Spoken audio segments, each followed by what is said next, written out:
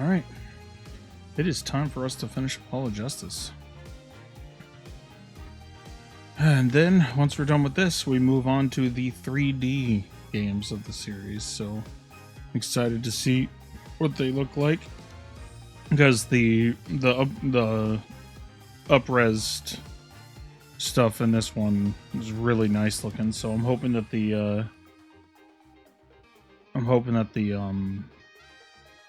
what is it? The 3D games look incredible too. So we will see. But it is time for us to start the final case of Apollo Justice. So let's get into it.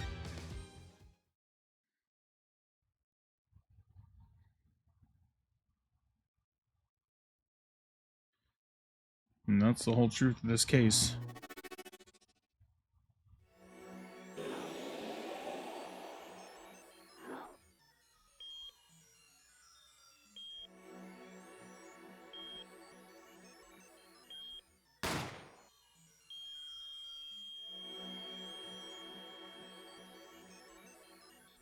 To understand it myself, I had to know the story of the last 7 long years.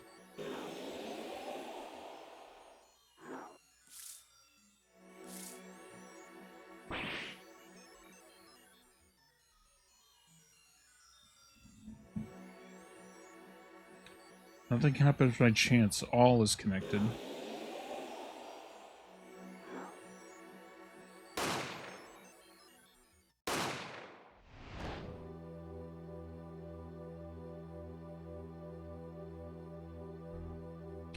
Now, you stand ready to begin the final chapter of this story.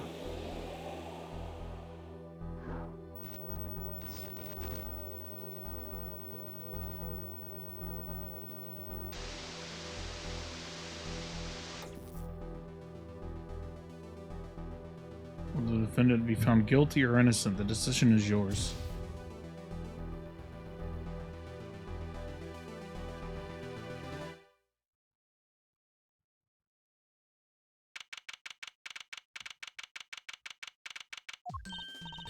Hey, Apollo, look on TV. Look. Yeah, I'm kind of busy. Well, look at that. He's the last Grimari, right? Amazing. Apollo, you should be watching this. Ow, ow, ow. What? What? I was writing about our last case in my journal. Lawyers are supposed to write things in records, Apollo, not journals. And why now? That case was 3 months ago. Hey, it's a long story. I did a lot, you know? I want to vacuum pack the feel of the moment for later. Right now, I'm wowing the crowd by figuring out how Lemrior disappeared. That's right, Uncle Valen did that illusion too. But you're missing him on TV right now. It's just getting to the good part. Suppose you should watch a little TV with her. After all, her father's expecting me to look after her while he's away. What you're now seeing is a rehearsal for the greatest magic show on Earth. Happening right here at our very own Sunshine Coliseum. The Sunshine Coliseum? Hey, that's where the Governor's concert was. Only 3 more days until miracles happen here, right before your unbelieving eyes. The legendary troupe Grand Maria is performing for the first time in 7 years. It's gonna be great, I'm so there. You and Daddy are coming too. Legendary Grand Maria's. If Trucy's real father were still alive, he'd be on that stage performing miracles. Got the tickets and everything. Here's yours, Apollo. Ah, you're here. Working hard or hardly working? Hey, how you been? Hey there, stranger. Not exactly the kind of greeting I want to hear from my own kid. Though he has been gone a long time. How goes the Trucy? Here, I got a present for you. Yay, pudding. I love pudding. Oh, it's farm fresh. And not just 1, but 3 whole cups. I'll have to pace myself. Well, I'm beat. That's right. You're on the top secret mission. You've got to take it easy with the secrets, you know? I know, right you are. So, you still can't tell us what your mission is? Maybe it's time. It has something to do with you anyway. With me? Oh, maybe you're getting a top secret mission too. Maybe you can be one of those guys. A spy. Can't you just be a defense attorney? To be honest, telling you about the mission was my whole reason for coming here today. What? Tell me. You've heard of the Juris system, yes? The Juris system? That's right, the new legal system everyone's talking about. Have you heard of it, Apollo? Maybe? Maybe not as many people are talking about it as I thought. The juris system, huh? So, what's this juris system thing? Well, Trucy, do you know what a jury is? I've heard of it. Isn't that these people who sit in court, those old courtroom dramas? The ones who get to decide if a guy's innocent or guilty? Do you know, Apollo? Only from TV. It's 12 people chosen from the community, right? Well, they're thinking about reviving that system. They're calling it the new system, they're calling the new system the juris system. No more doing whatever you like, Your Honor. Not quite that harsh. The jurors cooperate with the judge. They help analyze the case from different angles. And there will only be 6 of them under the current proposal, right? Oh, you know your stuff, Apollo. Their findings directly affect the verdict. Hopefully, people will start taking the courts a little more seriously now. I feel like I'm on some kind of educational TV show, starring Dr. Wright. Dr. Wright, his assistant Trucy, and mascot Apollo, the perfect team. Mascot? Hey! So what is this secret mission? The juris system is my mission, more or less. Anyway, keep in mind that new ideas like this system are always risky, Apollo. Too true. Everyone's got an opinion, and they just talk, and nothing gets decided. Kind of like you, Apollo. I'm not that bad, am I? In any case, we're gonna give it a shot. A test, if you will. I don't like tests. I'll take a case as simple as a sample and choose 6 jurists. I'll be the one helping with that process, incidentally. Helping how? Well, for one, I'll be chair of the Juris System Simulated Court Committee. The chair constructs the ideal situation, choosing the case, the jurors, candidates, even the judge in the courtroom. Oh, it's like you have a real job. I was never that good at piano, to be honest. Once a lawyer, always a lawyer, I guess. The trial's tomorrow, by the way, don't miss it. The trial simulation, that is. Simulation, sounds interesting. So, what kind of case is the trial simulation about? Well, since it's the first run-through of a new system, I wanted something simple.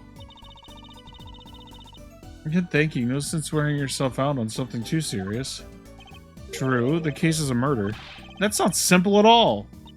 By simple, did you mean that the defendant is guilty? Yes, most likely. So, good luck, Apollo. With what? With the trial tomorrow. You're defending, of course. You called that I said it had something to do with you. Go for it, Apollo. It's just a test case anyway, no sweat. Yeah, but there's still a verdict to be decided. And a potentially serious sentence, that the most serious in the worst case scenario. You mean the verdict's for real? That's not a test trial, that's a real trial. All the forms have been filed, there's no turning back now. The trial begins tomorrow at 10. Hope you can make room in your schedule. Why am I only hearing about this now? Ah, yes, there was a change this morning. I picked a new case. Huh? Something that happened last night. Hey, Apollo, I know you're all excited about that secret mission, but what about this? The Troop Gramarye's Grand Magic Show. Oh, right, the card tricks. They're not card tricks, they're grand illusions, miracles, the apocalypse, heaven and earth will shake. So what? That's 3 whole days from now. It's at Sunshine Coliseum, let's go today. We can say hi to Uncle Valent. Have fun. I can't go by myself, you know I'm not very outgoing. Right. Why not go with her? But what about the secret mission? Oh, don't worry about that. You'll hear all about it tomorrow regardless. I don't trust that smile. He knows something that he's not telling me. Now you can make it... Yippee! Now you can take me to the Coliseum.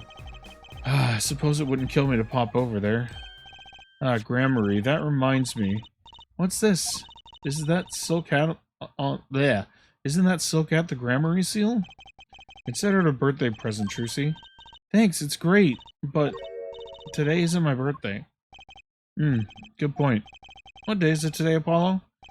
Today, I think it's Recycle Your Plastics Day? Then it's a Recycle Your Plastics Day present. So it's plastic. I've given up trying to understand them. It's too much. It's much easier that way. So what is it? Can I open it? No. You'll need that envelope someday. Someday soon. Don't open it until then. Well, why didn't you just hold on to it until then? Because that would be the logical thing to do. Envelope about the Gramaryes, huh?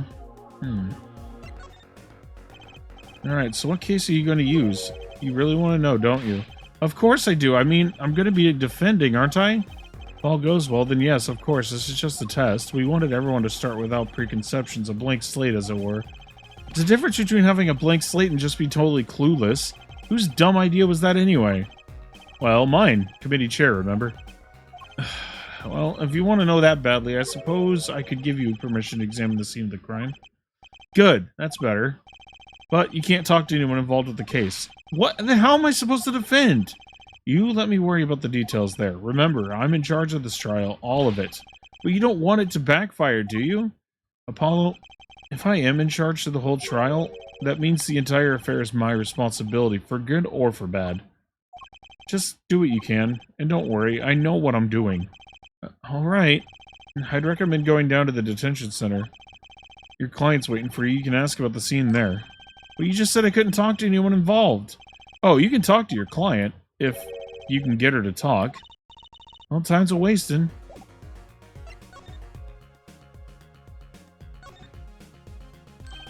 The plant intrigues you, doesn't it? Not really, it's just the only thing in here that doesn't have some secret function. No secrets, but a lot of memories, and a name too. Want to hear it? Not really. His name is Charlie, if you were curious. Really, I wasn't.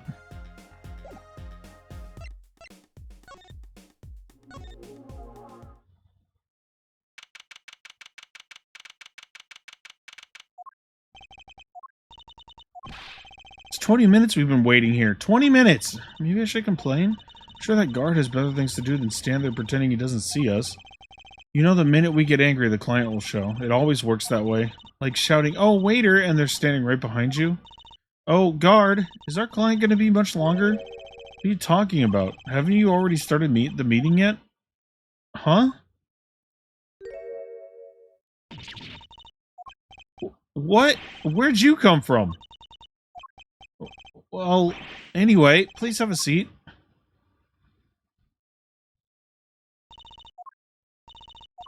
I'm nervous, Apollo. It's the silence. It builds suspense. Why don't you do something, Trucy? You're a magician, aren't you? That's right. Okay. I'm the amazing Mr. Hat.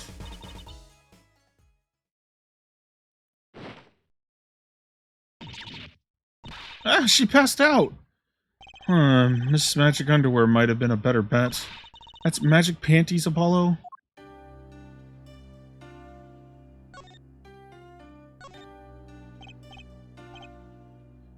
Hi. Well, I'm your defense. I really think it has to be fate, you know? And by fate, I mean destiny. Do you know I'm good with astrology? Tell me, what's your sign?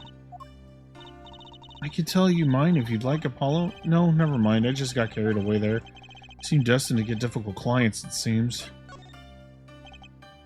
So what's your name? Oh, right, I'm supposed to introduce myself first. I'm Apollo, Apollo Justice. I'm Trucy Wright. I know. It's getting nowhere fast.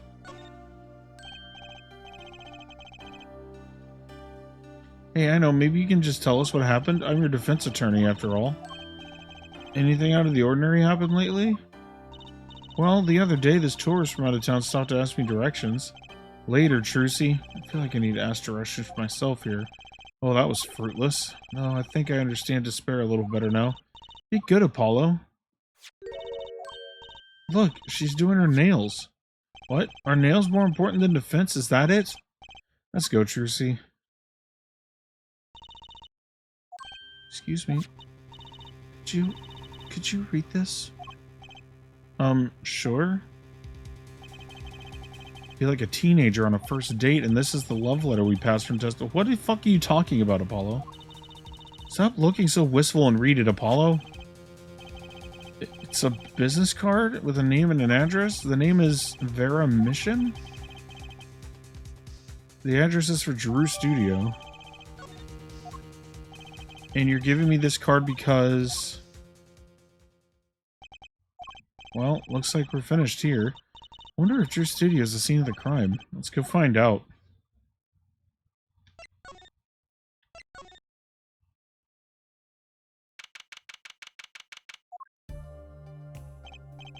Wow, this looks like a studio. It's like life imitating art, or maybe it's the other way around. But the tape on the ground there, it's a bit jarring. Yeah, it looks like we found our crime scene. Apollo, look at all those paintings. Hey, don't touch those. It's okay, I'm just looking.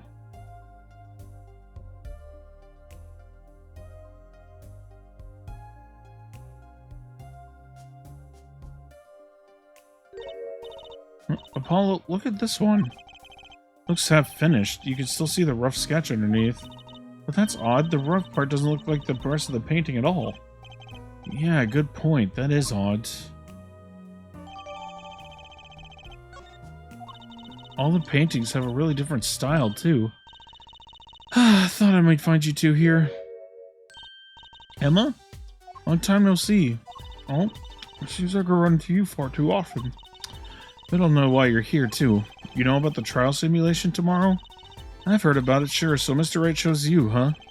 We don't even know what the case is about. Well, he was killed, the artist who owns the studio, that is. Mr. Drew Misham. Misham. And his daughter was put under arrest. Yeah, we just saw her at the detention center. It was funny, though. She seemed more like a victim than the kind of person who could commit murder. Hey, you don't say. Not even by poisoning? That's how it was done, you know. Poisoning is a common way to get the job done when the murderer is a woman. Poisoning? Anyway, Mr. Wright told me you'd be coming. Feel free to take a look around. I'll just be over here with my snackoos. Can't talk to anyone related to the case this time around, which means we'd better find out as much as we can here at the scene. Or else. Ba-dum-ba-dum-ba-dum. Ba-dum-ba-dum-ba-dum. Hey, there's a painting hidden back here. Hey, you're right. What if it's embarrassing somehow and he didn't want anyone to see it? Certainly seemed pleased by the possibility. Huh? It's so normal. It's hardly something to get mad about. Huh? What is it, Apollo? Well, doesn't this painting look like... Never mind. I'm gonna get a professional opinion on this.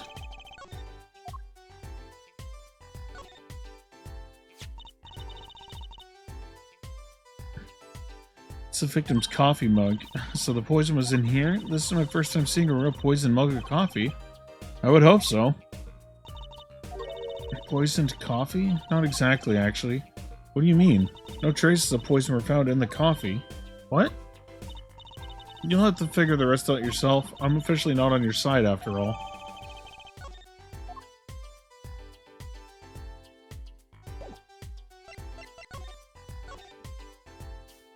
So, this, Drew Misham was some kind of artist? Apparently, did a lot of illustrations for books, I hear. Had a lot of female fans, too, for what it's worth. Oh, well, I guess his stuff is kind of pretty. Like that oil painting over there, for instance. Yeah, that wasn't one of his illustrations, actually. So, it was a standalone painting or something? Is that what she means? He was an odd bird, Misham. Hadn't shown his face to anyone until the end. What do you mean, to anyone?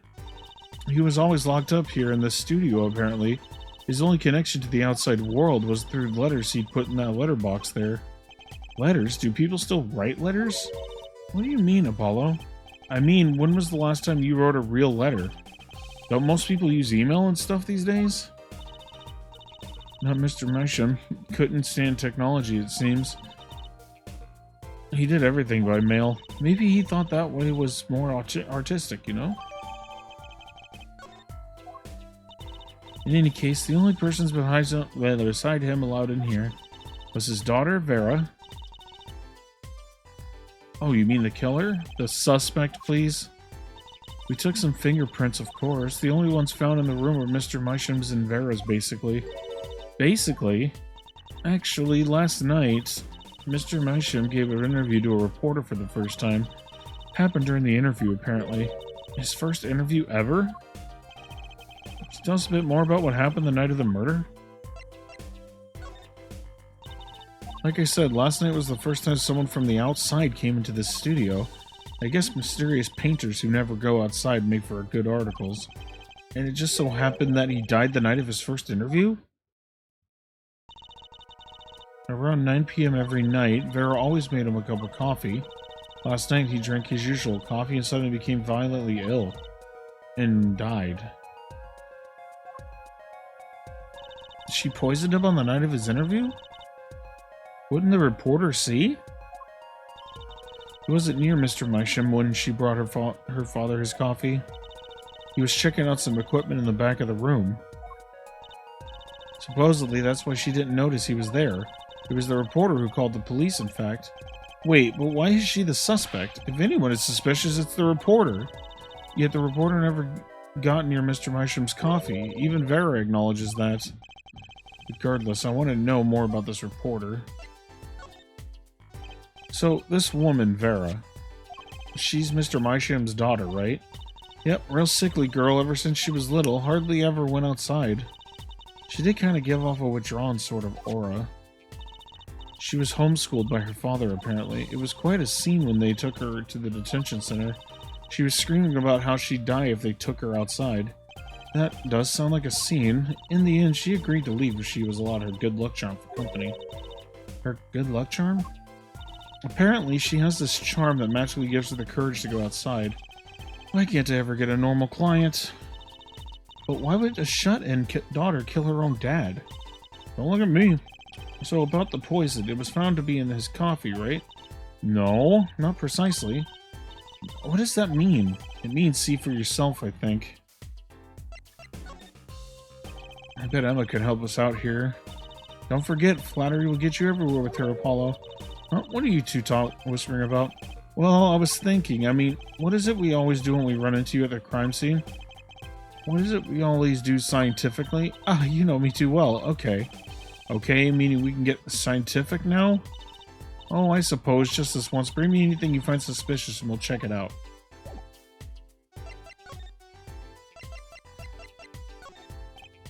And about this painting? Oh, that quite good, isn't it? It's not what I wanted to ask you about. You want to examine it, is that it? I'd be happy to let you if you had a good reason. But without that, sorry. Guess she wants us to do a little footwork on our own first. Oh, Emma, I was wondering about this painting here. Ah, that one? What about it? What about it? Yeah, what about it, Apollo? Take a closer look at it, both of you. Now, look at this one. This is the third painting he was working on. Hey, they're the same!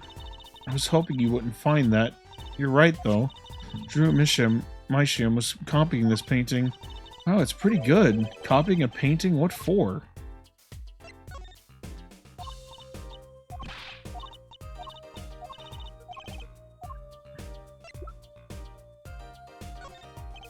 So, about this coffee mug? Hope you aren't trying to grill me for information. You know I'm not talking. I suppose you're the detective here. Why don't you two take a look at yourselves? Find a clue. It might be not be on that night. Whatever. If you find a clue, I might not be unwilling to lend a hand. God, that was a hard sentence.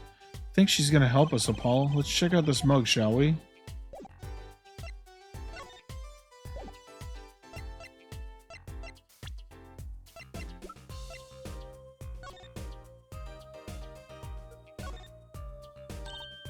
Hey, look there. That stain doesn't look so healthy, Apollo.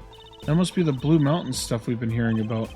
Something tells me that even Blue Mountain coffee isn't this blue. No, this stain is probably... Better ask Emma.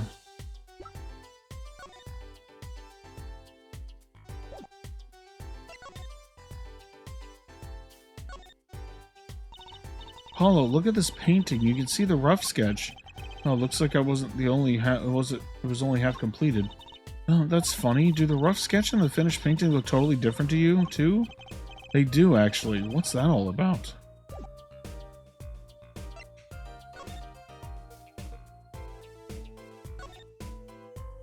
Is that a pufferfish? Apollo, that's clearly a porcupine fish. They're not the same thing? You know what gets me? They've got all these needles, right? But what's protecting that soft spot on the lower belly there? Nothing. Must remember to keep Trucy away from small round fish.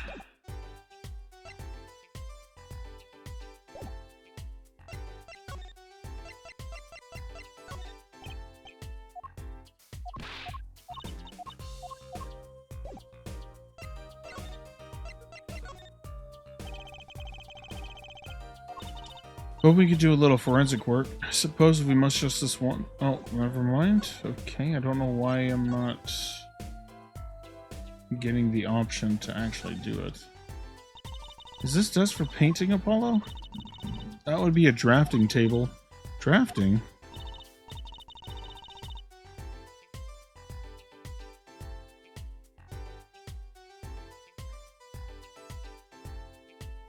Basically, it's a tool for making precise diagrams. Wow, painting is harder than I thought. Why would a painter need a drafting table? Was he an architect too?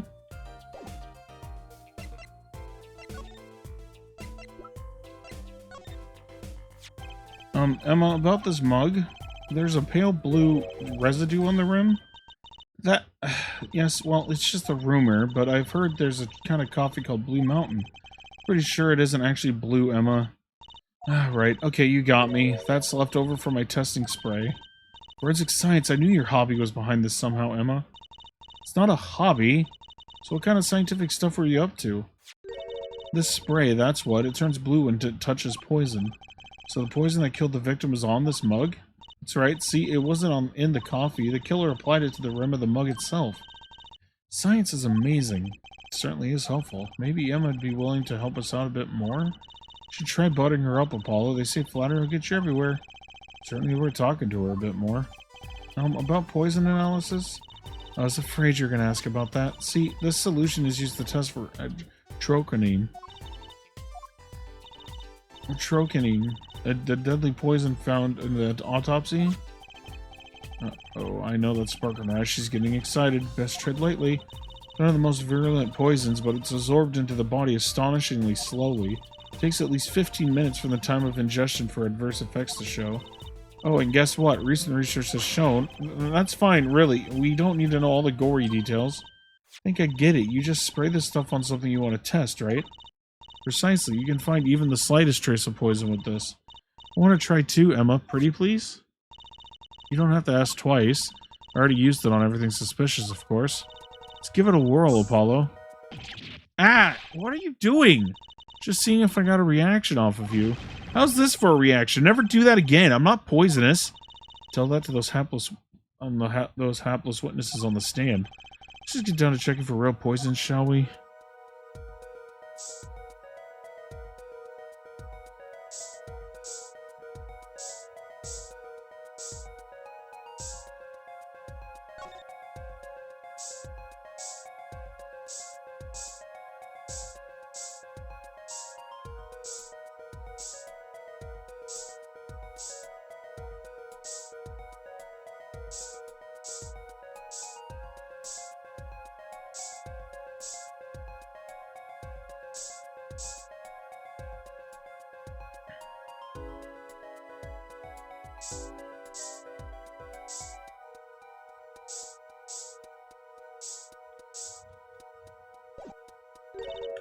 Too bad, no reaction there. I'm sure Emma checked out all the likely spots. Wait a sec. What is it, Apollo? Did you spray that little desk over there? I don't think so. The spray probably can't reach that far, you know? Just check it out, just to be sure.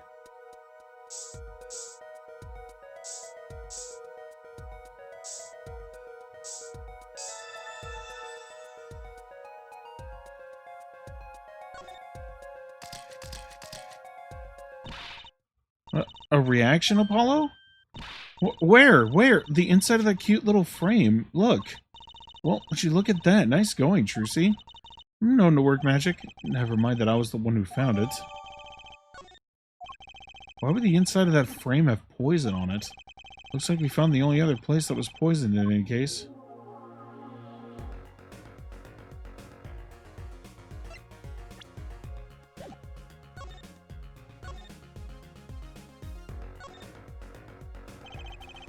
Take a closer look at this desk here.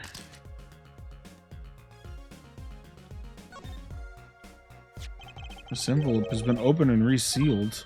Oh, I know how to do that. You take a pot of boiling water and hold the envelope up to the steam. The glue melts and it opens. Cool, huh? Whoever did this wasn't so delicate. You're right. Looks like they just ripped it open and stuck it back together. Huh? The postmark on this letter is from 7 years ago. Why would someone open a letter then seal it again? I better hang on to this.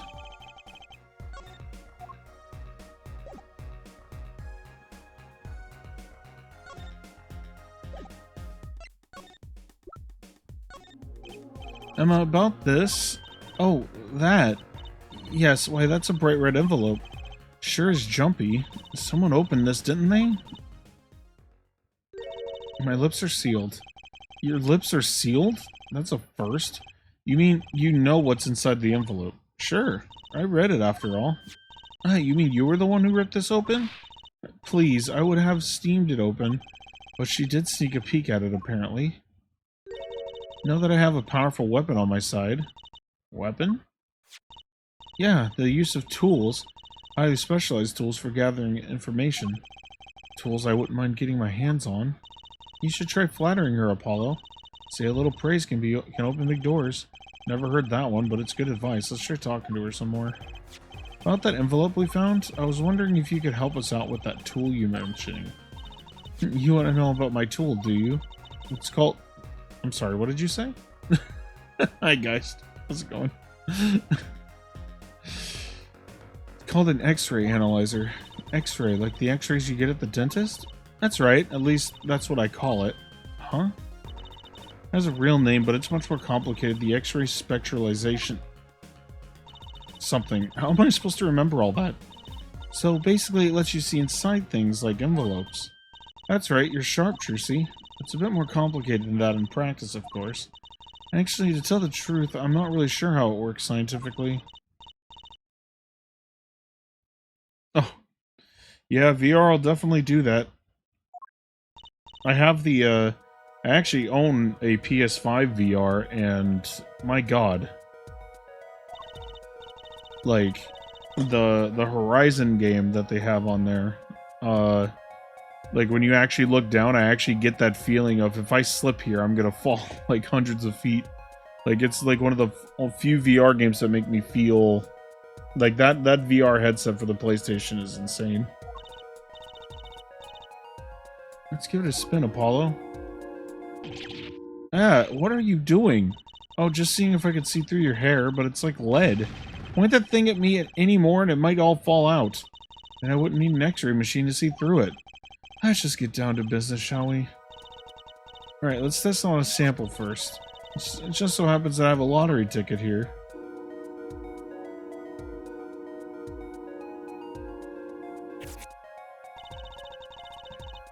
Set the sample on the device like so. I don't see anything. Patience. There's no need to get all antsy.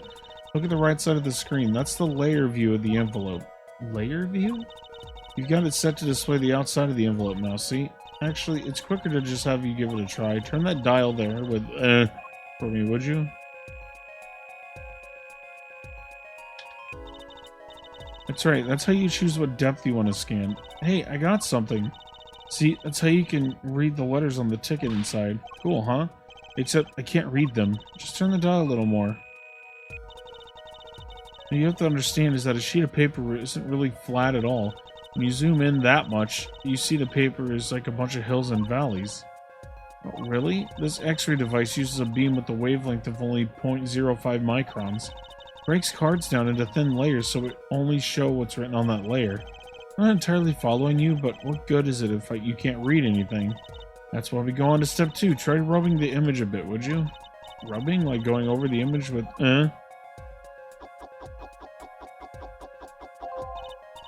Yeah, that fixes the image on the screen. Now, turn the dial again, just a little.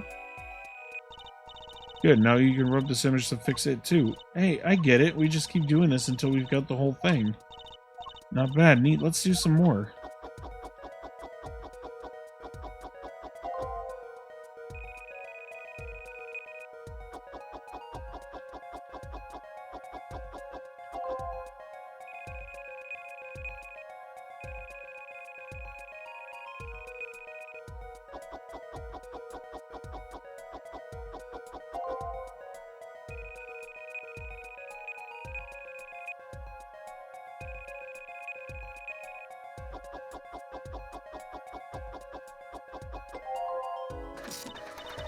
Okay, let's print this one out. Does this mean I have to buy another one to win? Well, it's Emma's ticket. Let her buy another one. It's okay, there's no need. But see, this is the true hidden potential of my weapon. Neat, huh?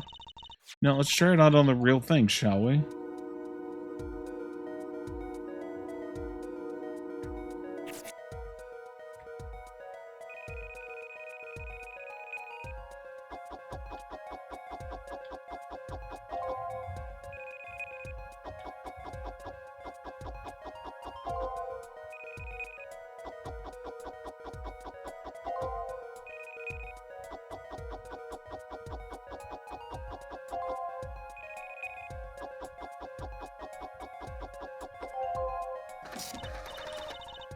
Okay, let's print this one out. Mr. Drew Meisham, I've deposited 100K into the designated account. Please send a receipt once you confirm the transfer. Someone deposited $100,000 into Mr. Meisham's account? His paintings must be really valuable. There's another page in there. Care to take a look? You bet I do. If you're going to read someone's mail, you might as well read it all. Here goes to the second page then.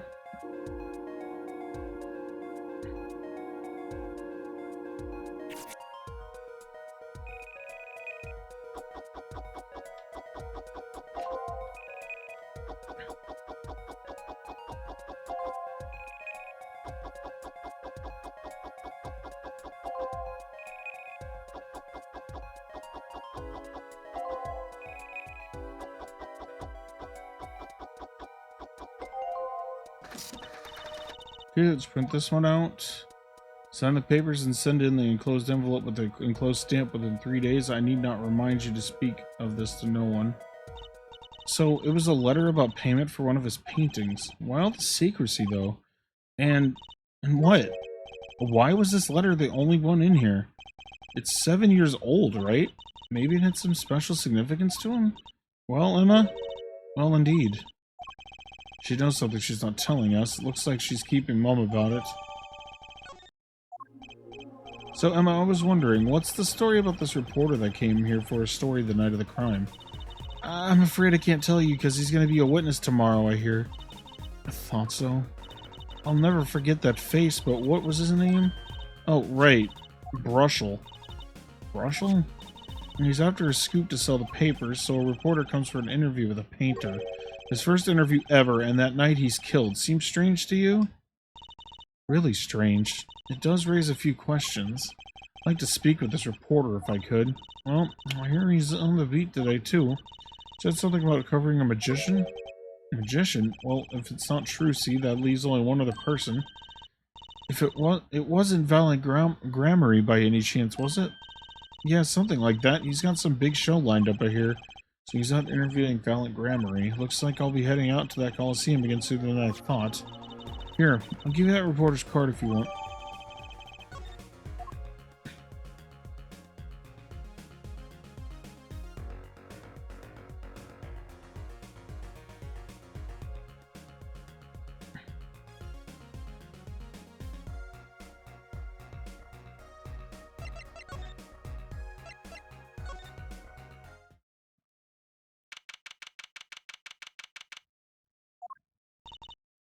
Ooh, this is it, Apollo, the place where magic and dreams converge. Just a while ago, it was the place where murder and nightmares converged. Let's go say hi to Uncle Valiant. What about the case? Only a performer laughs like that. The young Miss Trucy. How often I hope to meet again only to tell myself it was an impossible dream. Uncle Valiant, how's it going? I'm glad to see you too. Of course you are. Humility is definitely not one of his stronger traits. Well, Miss Trucy, how does the day find you? If you've come to give me flowers, do it after the show, I beg you. Actually, we came to wish you good luck, and congratulations on your big magic show. Oh, but it is I who wish to congratulate you. Not everyone is so lucky as to witness miracles such as the ones I shall perform. Yeah, you're amazing, we get the picture. The world will watch in wonderment as Magnifie's illusions are reborn, here on stage by my hand.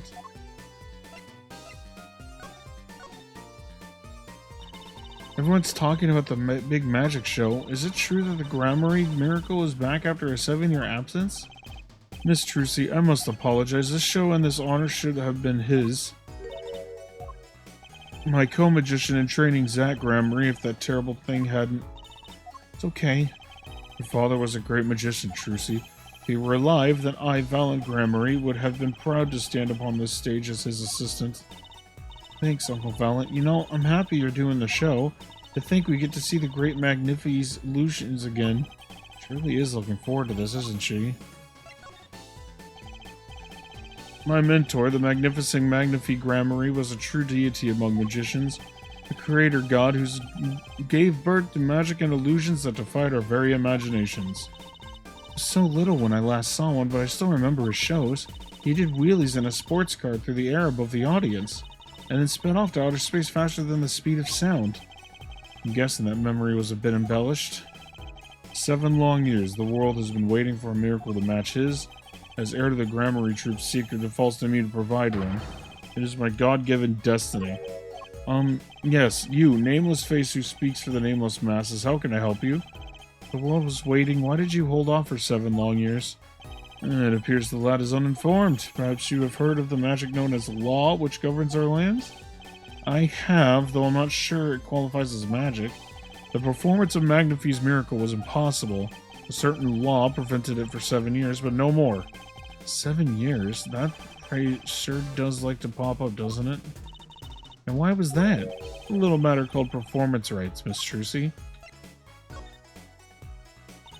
Can you tell us about these performance rights? Magnifie's magic relied on an incredibly innovative idea, a trick, if you will. That trick was considered his property, and as such was protected by property laws. Intellectual property, maybe? Magnifie knew this and bequeathed it in his will to one person. You mean him? Yes, Miss Trucy, it was your father. Zack Gramarye was the inheritor of the Gramarye miracle. Yet, as you well know, he is gone. He disappeared suddenly 7 years ago.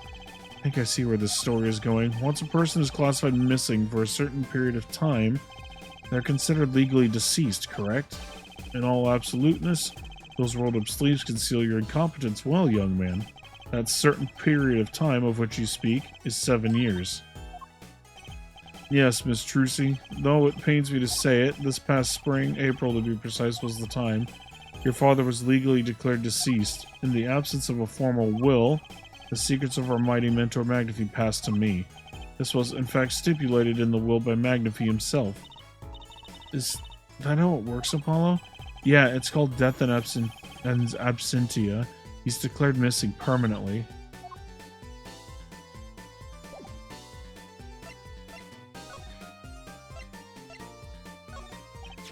I was wondering if you could tell me about this. Why, that bears the Gramarye seal. Uncle Valent, is something wrong? Trucy? Where did you get this? Daddy gave it to me. Your daddy? My partner Zack? No, my other. Phoenix Wright. Why would your... Lord Daddy? That's kind of stretching the whole archaic thing a bit. This signature upon the back, do you recognize it? That belongs to none other than Zack Gramarye. What? Daddy signed this? Might I be so bold as to open it? I'm sorry, but I can't let you do that. What's in this envelope, I wonder?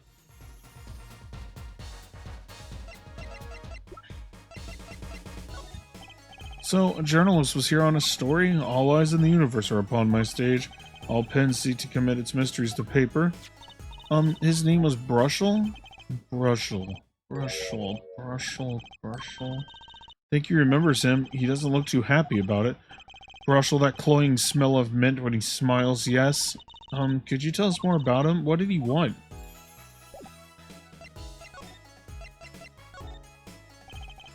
Yeah, by that name, called on me just now. Just now? Valent's vision is always towards tomorrow. Valent's feet step always forward. That is all. That's all? Very confusing. I am to perform a big magic show, yes? I wanted someone to cover it. Yet he had ears only for that incident. That incident? In any case, I requested that rapacious reporter remove himself, so a painter has died. What of it? What a footnote in the footlights compared to the magic of Gramarye. Uncle Valent, do you know where the reporter went? I recommended he visit that place popular with penalized perpetrators. The detention center? He was a rude individual. Might I see that card? Sure. He would tear apart my respectability, I will tear apart him. Oh, here comes Apollo, Uncle Valent's big magic trick. Is he gonna fix the card? Not sure that qualifies as big magic. What happened to the big magic? Is it not more miraculous for it to just stay ripped? Must have really not liked that journalist. Now, the time has come when I must return to make my prestigiation preparations. By your leave, Miss Trucy. Thanks, Uncle Valent. 3 days from now, make ready for a miracle. What do you think that journalist was after? And why did Valent react like that to this envelope? I think it's time to pay the detention center another visit.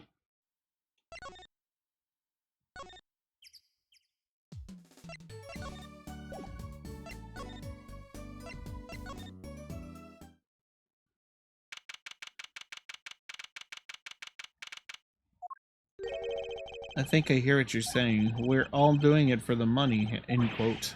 No, no, no, not at all. Looks like someone's already meeting here. Maybe that reporter? Hey there, how you doing? Who might you be? Sorry, we didn't know if someone was already here. I'm Apollo Justice, attorney at law. Talk about a nervous monkey. You, Justice, you? You know me? Do I know you? Of course I know you. Stares down witnesses on the stand till they spill beans, end quote. That's not true. What's he writing? Are you a reporter by any chance? Well, you're Trucy. Am I famous? Oh yeah, Trucy Wright hates carrying a bag. Puts everything she owns in her panties, end quote. That's so not true. Just hold on to your britches there. I'll wrap up this interview in a jiffy. Interview? So, guard, I think I know what's going on here. Guarding rooms is my life. What else could I possibly need? End quote. No, how many times do I have to tell you this? Look, I've got work to do. You deal with him. Did you come here to interview the guard? Oh, what a pickle. Accused wouldn't talk, had to interview someone or go plumb crazy, end quote. Huh? I should have guessed. Where are my manners? Name's Brushel, Spark Brushel.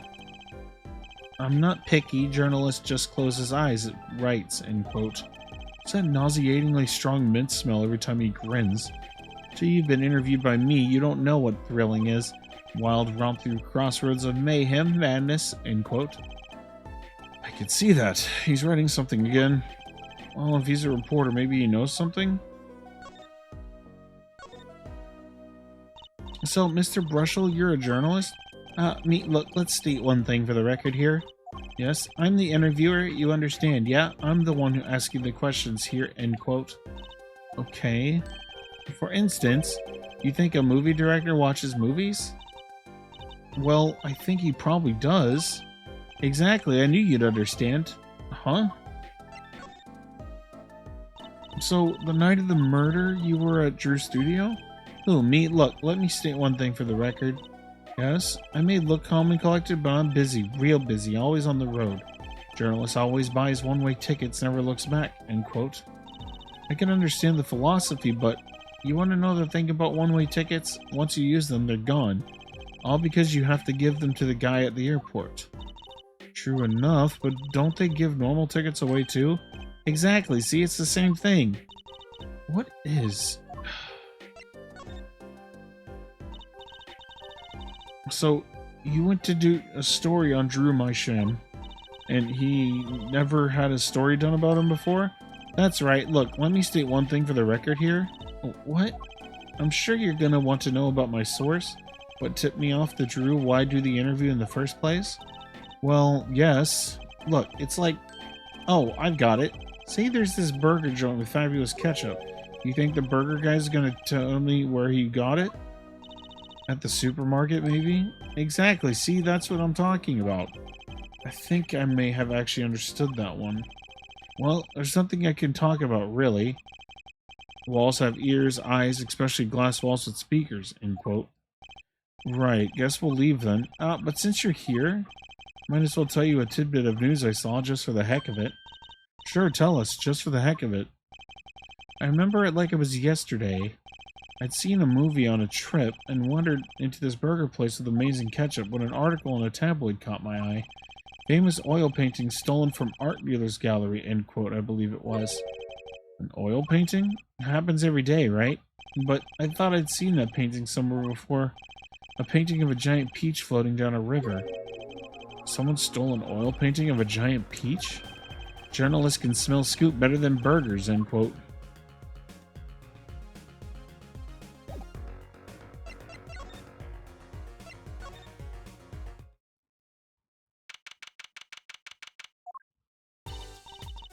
Well, how'd it go? Find anything out? Actually, there was one thing I wanted to check with you. What's with that scary face you're making? What's with that I know something but I'm not telling you face you've got going on, Emma?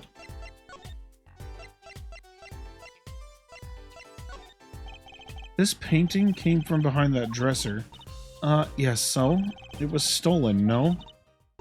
I was hoping you wouldn't figure that out. Do you think you could tell us a bit about this? I suppose. It's what you think. Drew Mysham was a forger. A forger?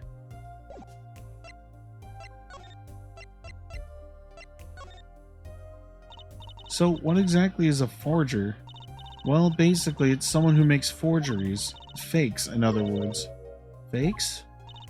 Copies of an original? Exact copies, so precise you can't tell them apart. Well, why not just photocopy them? The big problem with forgeries is that people try to sell them as the real article. It's a crime, of course. So Drew Mysham was a criminal? I'm afraid so. He received money to create elaborate forgeries to supplement his work in illustration, I guess. I see. Actually, that's why I brought this here in the first place. What do you mean? When you're trying to determine if a painting is a forgery, the rough sketch underneath can be a valuable clue. So the rough sketch is like practice for the real thing, like doing a magic trick in front of a mirror before going on stage. But not in the case of a forgery, not necessarily anyway. You know what the finished product is going to look like after all. Oh, yeah, I guess you would. That's why I brought this. I'm going to use it to see what's underneath the paint of the finished pieces. I get it now. Not that I really needed to go to such lengths, seeing as how one of the paintings was only half finished anyway. Still, it'd be neat to see Mr. Mysham's rough sketches, kind of like what he was drawing when he thought no one was looking. True, that would be interesting and maybe valuable for our case. You should try buttering her up, Apollo. Flatter will get you everywhere, they say. Maybe I should ask Emma to help us out.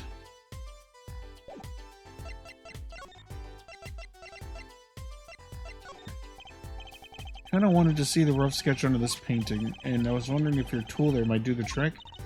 Oh, fine, fine. Just this time, though. Let's check it out.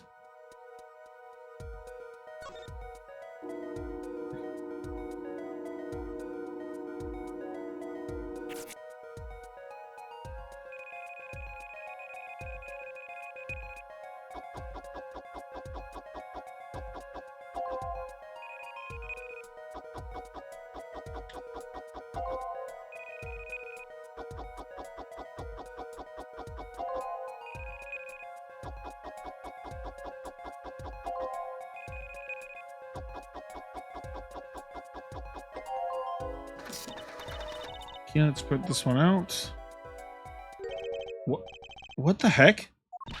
Wow, he really blows. The finished painting isn't anything like the rough. Devices like mine didn't exist until recently. He probably thought he could draw any sort of thing he wanted for the rough. What do you mean? Well, in the past, you could only analyze the composition of a rough sketch. Composition? In other words, the traces of charcoal between paint and canvas, so you could tell if there had been a rough sketch, but not what it looked like. I think I follow you, so in essence, it wouldn't matter what was underneath the finished painting.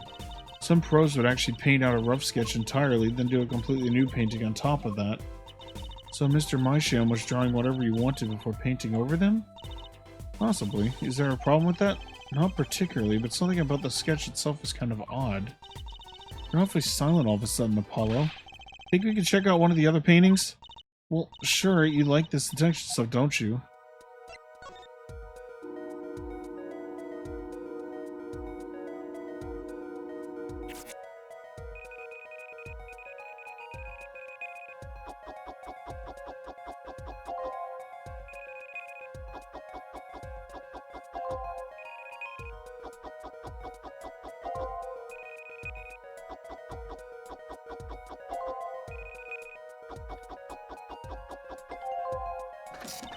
Okay, let's print this one out. This one too! What's wrong, Apollo? You look so serious all of a sudden. You think I could just look at the last of these? Fine by me, knock yourself out.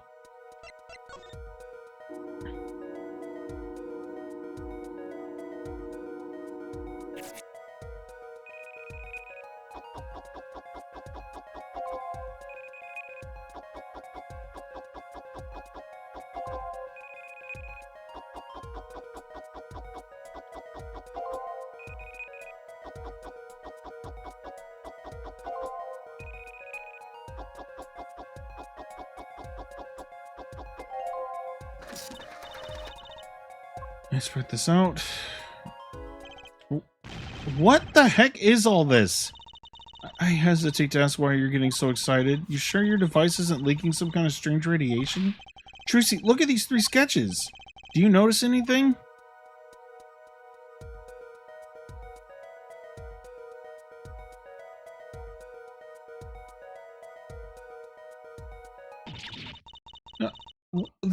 They're... Now you're both white as sheets. What's going on?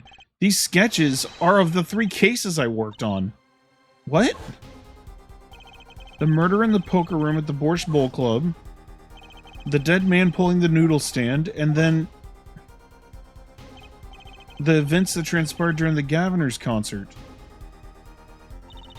What could it mean? How could he have drawn those things? And why? That's what I want to know. Wait, is Drew Nysham your father? Give me a break. Does that seem even remotely possible to you?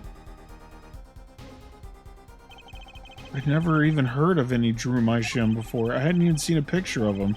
But there were my cases drawn on his canvas. Every single one of them. It couldn't have been a coincidence. Just who was this Drew Mysham? And what did he have to do with me?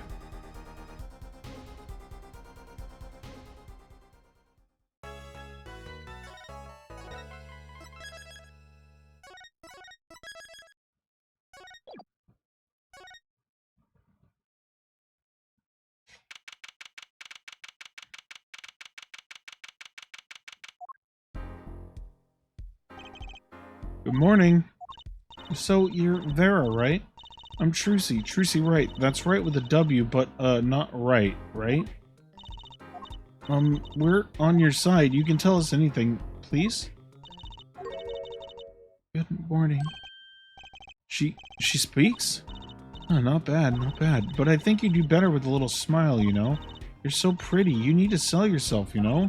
Trucy, let's take it easy for starters.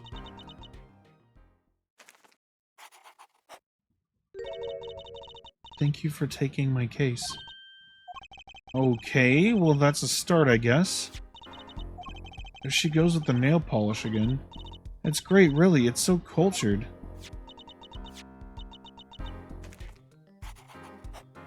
I want to try?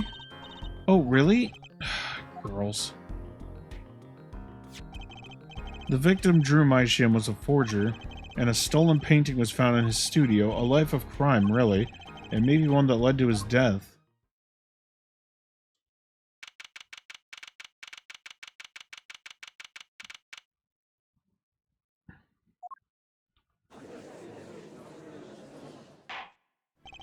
Well, we will now begin the trial of Vera Mysham. Is the judge okay? His voice is all raspy and he's looking around all nervous like. The repercussions of today's trial will most likely be felt for a long time, and may indeed alter our legal system forever. Today is the test of the jurist system, and the first step towards a new order in our courts. Daddy's secret mission.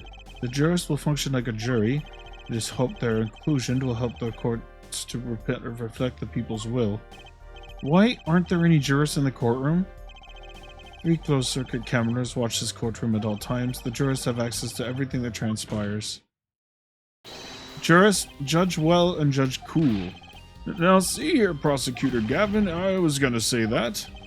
My apologies there, Judge. Jurist, today, judge today's trial coolly, if you would be so kind. Jurists are unbound by the letters of the law. They don't affect the trial with evidence, but by their feelings. And we're about to find out just what effect they're gonna have. Very well, Prosecutor Gavin, the details of the case, if you would. The victim is the painter Drew Mysham. He was killed in his own studio. His coffee was poisoned. By whom, you ask? By none other than the defendant, Vera Mysham. There wasn't any poison in the coffee. Someone has been doing their homework. Indeed, poison was not present in the coffee, but on the mug itself. A mug? Residue was found on the rim, I see. The autopsy report describes the manner of our victim's death. The court accepts this as evidence. According to this report, the victim's death was caused by atroquinine poisoning, chemical compound that does not occur naturally. Lethal dosage is a mere 0.002 milligrams. A touch of atroquinine in the body is the touch that the Reaper's scythe. Very well, Prosecutor Gavin, you may present your witness. I have for you today a simple man for a simple case. A man who witnessed the murder in his entirety. A journalist, no doubt. The witness will state his name and occupation. Ah, right. Well, for starters, my name is Spark Brushel, and my job is a lone observer of the world. In other words, a freelance journalist, right? If you don't mind, I'd like to state something here for the record. Yes, Mr. Brushel? I dislike conclusions, specifically the aspect of jumping to conclusions. Preconceptions make Park sandbox of endless desert waste, end quote. But you are a journalist. You said so yourself yesterday. Well, that's true, yes. But you must understand, I stand before you today as a man with a dream. I'm offering you my testimony in exchange for exclusive rights to the story. Scoop turns Mr. Brushel into that Mr. Brushel, end quote. Let's hear your testimony then, shall we? A simple case, huh, Gavin? For me, the jury is still out.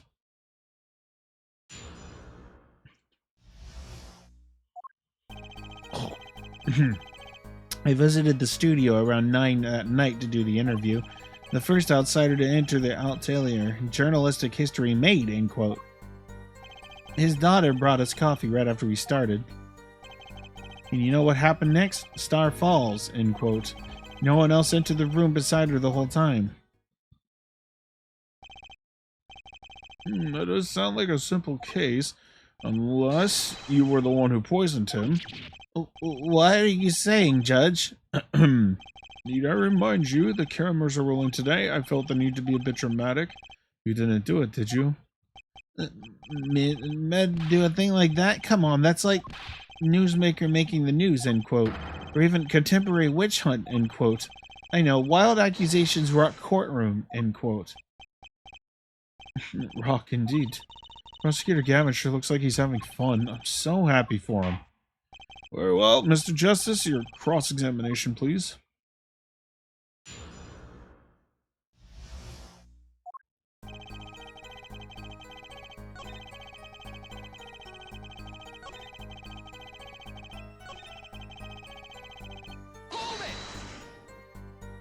What's this about a star falling? Star falls, huh? It's like an old telegram. Send money, over. Is that... You don't know? That's like a journalism code word. An important personage passes away. A star falls, get it? But there's no gravity in space, is there? I wouldn't think stars could fall, really. Does this matter? Oh boy, this is good stuff, good stuff. How about star breaks? Nah, lacks punch. I know, star dies. Nah, lacks imagination. Of course, you could go with Drew dies. Straight to the point. I like it. I think we need to hear about something a little more substantial.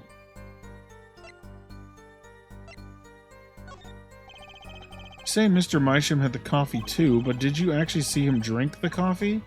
Of course. He who sees it wins, but he who says it wins bigger, end quote. I live in a man sees dog eat dog and writes about it world, yet, I guess I can't say I saw him drink it really. He had one so-called sip, if that. Man puts lips to mug, drinks, end quote. That poison is quite virulent, I hear.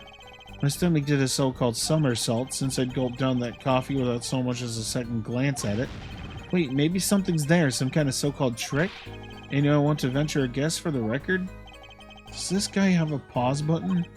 Well, Mr. Justice, did you find that testimony valuable?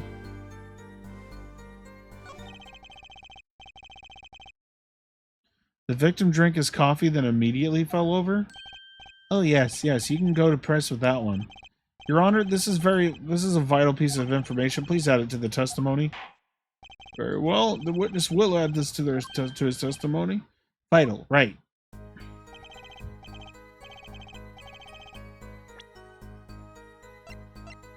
Objection!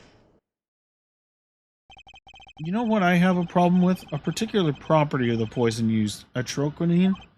Oh, Prosecutor Gavin was quite clear about the poison. A lethal dosage of 0.02 milligram paralyzes the central nervous system. If you drank that, even you, Mr. Justice, would be reduced to a quivering bile. Why are you using me as an example? Unfortunately, we weren't told everything. There was a vital omission in Prosecutor Gavin's information. An omission? Atroquinine is as virulent as he says, but death doesn't come upon ingestion, not immediately. That's because atroquinine is a slow acting. What? According to one forensic scientist, it's one of the most virulent poisons, but it's absorbed into the body astonishingly slowly. It takes at least 15 minutes from the time of ingestion for adverse effects to show. If we suppose that the moment of Mr. Mysham sipped the coffee was when he sealed his fate, then he would still have had time left to enjoy his last cup of joe. Order! Order! What's the meaning of this? If what the defense says is correct, why, that contradicts the entire testimony we've just heard. Well, Mr. Brushel, anything to say? On the record? Slow acting. It was virulent, alright.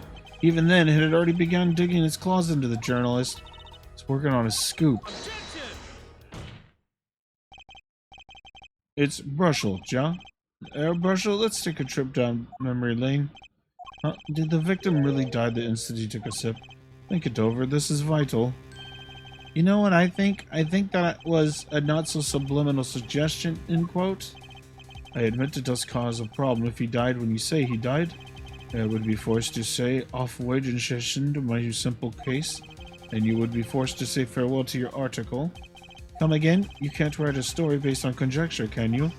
And as the case drags on, other reporters will pick up the scent, and you'll be forced to kiss your exclusive scoop goodbye. Scoop.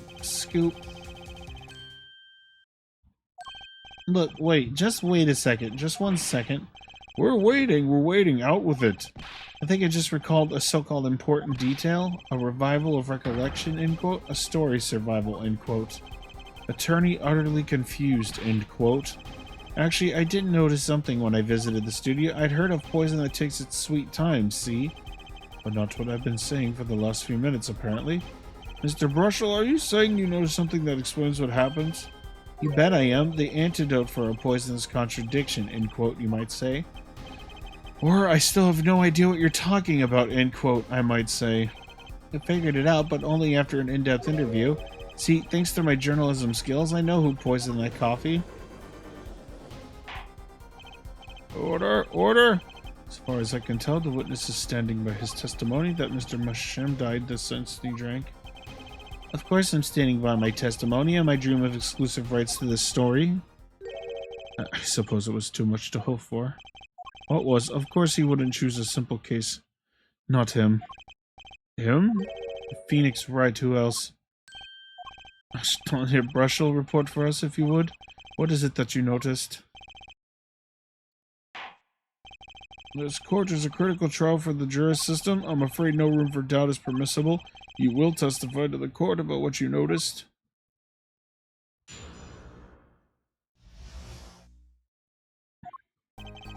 When I arrived at the studio, Mr. Mysham was at his desk. He seemed to be writing a letter, but he quickly sealed the envelope. I thought nothing of it at the time, of course. Now that I think about it, what if he was writing a suicide note? A suicide note? Yes, he had this look on his face, man's face inscrutable as a quadratic equation, end quote. Suicide? Poor Mr. Mysham, but that means Vera's innocent. Would someone commit suicide in the middle of an interview? Oh. Very well, you may begin your cross-examination.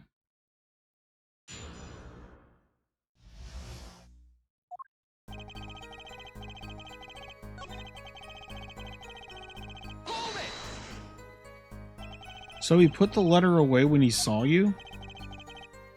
Early reporter gets the worm, end quote. That's my secret. Not sure I follow. It's the night of the interview. I arrive 15 minutes ahead of schedule. The handle turns, the door opens, and I barge in. Are you sure that's okay to do? I mean, isn't that unlawful entry, really? Mr. Mysham, sir, received the thing, so you should have seen him. He crammed his letter into that yellow envelope as fast as he could. I know a secret when I spot one, and that was one. It does seem significant. Well, Mr. Justice, I wonder. It does have the ring of something important. The defense find this testimony vital, Your Honor. Very well, please add it to the testimony then. Hey, why not? My account comes free of charge.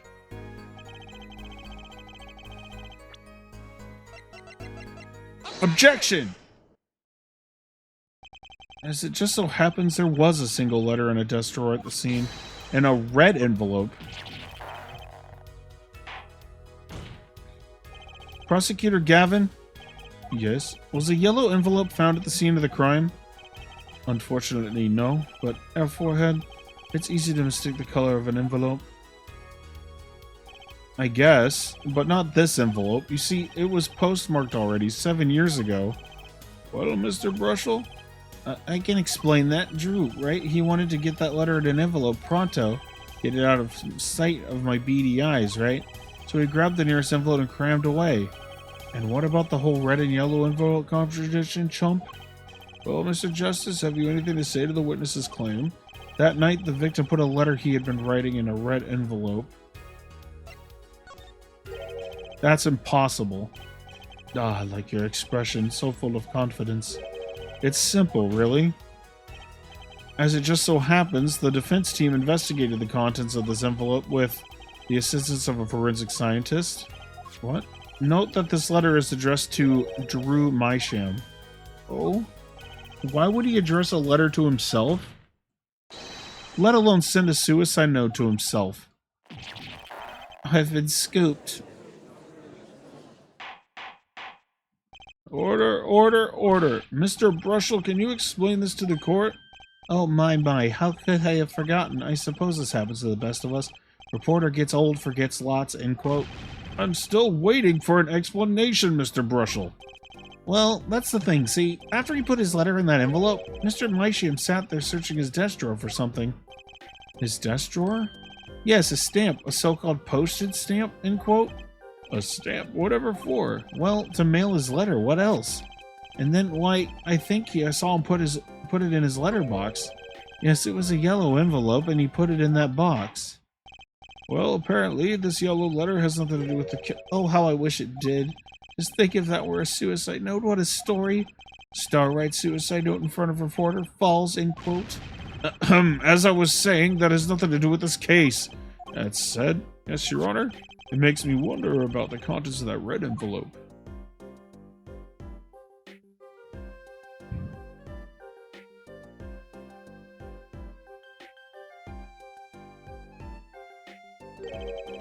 $100,000 is quite a good deal of money. So this was from 7 years ago, yeah? So, am I finished here? Am I finished here? I was thinking of, going home to start writing.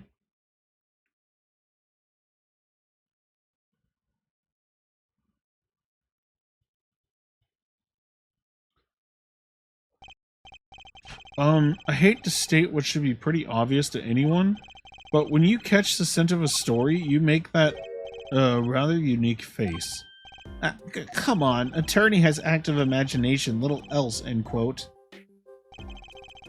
Even I noticed something, and my eyes aren't what they used to be.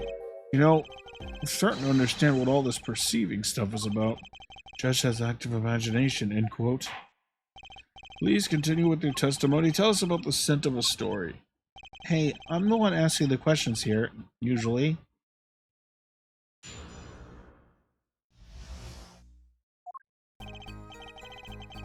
Actually, it took a bit of work to get a thumbs up on the interview. Reporter leverages story, gets his interview, end quote. The story concerned a certain case from 7 years ago. That red envelope probably had something to do with it. Say what you will, but Drew's talent was without compare. So you threatened to go to the press with this story? That's how you got your interview? Blackmail? Well, yes. No. It wasn't exactly... it's not... Something wrong, Mr. Brushel? Look, this is my story, my tidbit, journalist info, his livelihood, end quote. Well, you have me chatting away in here. What's going on out there? What if some Wally Wordsworth or Sally Scooper gets wind of my story? They could be going to the press while I'm going to waste. The court feels your pain, Mr. Brushel. Mr. Justice, let's pick up the pace. Certain case 7 years ago. Wait, 7 years ago?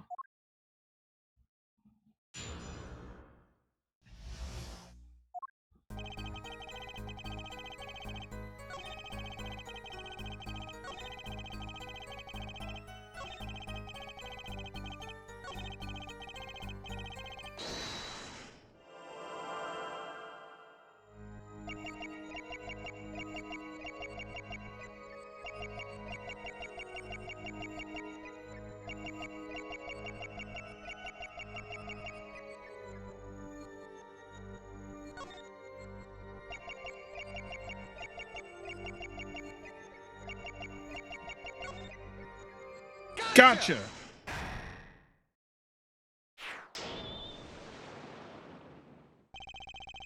Sweat much, Mr. Brushel? Yeah, well, a man can't help his glands, you know. It's more than that. When Mr. Misham's talent was mentioned, you suddenly began to sweat buckets. You're hiding... you're hiding something about his talent. What? That's ridiculous. Evidence time. Let's show where Mr. Misham's true talent lay.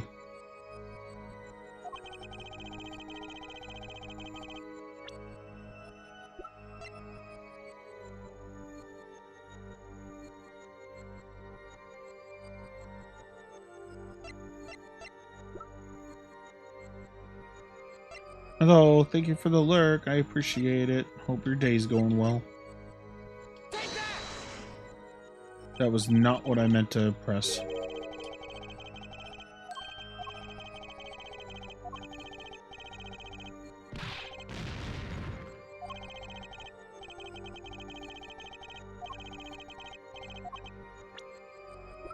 The one right next to it is what I meant to press. This painting was found at Mr. Misham's studio. There are two problems with this painting. The first is it wasn't painted by Mr. Misham. The second is that there was another painting in the studio, which looked exactly like this one, except it was only half done. Then we have a letter discussing a payment of 100K, which suggests a certain business operation. Hey friend, how's it going? The business of making forgeries. Ah.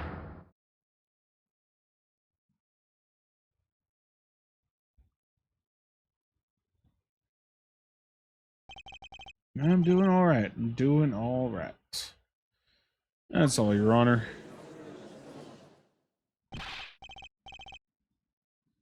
Everyone, please, everyone. Can we keep this private, please? This is my story, my scoop. Forgery, that's a serious crime. Drew Misham is known as an artist these days, but there were rumors he dabbled in another kind of art until a few years back. Another art meaning forgery. Drew Misham was talented, alright. Talented at making precise, detailed fakes. A fact that certain criminal elements were quick to discover. Criminal elements? What? You can't seriously be talking about... Exactly. I'm talking about forging evidence. The rumors started circulating 7 years ago. 7 years ago? So are we to understand that this letter, this payment of 100,000 was for exactly forged evidence nets tidy profit, end quote. Order, order, order. Why, it's like our victim was living a double life. Ah, this is my chance. So the victim had ties to the criminal world, right? He could have plenty of enemies we know nothing about. This is my first time hearing of this criminal underworld. We certainly found no criminal connections when we conducted our investigation. But how do you explain all this money? You have to admit there's a possibility of some illegal activity here. But there is no proof tying this letter to our case. Our case was, and remains simple from the beginning, only the defendant could have poisoned that mug that night. And you, of course. Hey, the only thing I poisoned was my pen when I'm writing reviews. Mr. Brushel, your testimony to this point has been quite unreliable. It doesn't speak well of your reporting acumen. What are you talking about? My journalism is rock solid. Journalism so solid you could stand an elephant on it, end quote. In any case, let's hear a summarized recap of your testimony. If we can ascertain the situation in that studio from the recap, the trial is over. Paulo, what's he talking about? The cross-examination showed Mr. Brushel didn't have reason or means to poison him. As long as there's no other suspects, then the killer had to be Vera, that's what. This next testimony is our last chance. Mr. Brushel, your testimony, please.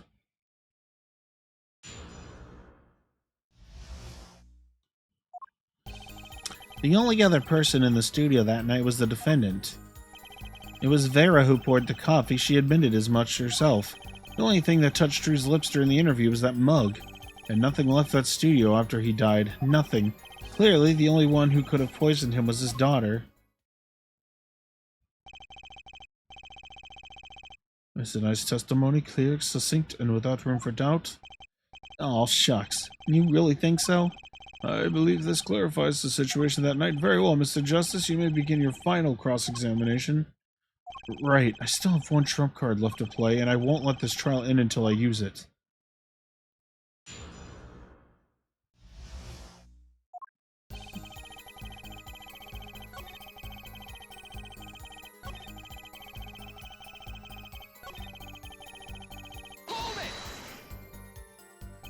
Not one thing, you're sure? Yep, sure can be. Well, with one exception. One exception? What? Journalistic spark Brushel does interview, leaves studio, end quote. Come on, it's a joke. Get it? Not funny, I know, but still. Did something leave the studio that night? Why does that sound familiar? Where have I heard something like that before? Now that we've proven our witness is a comedian of sorts, I'd like to turn to our defense attorney before returning to the testimony. Do you have any idea what, if anything, might have left the studio that night? I think one thing might very well have left the studio that night, actually. A certain something that has vanished from the crime scene.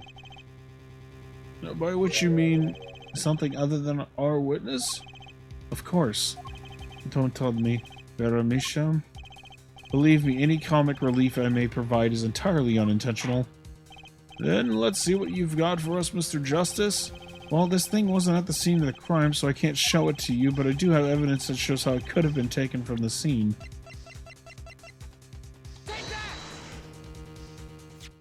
This is the only link between that studio and the outside world. A letterbox? What did Mr. Brushel just tell us? When he entered the studio on the night of the murder, the victim had just finished writing a letter. Yeah, I said that, and yeah, it was true. Furthermore, you went on to tell us that he put the letter in a yellow envelope and put it in the letterbox. But that very same letterbox was empty. In other words, that night, the yellow envelope disappeared. Ah, yes, intriguing. So an envelope has disappeared from the scene of the crime? Of course, this changes nothing. He has a point, Mr. Justice. What we're trying to figure out here is how the poison got on into Mr. Misham. Is it really important that this envelope the witness says he saw disappeared? Well, if it did disappear, then something did leave the studio that night. That seems very important to me. Very well, then the witness will add this to his testimony. You got it. I still think this fails to change anything, Your Forehead. I wouldn't be so sure. A letter disappeared from the crime scene that night. This is exactly the opening I've been looking for.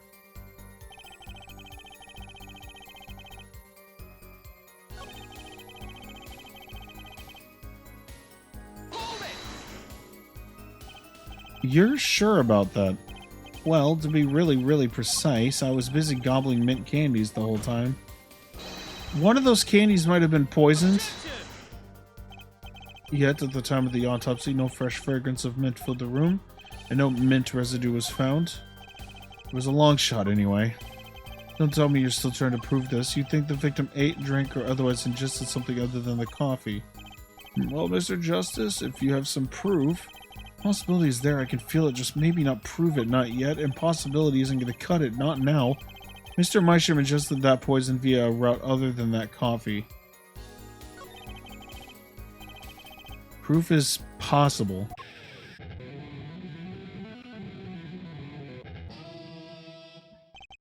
You do understand what we need, yeah? Proof, Air Forehead, not possibilities. Of course, and Prosecutor Gavin, I hope you understand. I'm ready to give you that proof. What did you say? I have proof of the disappearing envelope. I saw him writing that letter, I did. Which was picked up by the mailman, I assume. Of course, which means that envelope had a stamp on it. A stamp? As we all know, stamps come with dried glue on the back. In order to use the glue, you have to wet it by licking the stamp. Not talking to actually lick stamps in this day and age. Even if you wanted to talk to him, you couldn't. He's dead after all. Okay, so he licked the stamp, but wait, how does that explain the atroquinine on the rim of the coffee mug? If he licked the back of a poison stamp, the poison would get on his tongue, yes? What would then happen if he put the coffee mug to his mouth? Those traces on the mug weren't the killer's doing, it was the other way around. What? The coffee mug didn't poison Mr. Misham. Mr. Misham poisoned the coffee mug himself. Order! Order! But that doesn't... does it? Recall, if you would. Atrocanine is a slow-acting poison, yes? The poison entered his body when he put the stamp on that envelope, but his time wasn't up until the very moment he touched his lips to that cup of joe.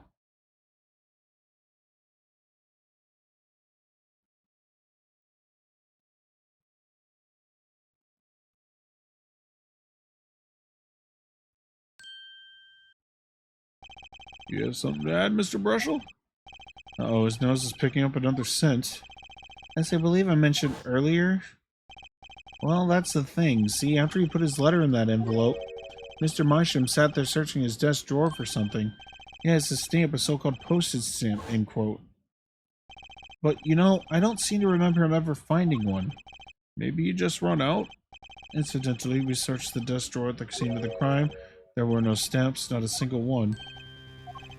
That does pose a problem. How will you prove that the stamp was coated with poison? Actually, I'm glad no other stamps were found. It makes proving the stamp he used was poison possible. Good show, good show. You can't even prove there was a stamp at the scene in the first place. Well, let's hear what the defense has to say anyway. Where's your evidence that proves the existence of this poison stamp? Well, that certainly is a cute little frame, and by little, I mean really little. It was on the victim's desk, Your Honor, quite empty, as you can see for yourself. I noticed that too during my inspection, so what? Apparently you weren't as observant as you should have been. You see, when you saw this frame, it was missing something quite important. Missing something? Yes, a pale bluish stain on the inside of the frame. Atrocanine residue. What? Why wasn't I told about this? The frame is only 2 inches square, the face of the frame is even smaller, maybe an inch wide at most. You aren't saying... Oh, but I am. Tell me, what fits in such a small frame? A commemorative stamp, perhaps? Order, order, order! The poison stamp was in this frame? Impossible. Prosecutor Gavin? Why would he put something like that on his desk? Don't tell me he had it there so he could commit suicide if the mood struck. You know, can I say something? I had a thought, see? What, Mr. Brushel? And please stop jittering around like that. The victim was a forger, right? There's a lot of money in that line of work. Forger forges friends, makes enemies too, end quote. So the poison stamp might have been a murder weapon aimed at him.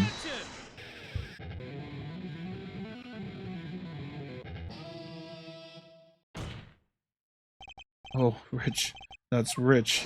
Leave the ridiculous flights of fancy to the Gaviner's song lyrics, please.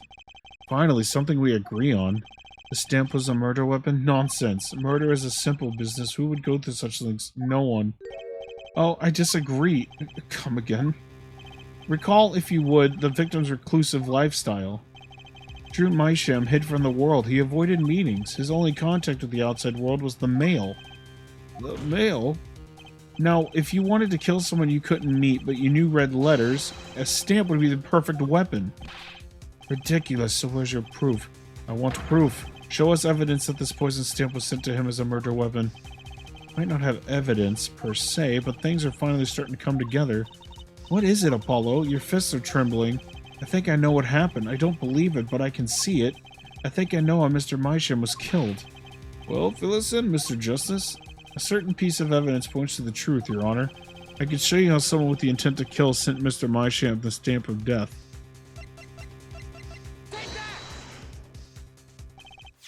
Isn't that envelope the one from 7 years ago? Think about the text of the letter again. There were 2 pages in the envelope. This page 1. And this is page 2. I want to draw your attention to one phrase in particular. Send in the enclosed envelope with the enclosed stamp within 3 days. The enclosed stamp, Your Honor. In other words, if I have this straight, the stamp, poison on the stamp, lick, lick, end quote. Now, what if he had done exactly as the letter asked? He would sign the document, put it in the envelope, and put the stamp on it, right? Then he would put it in his letterbox. 15 minutes wouldn't have elapsed between affixing the stamp and mailing the letter. But the clock started ticking, and when the time came, he drew his last breath, and the murder weapon would be taken away from the scene. Quite conveniently, thanks to the postal system. He's about to object as to why it took 7 years. Such a splendid imagination you have, Air Forehead. Let me confirm one thing with you, if I might. So, this poison stamp was inside this envelope from 7 years ago?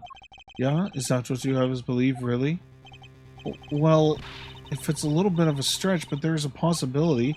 Yes, a very small possibility. How small, I wonder? A poison stamp in this envelope? A stamp that then became the murder weapon? How do you intend to prove this seeming coincidence? Well, it was 7 years ago, and we don't even know who sent that letter. And your answer is silence, I see. Very well. I move to... It's not nice to pick on the Fraulein Clavier.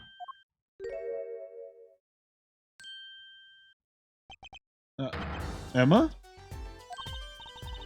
Well, like my Christoph Gavin impression, did I sound like him?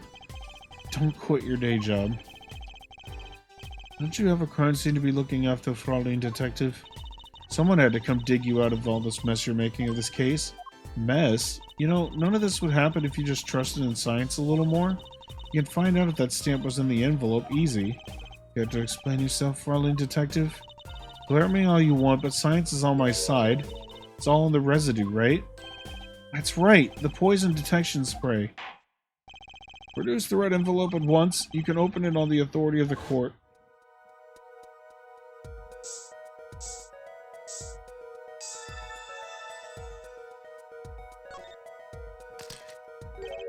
Well, would you look at that? No mistaking it. That's itroquinine residue. I don't believe it. A murder weapon from the past? Now, 7 years later, it bears its fangs at last. Absolutely outrageous. Tell me why. Why didn't this murder take place 7 years ago? Well, there's one possibility. Maybe Mr. Meisham figured it out. Figured what out? He realized that the person who sent the letter wanted him dead, so he sent his reply with a different stamp, and put his decisive evidence in a frame.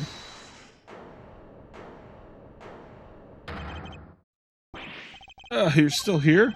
Can I make a statement here on the record? I, Spark Razortooth Brush, will claim this scoop is mine.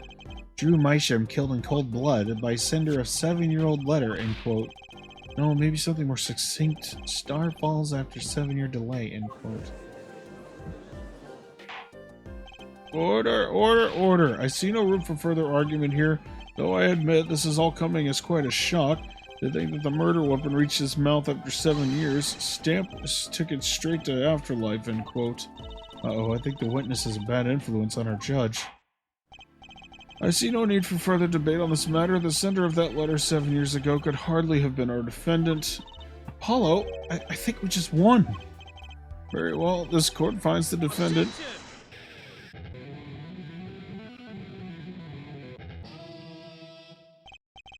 Is this the bright future of our legal system? Prosecutor Gavin? A ticket to the afterlife from 7 years ago? Tickets for Gavin shows are invalid after 2 weeks. But it doesn't make sense any other way. It boggles my mind that so many people haven't noticed this. There's a fatal contradiction in Air Forehead's claim. A contradiction? A poison stamp was placed in this envelope 7 years ago, whereupon it was framed until now? If that's the case, then why would Drew Meisham have done what he did? Emily explained that he must have realized it was poisoned. Therein lies the rub. 7 years ago, the forger Drew Meisham sets the trap and put the stamp in a frame. I do not debate this, but this begs the question, why 7 years later did he use that stamp on the night of the murder? Surely you don't mean to suggest that Mr. Meisham simply forgot? He put the murder weapon in a frame on his desk for 7 years and forgot? You expect us to believe he sprang the trap on himself? Oh, fuck.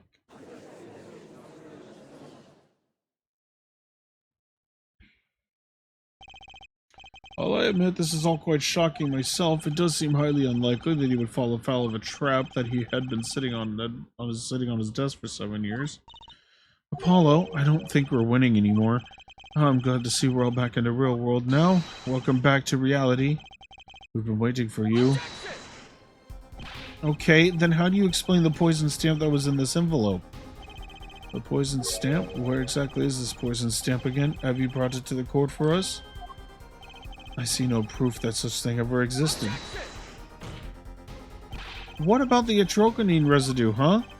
Oh, I agree, that does seem to be atrocanine residue, but for a head, it's certainly no stamp. Yeah, but even if your precious poison stamp did exist, Drew Marchand would never have used it. That is all. I believe we've come to a conclusion again. Apollo, were we wrong the whole time? I can't believe it. The poison traces match up. It can't be a coincidence. I'd like to bring some closure to this issue sometime this year.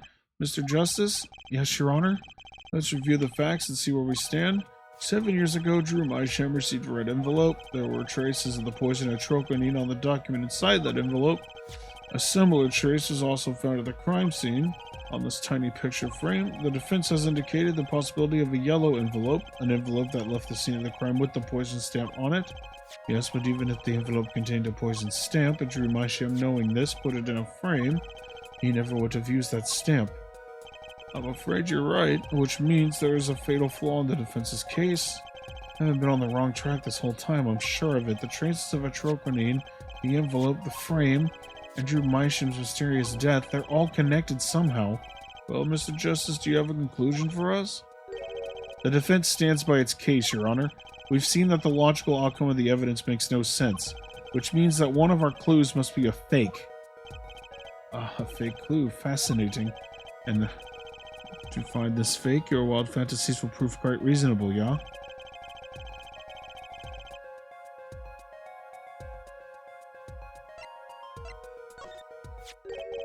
The victim was a fake clue? I'm afraid I don't understand. I'll explain. We have an envelope, a frame, and a mug linked by poison. That all makes sense. What doesn't make sense is the victim himself. Congratulations, you've completely lost me. So the fake evidence is none other than the master of fake himself, the forger? It makes a good story, I'll give you that. The fake clue, fakes, forgeries. I know that face, that's the— I just had an idea face. I don't know if I'm right, but I'm going with it anyway. What if our forger is the fake? Come again? 7 years ago, our forger sniffed a trap and stepped outside. 7 years passed. Now the forger stumbles into that very same trap and dies. Why? That's what I want to know. Because the forger who was killed was a fake. Here we go again. The victim was a fake. One forger smelled the trap. One forger fell into the trap. That's two forgers, and one of them was a fake. Order! Order! So you're telling us that Drew Mysham, the victim, was a fake? Well, if he was the fake, who was the real forger? You better not be claiming there was some kind of switcheroo. I'm afraid you're gonna have to back up your story, Mr. Justice. Show us just who the real Drew Mysham was. If Drew Mysham wasn't the real forger, there's only one other person it could have been. Understood, Your Honor. Forger Drew Mysham was himself a forgery. The real forger was... There can only be one explanation, really. The real identity of the forger known as Drew Mysham is none other than his only daughter, Vera Mysham. Order! Order! Mr. Justice, this is going out on a limb even for you. I kind of agree. I mean, Vera, a forger? Let's consider it before you write it off entirely. If you look at the paintings in the studio, one fact becomes quite clear. Forgery had been taking place in the studio for quite some time. The forger wasn't caught in that trap 7 years ago. This can only mean that the one who was caught in the trap wasn't the forger. Well, actually, that does make a certain kind of sense. One more thing. Only 2 sets of fingerprints were found in the forger's studio. Drew Mysham's and Vera Mysham's. If we know that Drew Mysham wasn't the forger, that leaves only one possibility by process of elimination. The forger was Vera. Well...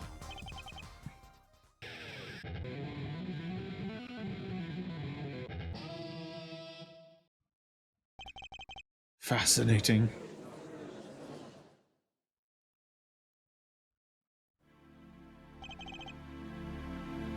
Vera Mysham?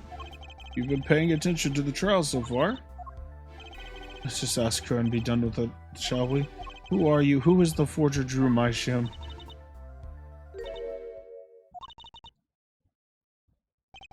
Was that an expression of emotion I saw on her face? She's staring holes into Prosecutor Gavin's face. I'm used to being stared at by Fraulins, believe me, though they usually talk to me too. Tell us, were you the one who forged the works of art?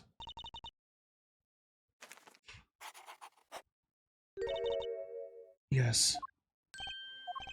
So, the forger Drew Mysham was you? Yes, it was me. What?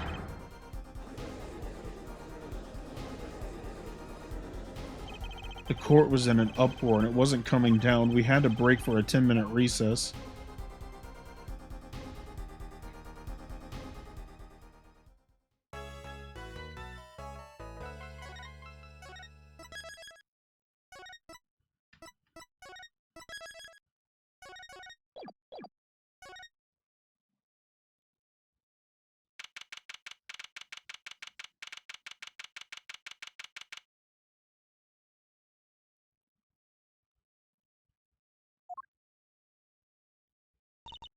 Okay, so where exactly does this leave us, Apollo? Well, the Drew Mysham who was killed wasn't Drew Mysham the forger, basically. Well then, who was he? Well, he was actually doing her nails. So, you really made those forgeries? Yes. For Father. I know it was wrong. Could you tell us how it happened? My father was a painter. I loved painting ever since I was a child. One day, Father saw it in me. He saw that I had the talent. The talent for making forgeries? How should I say it? It was not only paintings I made, given the materials, I could make anything. Anything? Father was so proud, and I so happy. But in the end, I was making those forgeries. I've never had a good constitution nor personality. I know very little of the world outside my door. Now, because of me, Father is... Do you know about this red envelope? I remember that envelope. It was some time ago. So you were already creating your works back then? I started when I was only 12 years old. So the one who figured out the stamp was poisoned, that was... Mr. Justice, it's time to the courtroom, please. Right, out of time. Wait, Vera, just one more thing, please. Those 3 paintings in the studio. I painted those as part of my work. Right, see, we checked them out and we saw what was underneath. We saw the rough sketches underneath 3 finished paintings. I see. Mr. Justice? Yes? Father, he knew of you. Of both of you. Your late father? He was watching, gathering information all about the Wright & Co. law offices. But lately, we're not doing just law.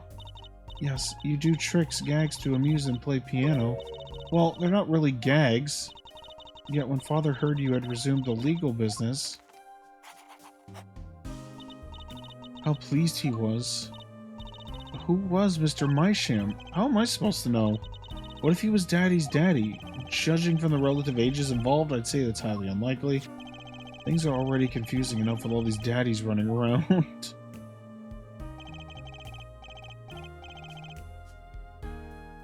We know that the victim's daughter Vera was the forger. What does this mean for the case? Guess we're about to find out.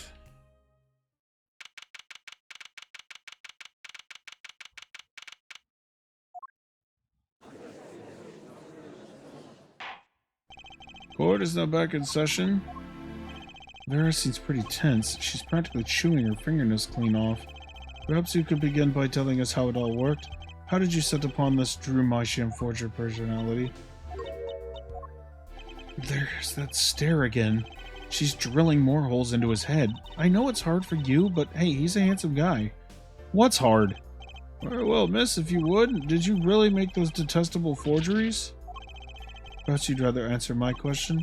Were you the one who painted that painting, the remarkably similar one? Yes. I painted it. Yes, Father praised me quite highly for it.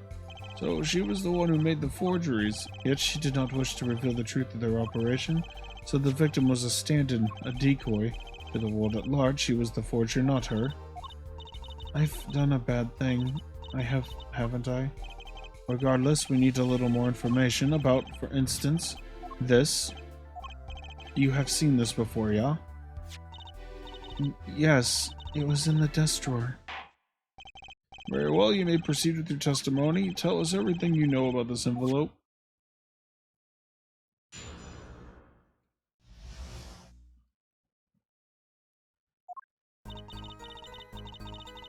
I created things and Father sold them. This envelope came after my first work. That was other than a painting. Father handled the deal, all of it. I received the stamp that was in the envelope. It was after that job that we moved to the current studio. There certainly was much of a great interest in your testimony. Not that the witness realizes it. Very well, please begin the cross-examination. I need more information about this forger, this Drew Mysham.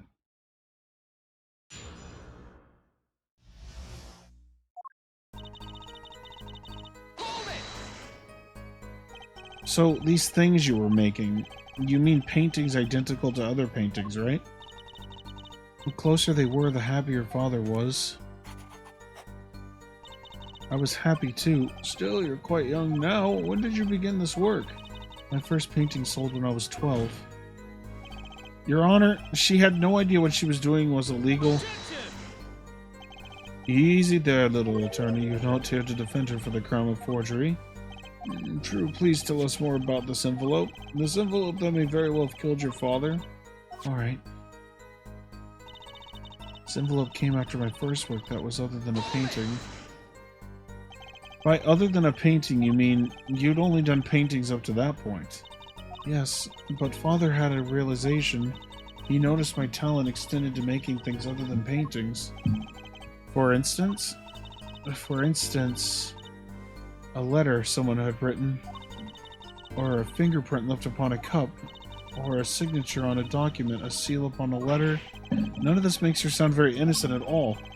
And the 100,000 promised in this letter was the start, the beginning of a new industry for Drew Mysham. A new industry? The creation of items to be used in criminal proceedings. Forging evidence, in other words. Uh-oh.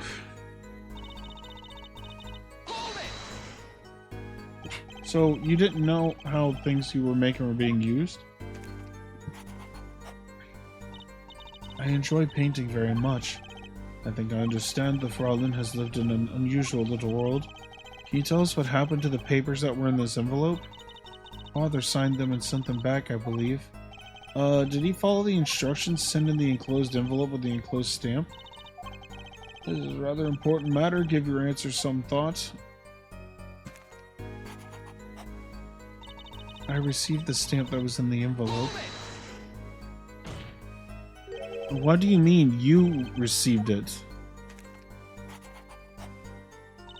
Did I do something wrong?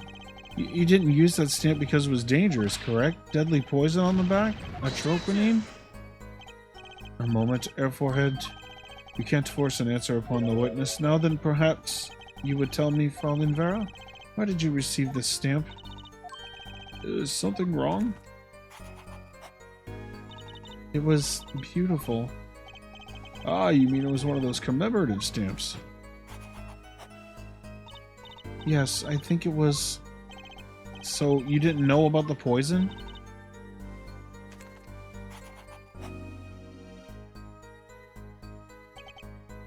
I guess not.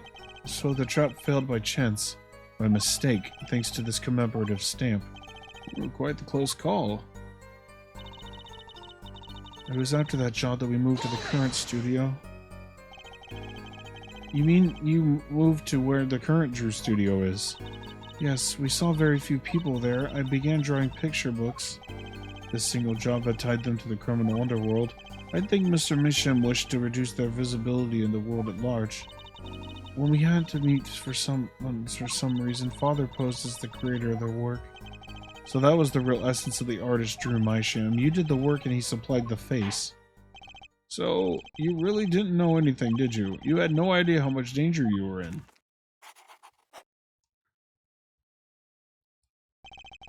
Apparently not. About this commemorative stamp, could you tell us more about it? It was very pretty, and more than that, yes. It was a picture of people I liked at the time. This is something new?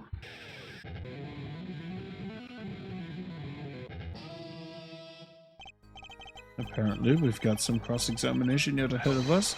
If you would be so kind as to continue your testimony.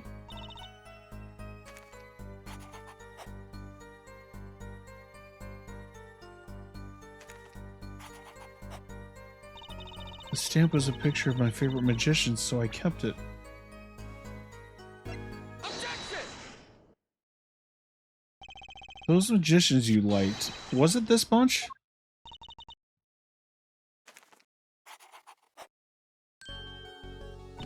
Apollo, they're not a bunch.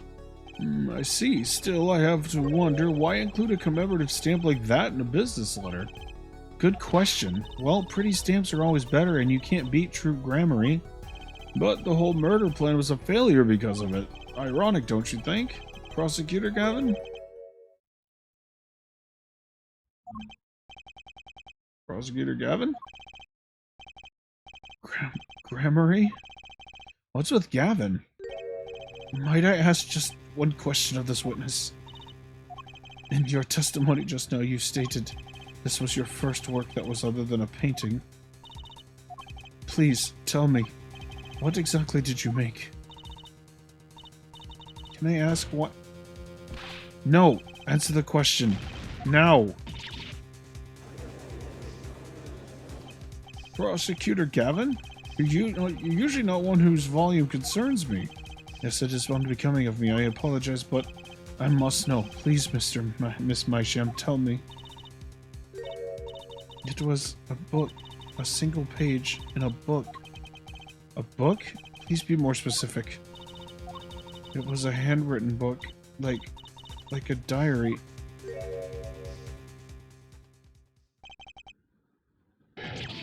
No, I don't know!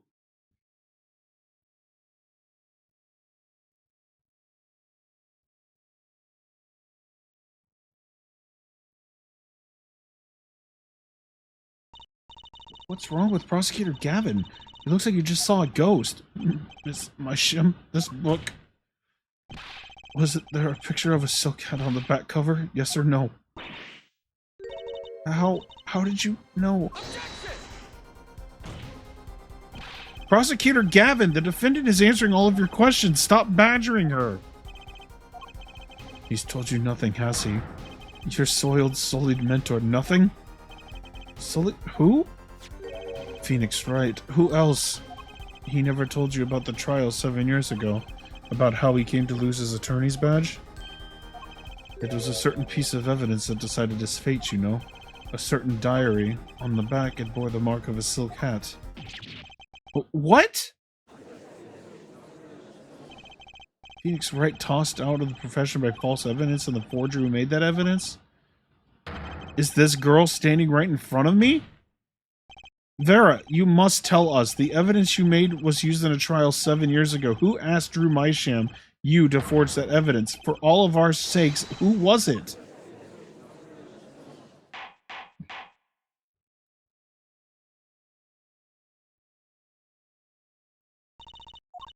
We only met once. You met the client? Well, who was it? It was... What's going on with Vera? She's staring at Prosecutor Gavin's face again. Yes, what? Is there something about me? I remember clearly. I remember who gave me the book. The diary. Who was it?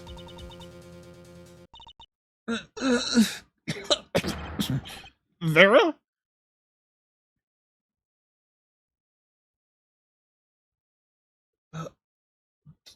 Well,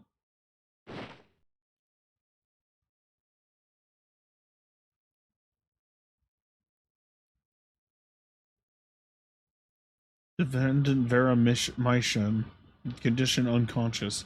Examiner's diagnosis, acute atroquinine poisoning.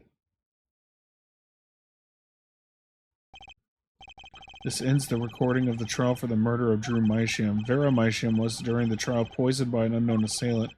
Dose was just under the lethal amount, sparing the defendant's life. She is currently in intensive care and is not to be disturbed for any reason. Very simple case at first glance, until it finally began to show its true colors.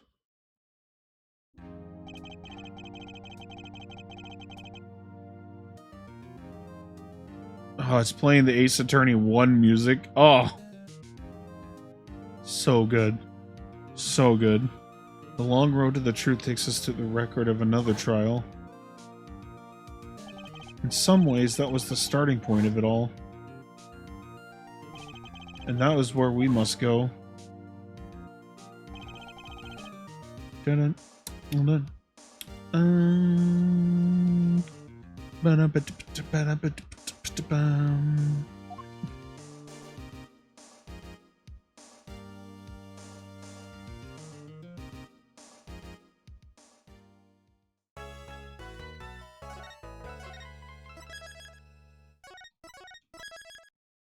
Okay, and before we do this, I am going to take a short break to get water. I will be back momentarily.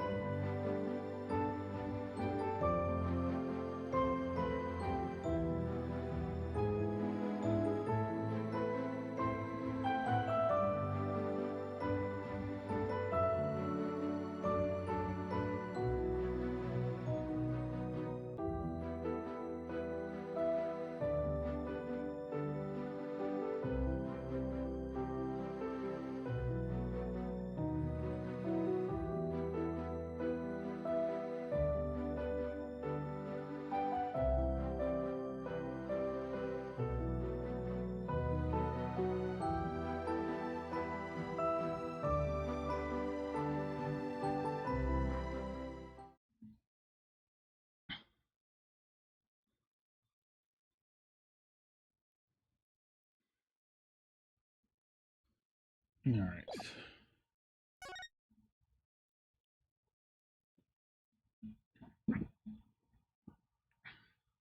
Showdown time.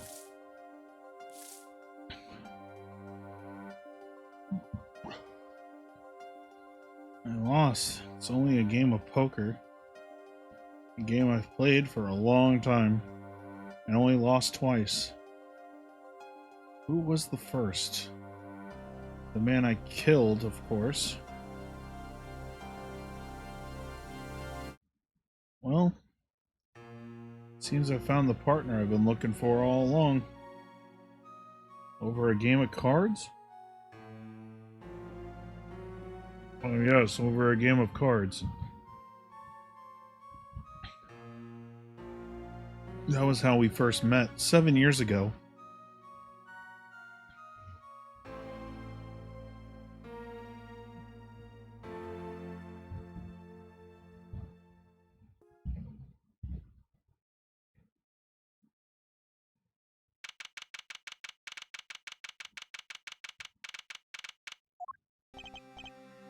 Okay.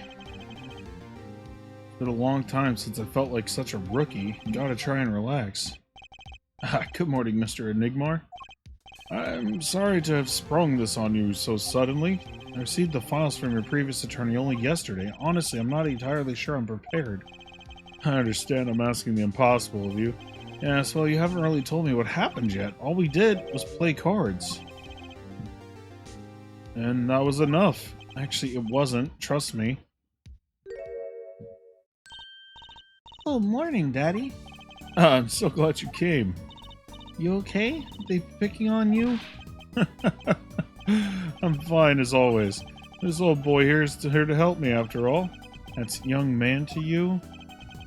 Good morning. That's a cute outfit you have on. Thanks. My first show's today after all. Oh, I'm sure it is. What the heck's she talking about? Oh boy. Look at he started. Here.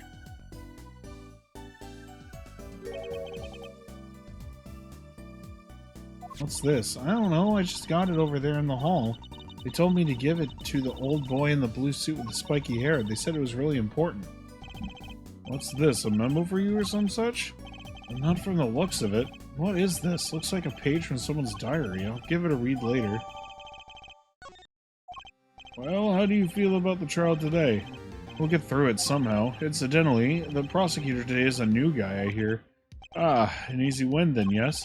They're calling him a true thoroughbred in the history of the prosecutor's office. Of course, there's one of those every year. Switching of attorneys just before the trial, I know it is a difficult situation to put you in. But allow me to say one thing, Mr. Wright. They will not be able to pronounce me guilty today. So, do your best, but do not worry. First time a defendant's ever given me a pep speech. I'll do what I can. I see you do not understand. You see, it will be impossible for them to declare a verdict. Impossible? Yes, isn't that right, Trucy? Yep, you bet. First look at the case was only yesterday, and the information I was given was a tad bit lacking, to be honest. Still, I'll do what I can for their sake. I believe the curtains will be lifting any time now. I'm in your capable hands, Mr. Wright. My client is Shady Enigmar, known to the world as Zach Gramarye. A widely popular magician, star of the troupe Gramarye. His mentor, Magnifique Gramarye, was a rare breed of magician. He single-handedly ushered in a golden age of stage magic until he was shot dead, and Zach Gramarye is the suspect.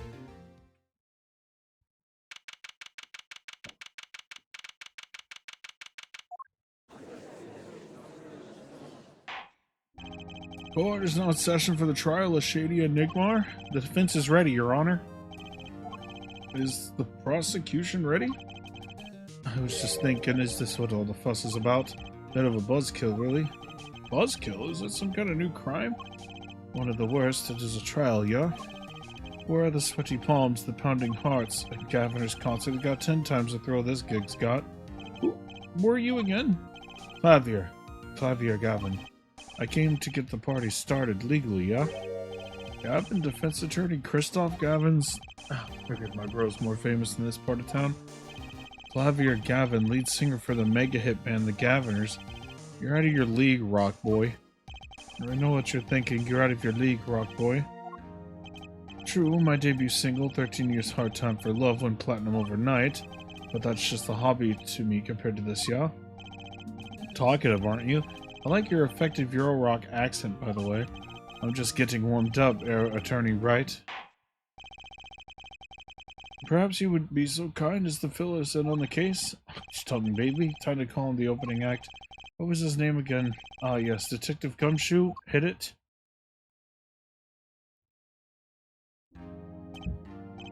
And you are? Hey, you were the one who called me up here, sir. Name's Dick Gumshoe. I'm a homicide detective down at the precinct. Detective Gumshoe, long time no see. Hey, you! Me? Today's the day, pal. Today I win and you lose. I got confidence in my testimony today, see? What? You normally lack confidence in your testimony? Detective, this is my stage can't be antics. All this hey-youing and such, and I could care less about your history together.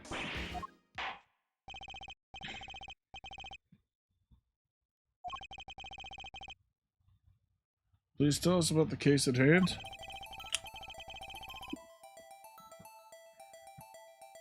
Happened 6 days back in a room at the General Hospital. The facts are simple as they came. Here's the crime scene. The victim was a patient asleep in a hospital bed. The killer comes in, puts a pistol to his forehead, and bam, lights out. Them's the facts. Not so long ago, the victim, Magnifi Gramarye, was a famous man. He had the entire country under his magical spell, as it were. Oh yes, the great magician. He retired years ago, though. Say the name Magnifi to one of my generation, you'd be lucky to get a blank stare. Yes, though I'm sure the youngsters today know his disciples even better. I dare say True Gramarye has made quite a name for themselves. Anyhow, the retired Magnifi's been in the hospital for the last year. What was it? A malignant tutor or something? Doing something to his liver, I think? A malignant tumor, perhaps? In other words, he had liver cancer. We had only 3 months left to live, in fact. The facts do seem simple enough, but something's not right. The victim is already climbing a 3-month stairway to heaven. Why not wait for him to knock, knock, knock on heaven's door? Why shoot him? I wouldn't have put it quite so lyrically, but it's true. Why make the effort to commit murder when the victim was about to die? Incidentally, the victim had a serious case of diabetes. Diabetes? In fact, he was about to shoot up with insulin when he was shot with a pistol. The syringe was found at the crime scene. Sorry, I'm extremely thirsty right now for some reason. Chronic diabetes and cancer. Much as it pains me to say it, the victim was clearly at the end of his life. I believe the question before us is clear then. Why did the killer have to shoot this dying man? What reason could he have had? Very well, Detective. Perhaps you can enlighten us to the circumstances of the shooting? Yes, sir.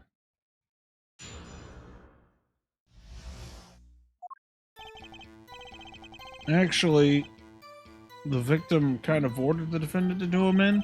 A few days before it happened, the victim sent a letter ordering his own murder. The defendant did what was asked of him and shot the old man in the forehead. The bullet was fired from the pistol found at the scene, no doubt about it, and the pistol definitely belonged to the old man, sir. What? You're saying the victim ordered his own shooting?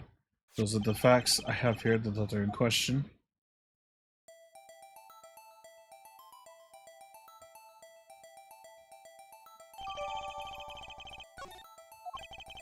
Very unusual indeed, although such a thing as a letter really caused one to pull a trigger, I wonder. I believe the answer to that question can be found at the end of the letter. You cannot refuse, and we both know the reason why. Detective Gumshoe, can you explain this to the court? Unfortunately, even the defendant won't say a peep about that bit, sir. One thing bothers me about this. Why didn't he just say 11?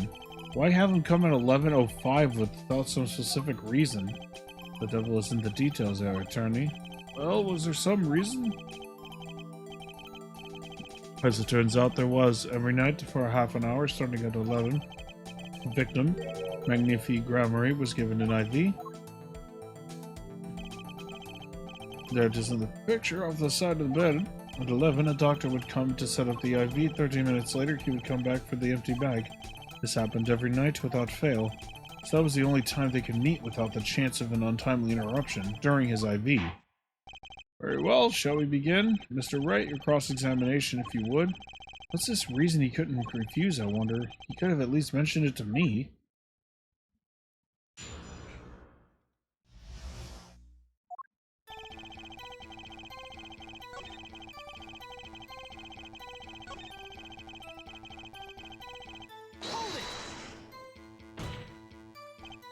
How can you be so sure? Hey, you gotta learn to stop relying on people to do your thinking for you, pal. Learn to think for yourself. Get that noggin cranking. You fail to grasp the concept of questioning, Detective. First, we got this letter. It says shoot in the forehead loud and clear. I can see that, but I still wouldn't do it. Well, maybe you need to grow yourself a backbone, pal. You fail to grasp the concept of shooting people as bad, Detective. We also found the defendant's pistol at the scene. Traces of gunpowder residue show that it had been fired recently. Well, Mr. Wright, as far as I can tell from looking at this photo, there seems to be no issue with the prosecution's claim. The photo, maybe there's something in there that I can use. They're saying the defendant shot the victim in the forehead? I think there's a hole in the prosecution argument. Clearly, Mr. Enigmar. Looking at this photo, another possibility occurs to me. Yes? What does the letter tell us? That the defendant had a reason he couldn't refuse his teacher's wishes. Bingo, pal. That's why the defendant popped him one in the forehead. Oh, the defense disagrees. You see, the defendant had another choice he could make. What? You can prove that with this photo? I can prove he had a choice, yes.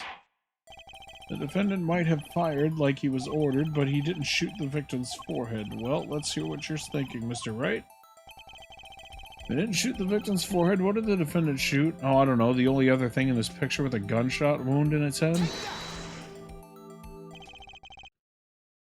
Look, clown doll? Take a closer look, see? It's been shot in the forehead, too. There's a hole in its forehead.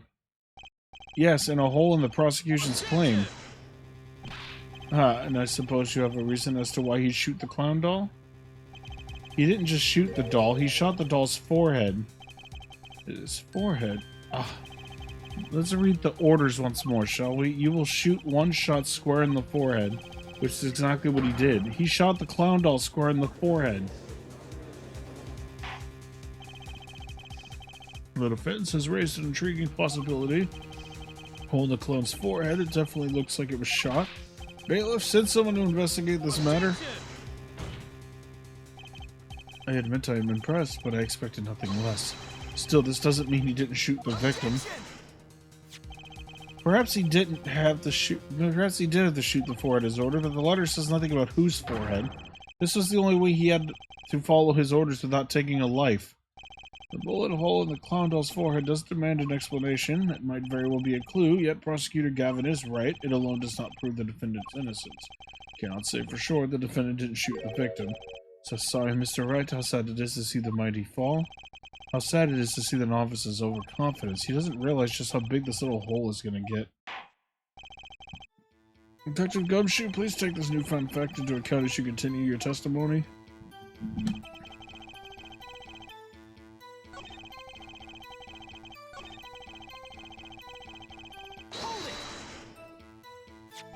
You mean this pistol, the one of the crime scene photo? That's the one. It's a funny looking gun, so there's no mistaking it. We compared the bullet taken from the victim's skull with the bullet fired from this gun. The rifling marks on the bullets were a perfect match. So you verified the murder weapon, in other words. You bet we did. Why are you so certain? What pile of sand has your head been stuck in all this time, pal? You never heard of Zack and Valance quick draw and shoot 'em? What's that? What are the defendant's specialties? Zack and Valance stand on Zack and Valance stand on either side of the girl, then they shoot, but the bullets don't hit her. Instead, they hit everything else on stage. This is one of the pistols they used in their show. Got a great design, huh? Kids love it. Many of the boys and girls joined the police because of that pistol, I hear. You know, that would explain a lot about the police force. Troop Grammary stopped doing that act a while ago. The old man held on to that pistol ever since. The court would like to see the pistol in question. You got it, sir. Here she is. Well, this truly is a blast from the past. It's a stage pistol for magic shows, see? But it can fire real bullets. It looks so much bigger in real life than on TV. Yeah, but you can only hold one round. By the way, the pistol's firing chamber is empty, and it shows traces of having been fired recently. So, were any fingerprints found on the gun? Unfortunately, no. Of course, the defendant is known for wearing gloves. Might say that a lack of fingerprints, in fact, a fingerprint of its own. Intriguing point, well made. Whoa, whoa, whoa, not well made, not intriguing. In any case, the courts accept this in evidence. My grandchild would get a kick out of seeing this, but now it's time to return to our testimony.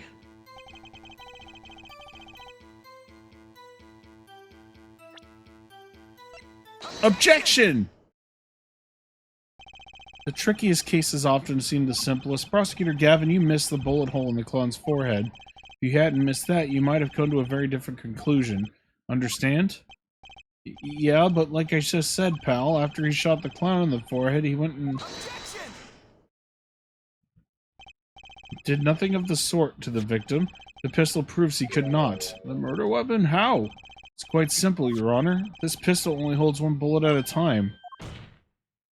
If he had shot the clown in the forehead, he couldn't have shot the victim too. That's not a contradiction, not even close. All he had to do was reload the pistol after the first shot. Oh, where did he get the extra bullet? They're not so easy to come by, you know. If you claim the defendant had one ready, then prove it to us how he got it. I had the feeling this wasn't over yet. No, this party's just getting started. And I haven't proven anything yet beyond my good looks and startling record sales. An utter lack of humility. What's this? It seems that the prosecution has another witness prepared. Like I said, our detective was just the warm-up act. Now that the audience has gotten a taste of what's to come, they're ready. Ready for what? For my decisive witness, of course. A witness who, you will find, can prove one thing for us. That it was Zach Gramery who shot the victim in the forehead. Very well.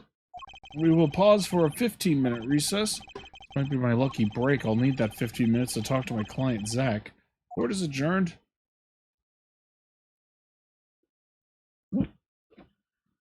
That was a quick to be continued.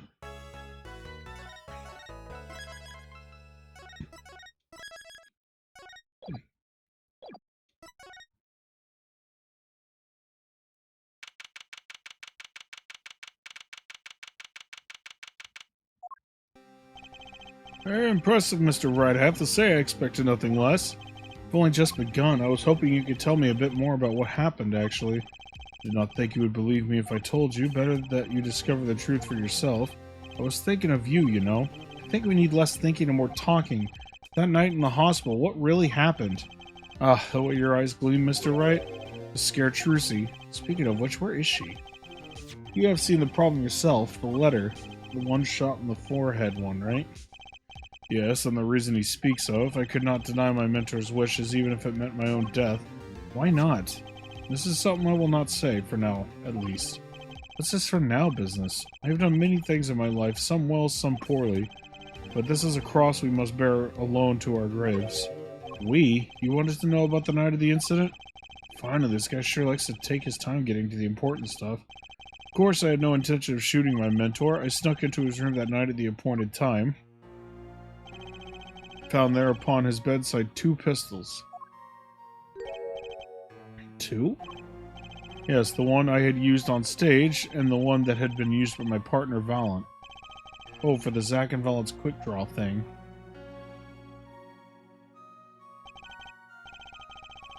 My mentor had the look of one sleeping. I stood by his bedside, hearing only the light sound of his breathing.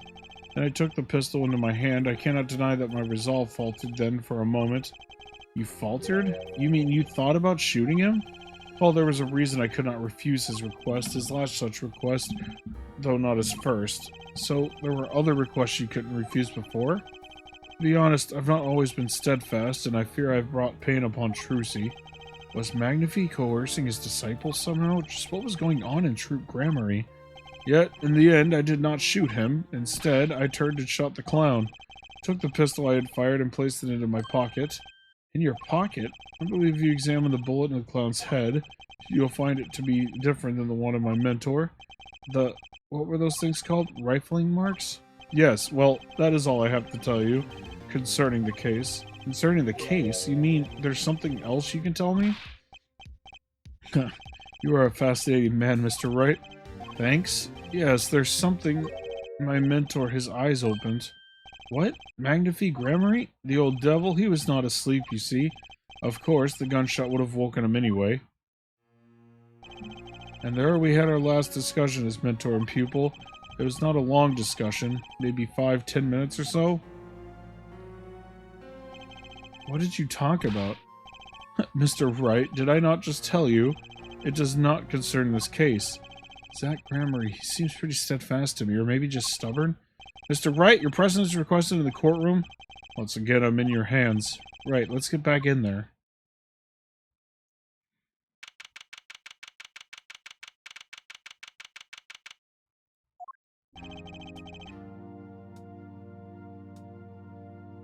Court is now back in session. During a recess, a bullet was found and dug out of the clown's head. Well, this is news, and the rifling marks? There wasn't time to do a detailed analysis, although they did find the weapon type matches the murder weapon. Well, that's not very conclusive, is it? Which is why I'm about to call my very decisive witness. Your decisive witness? How many times have I heard those words? Though they often turn out to be far less decisive than you think. Oh, don't worry, on my account, I'm quite confident this witness will do the job. After all, he is intimately acquainted with the players in our little production, being the other half of Troupe Gramarye's famous duo, Zack and Valant. Valant Gramarye, so we get to meet the great Magnifique's other disciple. Perhaps we'll start by asking your name and occupation. Valant Gramarye, magician. And you're the decisive witness, are you? You can prove your fellow student your partner's guilt. Fate, the grand illusion, filled with traps and tricks. Wait, the shooting took place in that hospital after 11 o'clock at night. If you're a witness, does that mean you were there that late? If one were to deduce this logically, the conclusion is yes. Okay, I always get the characters, don't I?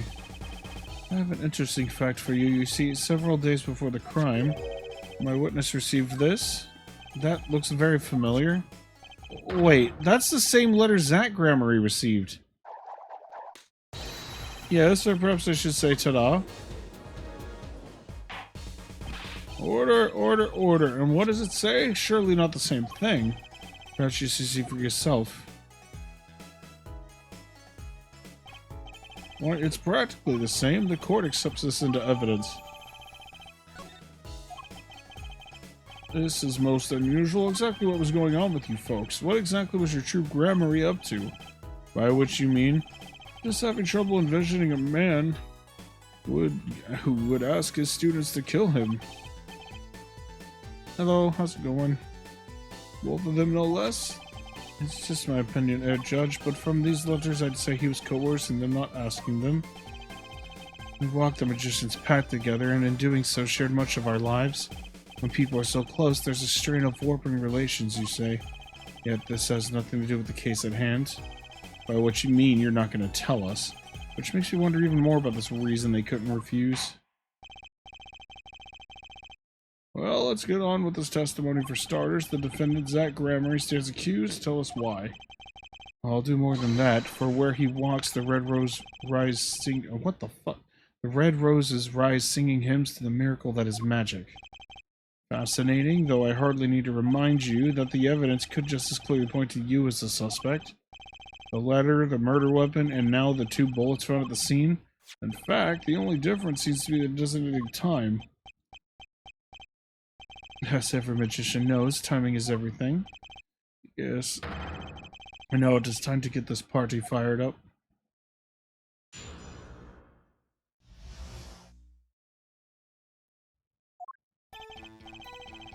The night I visited the hospital room at the time Magnifique requested. The smell of gunpowder hung in the room, and my mentor had taken his final bow. I did not imagine my fellow student might have received the same instructions.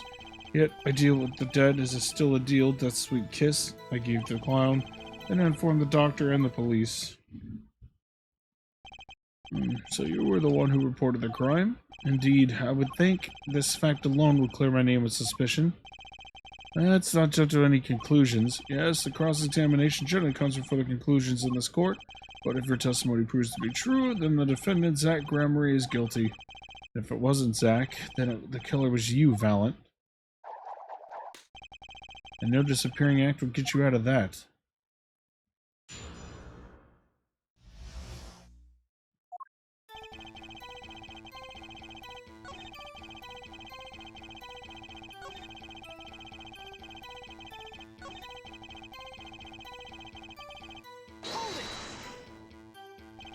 There were 2 bullet holes at the scene, one in the victim and one in the clown. You're saying the one who shot the clown was you?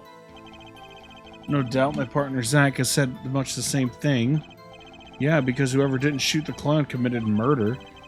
Better dig around here a bit more and see what I turn up. Mr. Valent, let me ask about something else concerning the crime scene, namely...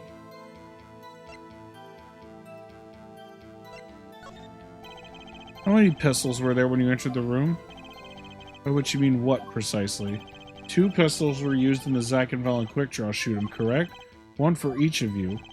You are well informed, yet only one of my old friends sat in that hospital room that night. What did Zack tell me back in the lobby? Of course, I had no intention of shooting my mentor. I snuck into his room that night at the appointed time and found there upon his bedside table 2 pistols. Took the pistol I had fired and placed it in my pocket. I see no problem with that statement. Only 1 pistol was visible in the crime scene, after all. So you picked up that pistol and fired it. Indeed I did. Alakazam, alakazing, alakaboom. Is the number of pistols really so important? The number of pistols is quite important, Your Honor. Very well. Please add this detail to your testimony. What can I do but obey?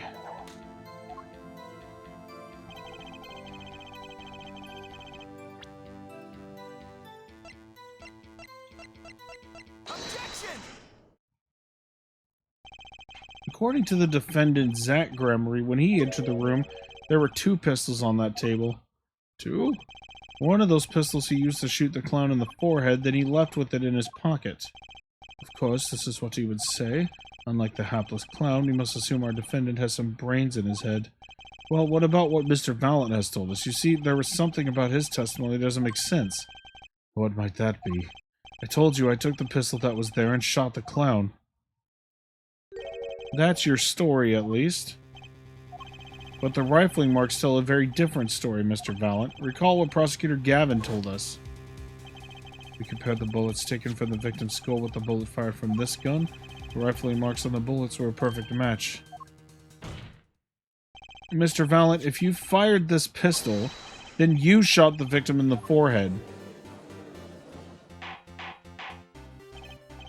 Order, order, order! Well, this is rather sudden. What have I done? Prosecutor Gavin? I owe the court an apology, sorry. Sorry for what? You see, I was unaware that 2 of these unique pistols were crafted. The analysis of the rifling marks only proved the type of gun that fired them. But that's not what you told us before. You said you'd verified the murder weapon. Which is why I'm apologizing to you now, quite sincerely, I might add. Would you hold me accountable for a mistake made in my youth? That was just this morning. I am still young, and I might add it wasn't really my fault. If the defendant had only admitted he took 1 pistol from the scene of the crime, we would not be having this pleasant discussion now. Valent Gremory? Yes, Your Honor. You were presented to this court as a decisive witness, but you've proven to be more divisive than decisive. Objection! You'll see in time. The testimony so far has merely been a review of the facts. The proof comes next. Care to elaborate, Prosecutor Gavin? When Mr. Valent entered the hospital room, the victim had already been shot, and as his next testimony will prove, outright, the real fight is about to begin. Bring it. Very well. The witness will now testify to the court. Help us determine who shot what.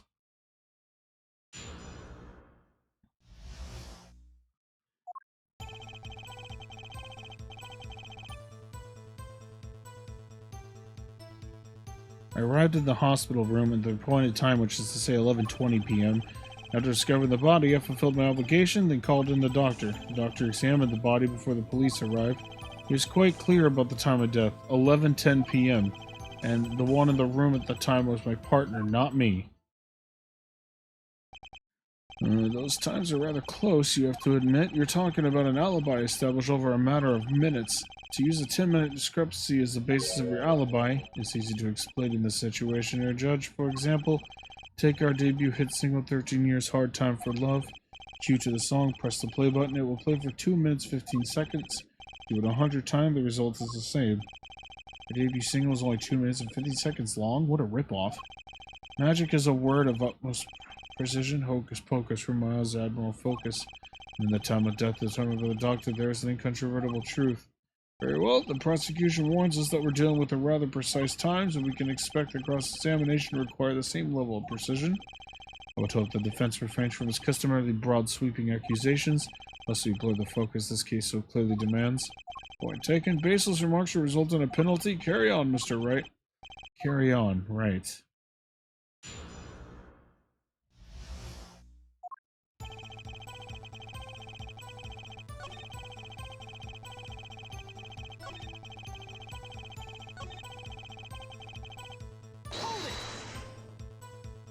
I don't think I'm stepping out on a limb to say I have some doubts about this.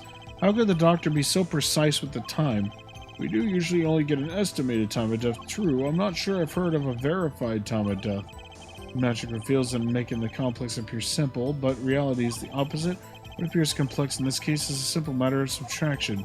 I see another person has done their arithmetic homework. The point here is the IV the victim is taking. It is quite visible in the photograph of the scene. Recall what we heard earlier about the victim, Magnifique Gramarye's schedule. Every night at 11, the Magnifique took an IV drip for 30 minutes. I can see the IV bag right there, yes. Now look a little closer. Follow the tube down from the bag to the end. The needle's been removed. Doubtless, it fell out when he was shot. That would seem to be the case. When the needle comes out, the IV drip no longer drips. You could just measure the remaining IV liquid. Precisely, the IV liquid functions for our purposes as an hourglass of sorts. This is how the doctor determined the time of death. From the amount remaining in the bag, it was determined that the IV had stopped 10 minutes after administration began. And so it was. When I, Valiant, entered that room, 10 minutes had passed since that horrible crime committed. And this is proof. Well, Mr. Wright, did that seem important?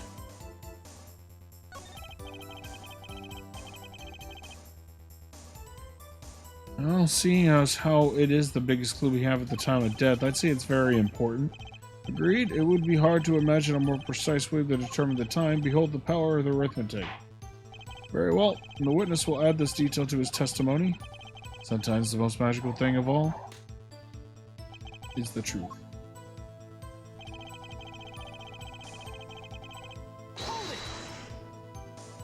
Did you notice the IV yourself by any chance?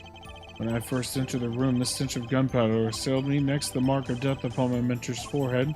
And then his left arm did I spy a rose drooping and wilted, its thorn the discarded IV needle.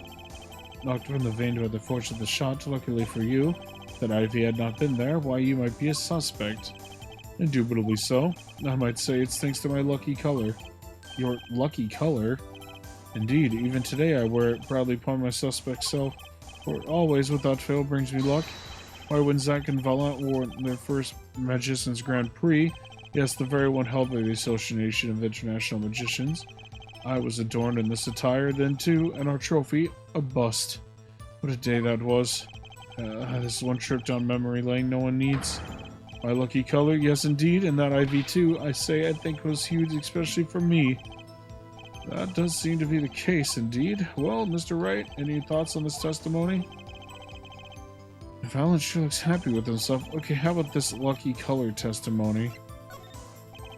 It certainly sounds like your lucky colors brought you plenty of luck, but not this time. Mr. Valiant, your lucky colors betrayed you. I'm afraid you've lost me. Your Honor, the witness's testimony just now clearly contradicts the evidence. What? Please recall my warning at the beginning of this cross-examination, Mr. Wright. Baseless accusations will be duly penalized. I do hope this latest accusation is well-based. Don't worry, I've got all your bases right here. Very well, let's hear the defense's claim. Where is your evidence that contradicts what Mr. Valiant has told us? The crime scene tells all, Your Honor. Photo of the crime scene. All this talk of color has me yearning for black and white, clear-cut simplicity. Tell us, Wright, just where is the contradiction in this photo? My pleasure, and I assure you it's quite simple, but I can't promise anything in black and white. Let's hear what Mr. Wright has to say. What in this photo contradicts the witness's testimony?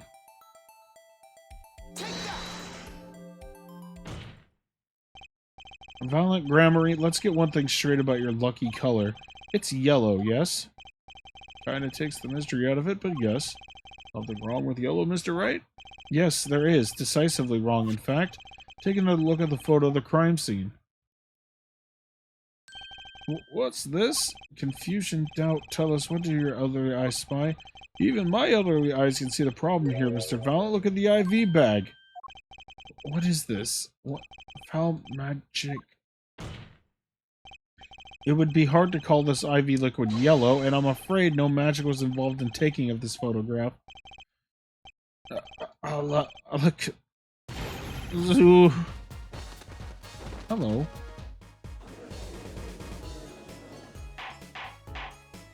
Order, order, order! What does this mean? This is some kind of mistake. Yes, Prosecutor Gavin, your witness's mistake. The greener they are, the harder they fall. I suppose there's no substitute for experience. Valiant Gramarye, as you reminded us several times, your lucky color is yellow, but the IV is clearly not. Well, this contradiction can mean only one thing. And to think you almost had me. I see your true colors now, Ace Attorney Phoenix Wright. Something you'd like to tell us, Prosecutor Gavin? As far as this court can tell, the witness's testimony does contradict the evidence. Yes, a contradiction. One that I shall be pleased to hand right back to Mr. Wright. How do you mean? How? Because the witness has made no mistakes? Agree, at a glance the IV liquid does appear a sort of greenish yellow, but I assure you the liquid itself is quite yellow. Yellow liquid? How can you say that? As far as I can tell from this photo, it's green. Yes, but what color is the IV bag itself? The bag? You mean the plastic bag on the hook? It looks like I want to say light blue. Precisely, figured it out yet? Put a yellow liquid in a blue bag and you get green. This, incidentally, is the liquid's true color. I see your explanation does have a ring of truth to it. Objection! As I thought, there's no substitute for experience, Prosecutor Gavin. What?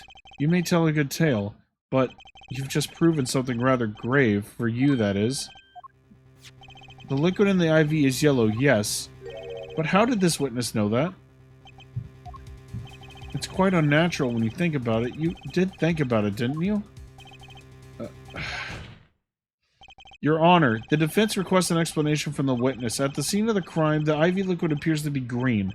So let me ask, how did the witness know the IV liquid was actually yellow?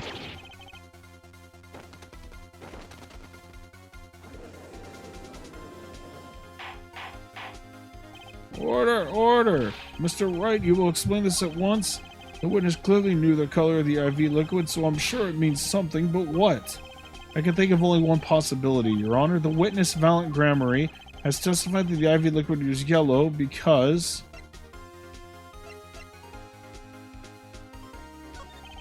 From the facts before us, the answer is clear. The witness knew that the IV liquid was yellow. Why? Because he'd seen it before, but not inside the blue bag we've seen in the photo. He saw the liquid by itself in a clear, colorless bag.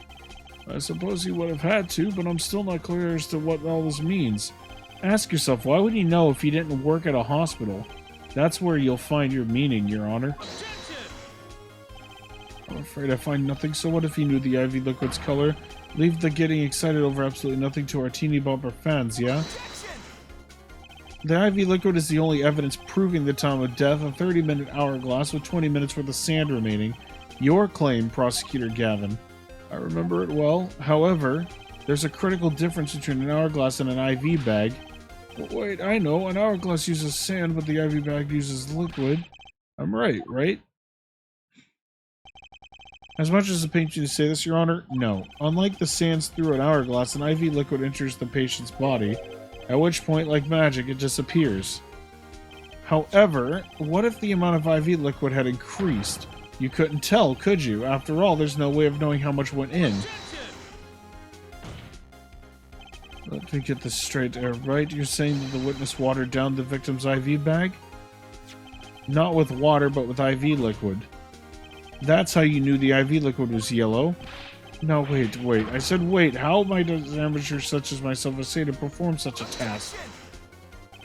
I'm an amateur too, but I can pour water into a cup. I'm afraid there's quite a big difference between a cup and an IV bag. Can you prove our witness is capable of such a feat? He has a point, amateurs. I, at least, would have some difficulty pouring IV liquid into that bag. You don't need to be an expert to see the look on the witness's face. He added liquid to that IV to throw off the time of death. I'm tired of these fairy tales lacking evidence. Well, Mr. Wright, any solid evidence to bring us back down to earth? Valiant Gramarye, I'm afraid your magic won't serve you well in a life of crime. I had to ask what you're strongly suggesting. Magic relies on props, and props become evidence. Our witness was certainly able to increase the amount of IV liquid in the bag. All he had to do was work with a little magic, and the prop was... the victim's syringe? It's the perfect prop for the magically increasing IV trick. Easy enough for an amateur to use. What kind of evidence is that? The syringe was clean, not a trace of liquid in it. And don't you find that odd, Prosecutor Gavin? The victim had the syringe to administer his insulin shots. There should have been traces of insulin left inside. Well, Valiant Gramarye, as you pointed out yourself, the IV liquid makes the perfect clock, one that you can manipulate at will.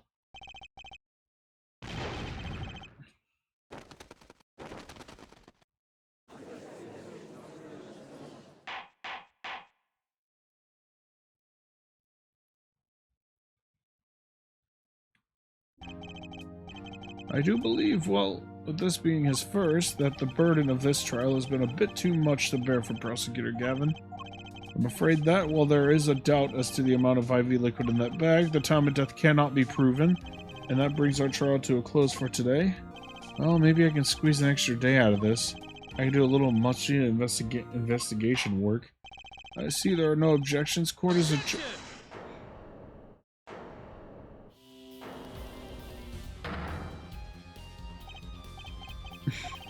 Truly, there is no substitute for experience. Nothing blinds one to the truth so effectively. A word to the wise, underestimate the young and they'll sweep your feet out from under you in a way you'd never ever expect. You see, I know exactly what you're thinking. What's he talking about?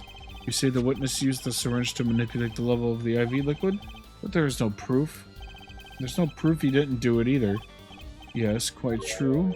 He's admitting it? Nor was this witness quite as decisive as I'd hoped. This I admit. After all, why linger in the past when the future holds so much? You have something in mind, Prosecutor Gavin? Proof, Herr Judge? I have another way to prove my case. With evidence, no less. What is this? This is the victim Magnifique Gramarye's diary.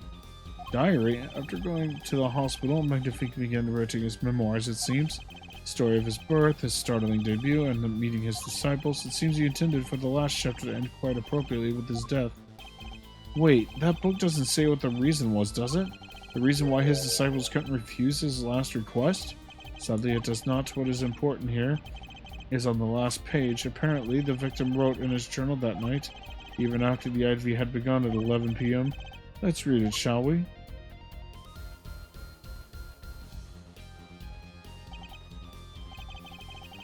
Does appear to have been written just before his death. The court accepts this into evidence.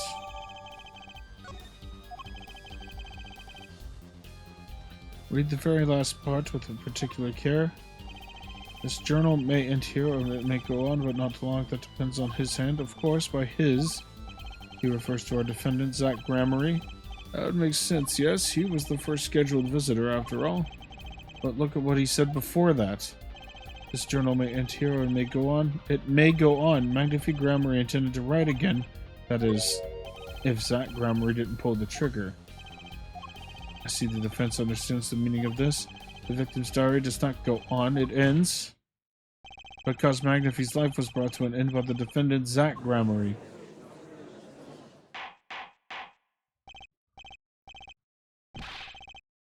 Order. Prosecutor Gavin, are you certain that Magnifique Gramarye wrote this? There's no mistaking his handwriting.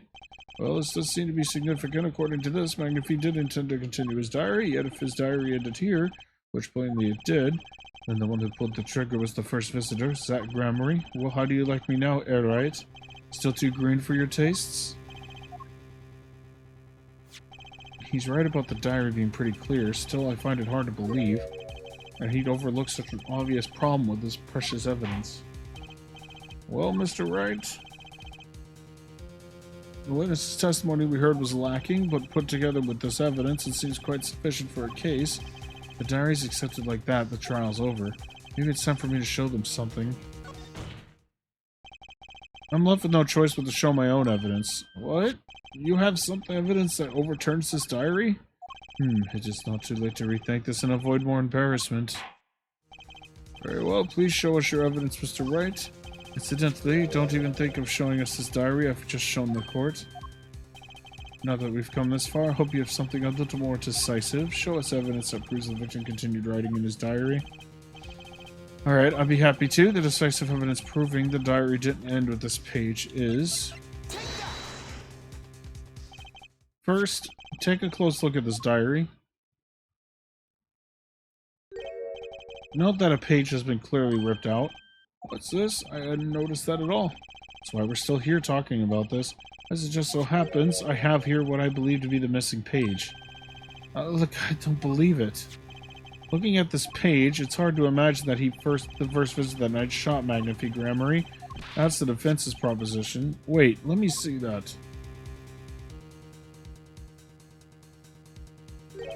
What in Sam Hill? Why, this is the continuation of the victim's diary.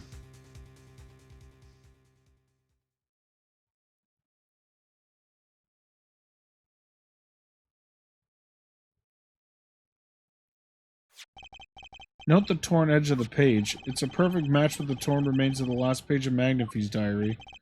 Quite remarkable. Would you care to explain what all this means, Herr Attorney? The diary continued after his first visitor came, which means that the victim was still alive after Zach Gramarye left, leaving no one to take his life but the second visitor. Valid Gramarye.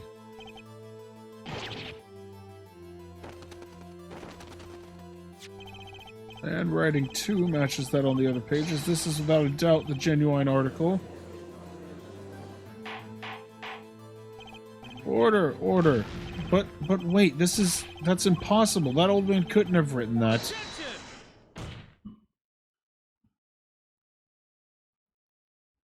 Finally, you just couldn't resist, could you, right? Resist what? Presenting solid evidence? Our judge? Yes, Prosecutor Gavin? Might I request we put the current cross-examination on hold? The prosecution would like to call a new witness. But, Prosecutor Gavin, the evidence overturns the current witnesses. Ask one to put it on hold, please. My new witness has a very, very important piece of testimony to give. 5 minutes, no more. I promise, Your Honor. Well, if you put it that way, Mr. Wright, what's your take on this? Well, Your Honor, judging from his enthusiasm, we'll have to hear this new testimony sooner or later anyway, so it might as well be sooner.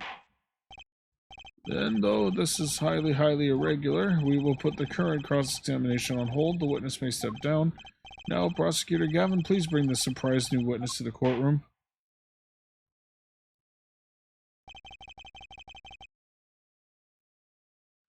I had a bad feeling just then. That ripped out page was too obvious. He must have known. And I should have known it was a bad sign all around.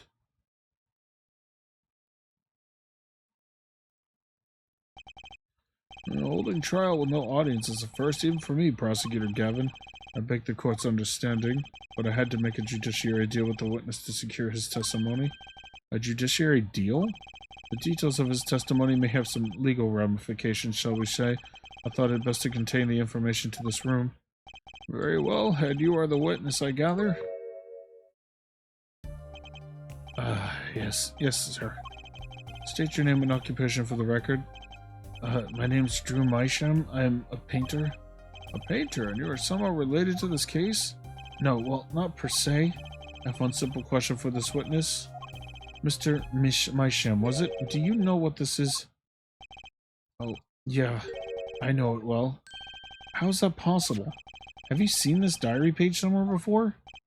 Oh, yeah, I mean, I made it. You what? You made it? Yes, you might call it one of my works. The prosecutor's office received a tip-off yesterday. Illegal evidence has been prepared for the trial of Zach Gramarye.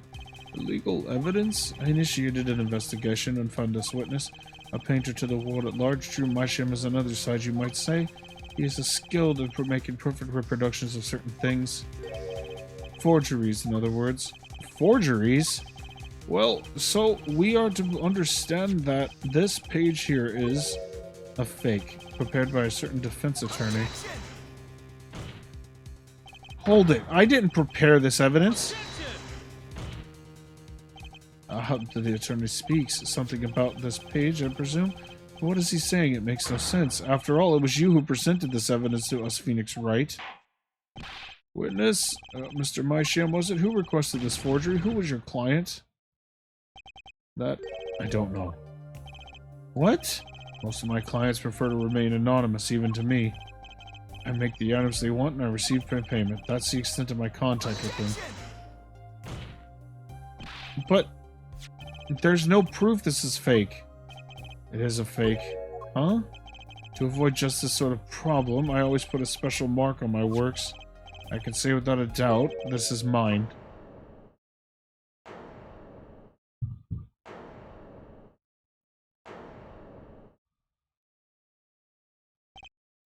Mr. Wright, you have just presented the legal evidence in this court. My court.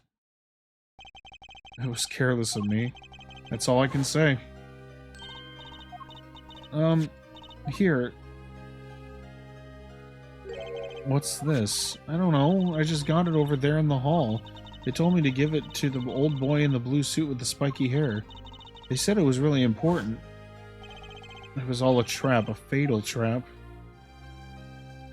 Mr. Wright? Yes, do you have an explanation for yourself? If I did, would the court hear it? Probably not. Forging evidence is a serious crime, and presenting it in court a serious mistake, a fatal mistake for an attorney. Fatal too, perhaps for your client, if I fear. Telling me, what kind of defendant relies on forged evidence? The answer is quite clear. A guilty one. Your Honor, wait. I understand that presenting forged evidence in court is a serious crime, but you cannot hold my client responsible for actions I undertook as an individual. I am sorry, Mr. Wright. Your Honor? Another close call, I dare say. If the prosecutor's office hadn't received that hot tip, everything would have gone the way you wanted it to, yeah? I even gave you a chance. Too bad you decided not to think before embarrassing yourself. See no need for further discussion on this matter. Special witness dismissed.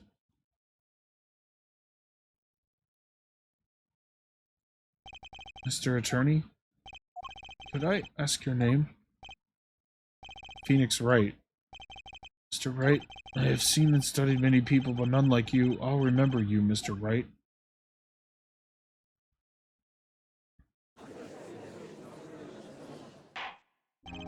Though I deeply regret having declared a verdict in this way, this trial is over. You have the right to find a new attorney and make an appeal. However, this court must... Your Honor? Yes, Mr. Zack. There's one thing I wish to make clear. Today, in this courtroom, you cannot declare me guilty. It is impossible. I'm afraid the defendant is quite mistaken. I most certainly have the authority to declare a verdict on you. Except, tell me, how do you plan on announcing your verdict when your defendant does not exist? Doesn't exist? What are you talking about? Talking about this. Mr. Enigmar! The defendant escaped. Find him, quick. Bailiff, close all exits from the building. On the double, he must not be allowed to escape. That day in that courtroom, a miracle occurred. The defendant, Shady Enigmar, aka Zack Gramarye, did not just escape from court, he literally unbelievably vanished.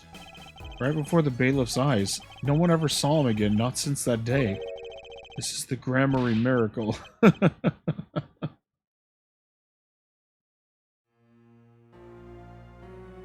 No verdict was declared. After all, the defendant didn't exist. That's how it happened. The trial of magician Zack Gramarye vanished, along with him for all eternity. The mysteries that remained behind were all solved, however, but not until 7 years later.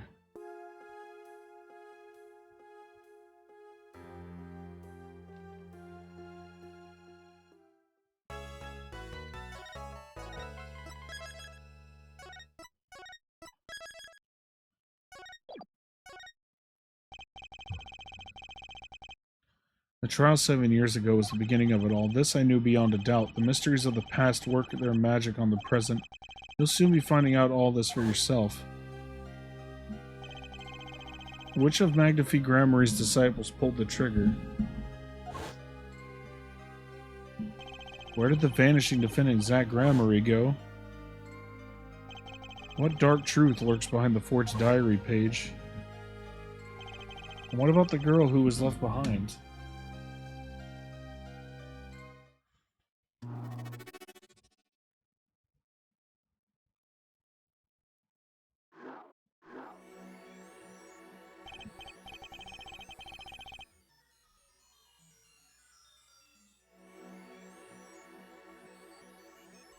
Past left us these 4 keys to unlocking the truth. But that's not all. There are 4 keys in the present as well. And all the questions have found their answers. The final trial will begin, but first you must chase the truth through then and now. Think of it as a game.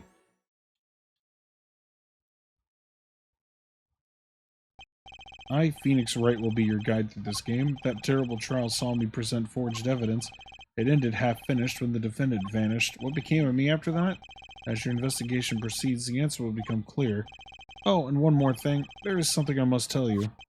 As Apollo Justice has his bracelet, so too do I have my own weapon of sorts. My Magatama. What does it do, you ask? That I would have you see for yourself. Well now, shall we begin?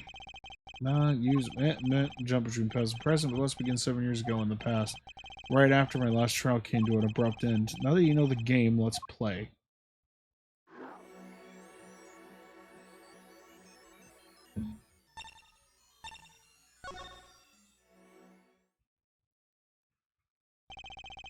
Nightmare trial was over, and the new nightmare of figuring out what had happened had just begun. I wanted to wake up to walk away, but I figured I'm not the only one who could do this, probably. Besides, I had plenty of time, thanks to the Bar Association Review Board's decision. It's hard to work when your attorney's badge has been taken away.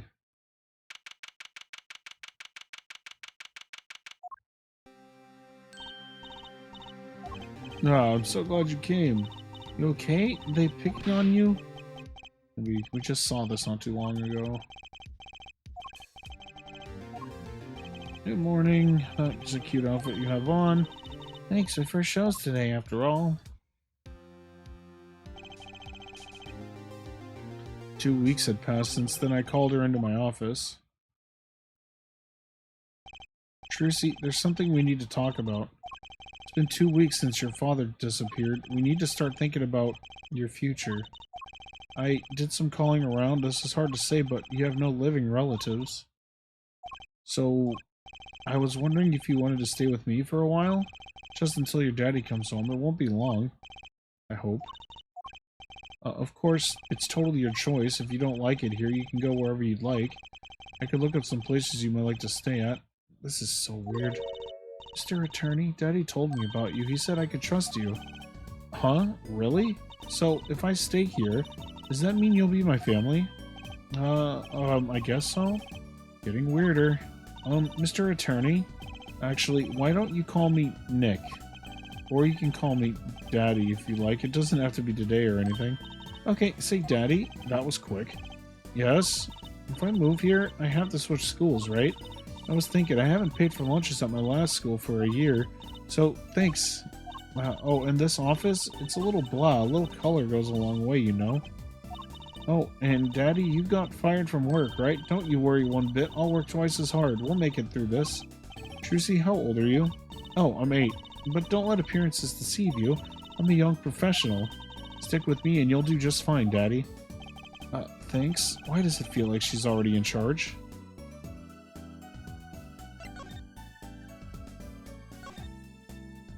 My mentor's favorite plant, Charlie. Guess watering Charlie's my only real job now. Wait, I have a child now. I can't feed Trucy like this. She probably needs more than the occasional watering, too, I'm guessing.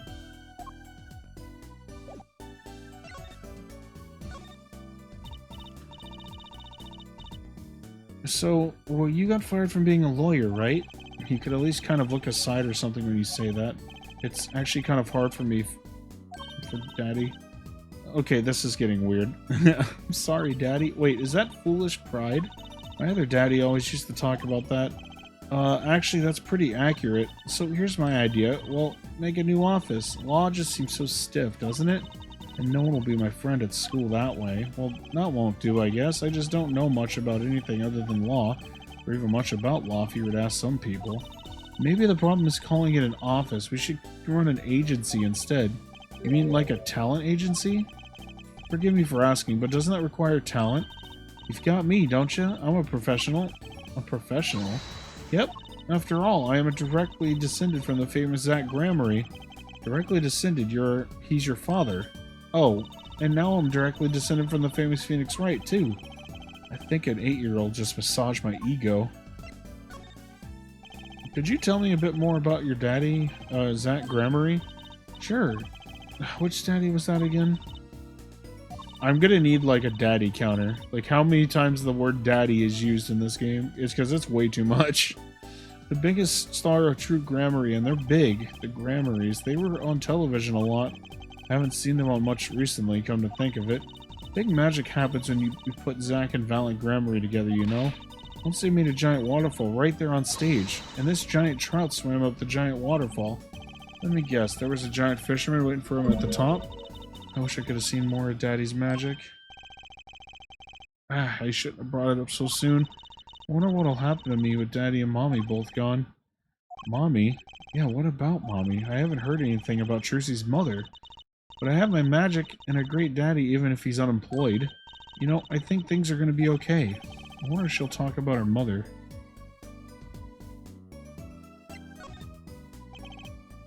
So Trucy, you're a professional? Yeah, it's like the thing they say, baby frogs grow up to be frogs? They say that? I always thought it was funny, though. What was? Aren't baby frogs called tadpoles? Maybe they thought it would be easier to understand it the right way for kids. How stupid. Right, so in conclusion, you're a professional magician, Trucy? That's right. Well, want to see a trick? You're gonna do a magic trick. Actually, I would like to see your trick. The future of the agency depends on it, after all. That's the spirit. Ready? Here goes. Ta-da! Hey, folks, it's Mr. Hat. I gotta say, it's good to be seen. Ah, whoa, that was startling. Amazing Mr. Hat, isn't he great? Your friendly neighborhood Mr. Hat, at your service. And he certainly makes an impression, doesn't he? I'm so glad you like him. Though my routines do get a bit heady at times. Haha, get it? Heady? A friendly neighborhood Mr. Hat nearly gave me a heart attack.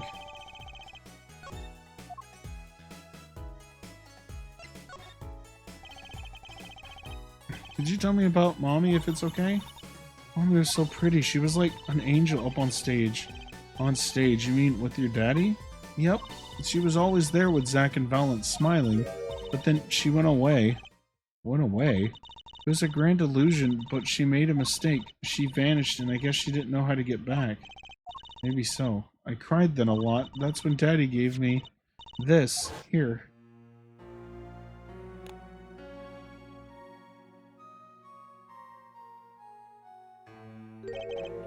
This is your mother? She's beautiful. Her name's Thalassa Gramarye. Poor girl, I didn't know her mommy had gone missing, and now her daddy's vanished too, right before her eyes. Hey, Daddy, you won't... Don't worry, I won't vanish, I promise. Right, you can't even do magic, you're like a backup plan. Daddy always said to have a backup plan. Guess all I rate as is a backup plan. I think that's probably enough for today. Sorry to ask you so much all at once like that. It's okay, after all, we're family. I just hope you're ready. The Right Talent Agency opens tomorrow. What? But are we representing anyone? Me and you, that makes two. I think you need more than that to make an agency. Besides, you may be a magician, but I'm no talent. Oh, I'm sure there's something you're good at. Well, when you put it that way. You mean you don't have any tricks, no old standbys? This will not do. A boy should always have a trick or two in his pocket. Okay, I'll think of something. That's the spirit. See you bright and early tomorrow. Welcome to the team, Daddy-O. The team, right.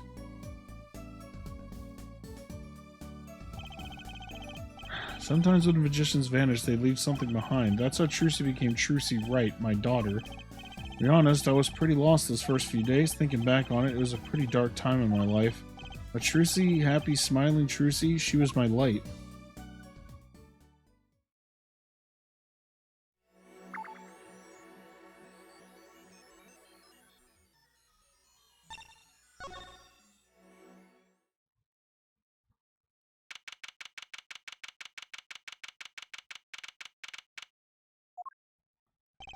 Didn't think I'd be back here for a while. I didn't want to have to remember that day. I would deeply regret to have to declare a verdict this way. The trial is over.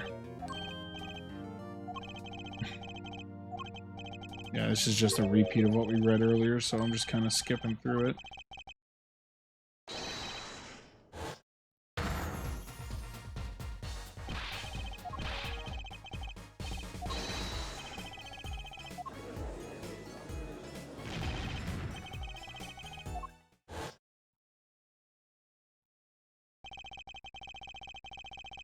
Came here on that fateful morning. I still have my badge, but now, like an amputated limb, I can still feel it itching. Where do I start? I don't even have the authority to investigate. Hey, you there, sir? Down in the hall, floor on your head. Now and now, now. What's the big idea? My ears. No unauthorized personnel aren't allowed in here. But that would mean all unauthorized personnel are allowed. I just said it like it is, sir, and it's usually wrong. Thrown out of the precinct, lost my friends, my girl, and even my wallet. We've met before, haven't we? On a case 2 years ago? No recollection of that, sir. For me, working on a case is always in the present progressive tense, sir. There's no past, there's only now, sir. Okay, you're the bailiff, right? Yes, sir. Court Bailiff Mike Beacon's at your service. I've asked to meet with the bailiff at this court who let the magician escape. Let me try to make this absolutely clear as possible for you, sir. It was me, sir. But you were a regular police officer once, right? Sometimes bad things happen to good people, sir. Something tells me it's a long story. Let's not go there. So you were in charge of the security at the time of the vanishing? I'm dying over here. Oh, it's hard knock life, sir. Thrown out of the precinct, lost my friends, my girl, and even my wallet. Guess I wasn't the only victim. Last time we met, you were a police officer, right? In fact, you're still wearing your uniform. Sir, I wish I didn't have to tell you this, but last year tragedy struck a rising star at the precinct. I lost my case files 4 times in 3 days. They fired me. It takes real talent, actually. They don't know what they're missing. So here I am, sir, forced to start from square one, a lowly bailiff. But your uniform? I took it with me as a souvenir the day I was fired. That can't be legal. So, you were the one who let the magician get away that day? I'm dying over here. A star rises among the court bailiffs full of hope, then tragedy strikes. Is there anything you can tell me about it? About Zach Grammary's disappearance? Oh, the humanity. That's enough of that. Why, yes, I'd say it was around 2 p.m. when I heard a commotion in court. Opened the door to see what might be amiss. The door slams open, and some guy's face is right there in front of me. Face. So, you saw someone suspicious coming your way. Yes, and I, being a bailiff a little standing, I gave chase. Chase that silk hat all the way down the hall, sir. I have a diagram of the court building here. Ah, there's courtroom number 7. That's where I was, sir. All by myself, nary a friend to call my own. Okay, and which way did Zach Gramary run after bursting through the courtroom door? He went up like this and around the corner like that. So I, with no delay, ran after him with no delay. When I turned the corner, I saw that magic man run into the defendant lobby. Swiftly, I ran, following him. I threw myself boldly into the room. Why, I remember it like it was right here, because it was. Lobby number 2, sir. You ran into this room? I don't see any place to hide in here. Believe it or not, sir, I didn't believe it. Here in this room, the magician, gone, vanished like a puff of smoke. Except there wasn't even any smoke. He was just gone. That's impossible. Yes, that word. How many times have I said that word? Even the sound of it causes me indescribable pain. I'm dying over here. Okay, I won't say it again, I promise, but you have to admit it's difficult to vanish into thin air. Did you search the lobby? I searched. Why the pause? There was nothing here at all, sir. That's right, nothing was here, sir. How can you talk so loud and still be hiding something? So Zack was in this room when he vanished. Absolutely, sir. I saw him with my own eyes. That red silk hat, that flowing cape. He ran right in here. Silk hat, cape, that's Zack, alright. But, sir, look at the room. There's not a single place to hide. Sir, there's nothing I could do but nothing, sir. What about now? Have any ideas? Sir, ideas about what exactly, sir, if you don't mind me asking? You've had quite a bit of time since then. Has nothing occurred to you at all? Do you have any idea what trick he might have used to disappear like that?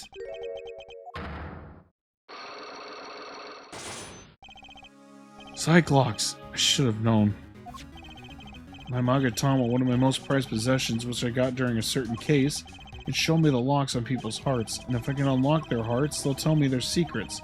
The Magatama starts a hall, and the Magatama ends it.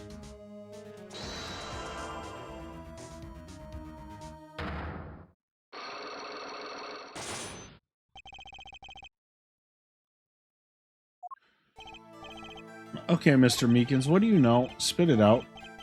Hey, what's with the atmosphere in here all of a sudden? You know something, and I'm gonna find out what. Zack Grambury vanished from this room. How'd he do it? How, sir? Well, sir, I can't say it. Sir, why are you so nervous if you aren't hiding something? Well, you see, at the time I was here and... Listen, it was impossible. What could such a little girl possibly do anyway? What did you just say? Sir, did I just say something? No, you screamed it through that megaphone of yours. There was someone else in this room, wasn't there? Sir, I'm gonna have to invoke my right to remain in a state of not talking. It's okay, Meekins, you don't have to tell me who Zack's accomplice was. I know who was in here on the room that day. Sir, girl, never seen that girl until just the other day. Mr. Meekins, I'm not buying it. Sir, that day she was here in the room, sir, but he wasn't. You mean you chased her into this room, not him? Sir, in my days as a police officer, literally days, I've learned a thing or two. Okay, just one thing, but it was how not to mistake a girl with a 7-foot-tall magician. 7 feet? Zack isn't that tall, is he? You have a point. I find it hard to imagine that anyone would mistake a little girl for Zack Grambury, but you saw something, and therein lies the trick. I think you know what it was, Mr. Meekins. Tell me, does this trick look familiar?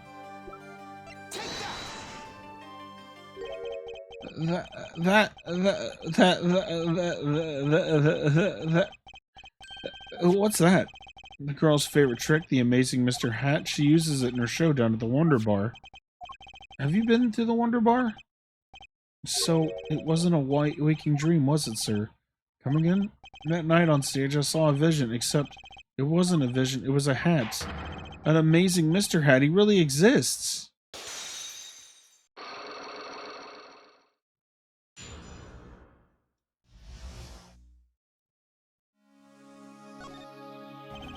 I remember it clearly, though the details are a little vague. Zack Grambury exited the courtroom.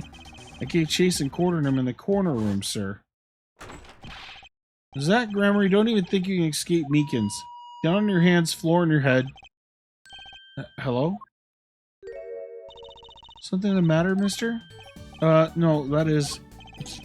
Sir, I'm currently chasing a suspect. Zack Grambury, do you know him? Oh, I love Zack Grambury. His magic is the best. I'm his biggest fan. I see, that's why you're wearing that costume you're wearing. Anyway, that very same Zack came into this room, but no one's been in here except me. But he has to be in here somewhere, under the sofa, in the trash can, behind the painting, under the rug. So, Trucy was his accomplice. Imagine my astonished surprise when 1 week later, I just happened to walk into a bar and see him, Mr. Hat. I couldn't believe my own eyes. For a while, I thought it had been a long dream. A dream that lasted a week? But it wasn't the magician who disappeared, it was Mr. Hat. Though it seems complex, what really happened that day was quite simple.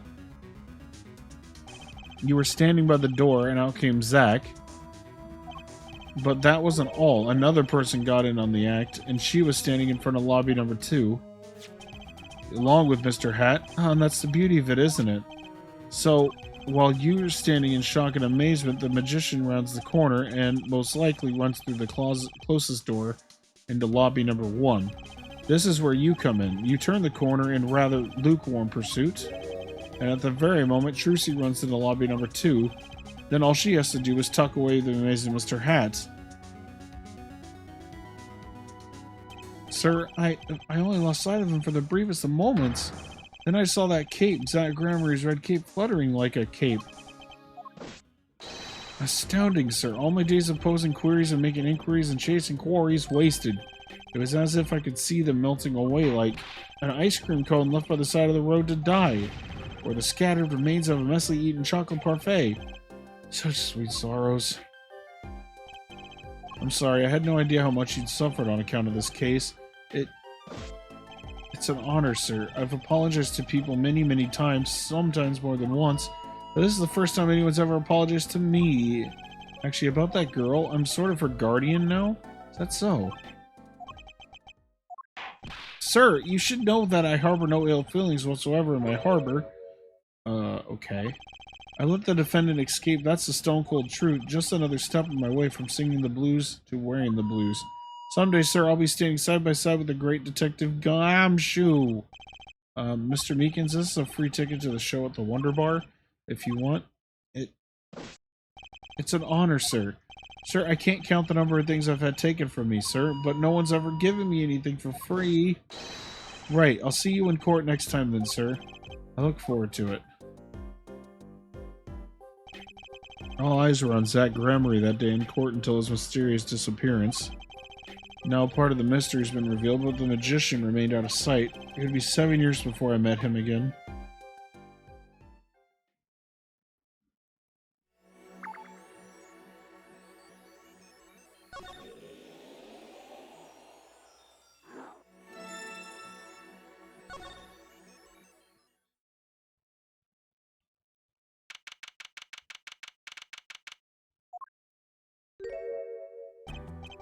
I'll be taking my leave now. Still have some work to do back at the office.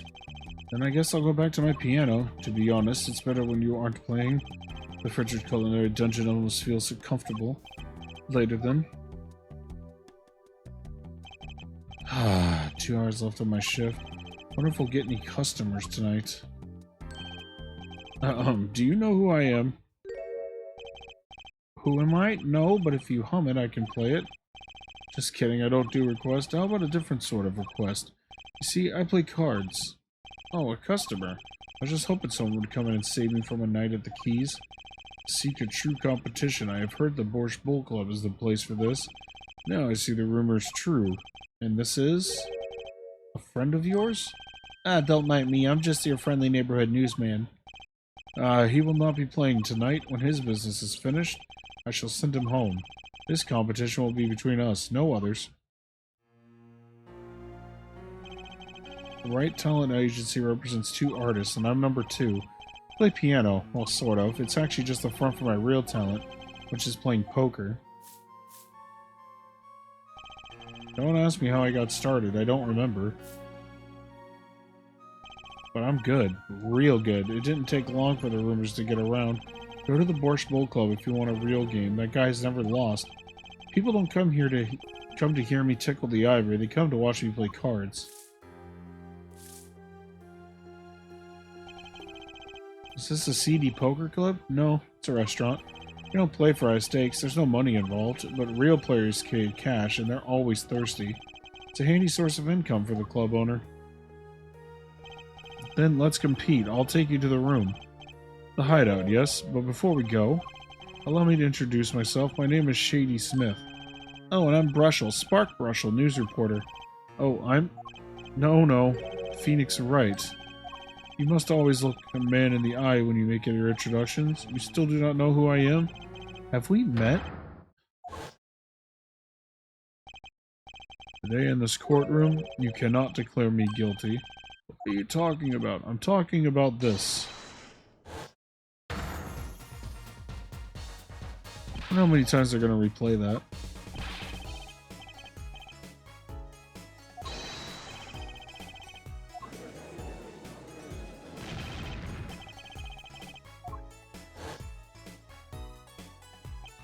You can't be... But you're... Zach Gramarye? Yes, the reincarnation act of the century. Pity I only have an audience of one. You. Zach Gramarye, this must be a bad dream. In a sense, this guy ruined my life. You there. We will play soon. Ready the room. I will be preparing the hideout for you. Are you really him? The Zach Gramarye? Now I am Shady Smith. Remember this. How many years has it been now? 6? In exactly 3 days from now, it will be 7. Caused you much inconvenience, I fear. Yeah, you could say that. Is she well? Trucy, I mean. She's fine. I've got her working already. Hope you don't mind. I need hardly express my gratitude, but you have it. This is why I have come. That and to settle a matter of cards. By which you mean poker. Those eyes, he's serious. I despise losing above all else, and so I haven't decided that I will win tonight, no matter what it takes. I know this guy's type, and they're dangerous. Everything's about the competition. All else is secondary. Perhaps we should take this time to talk before we play. I know you have much to ask me, and I, you.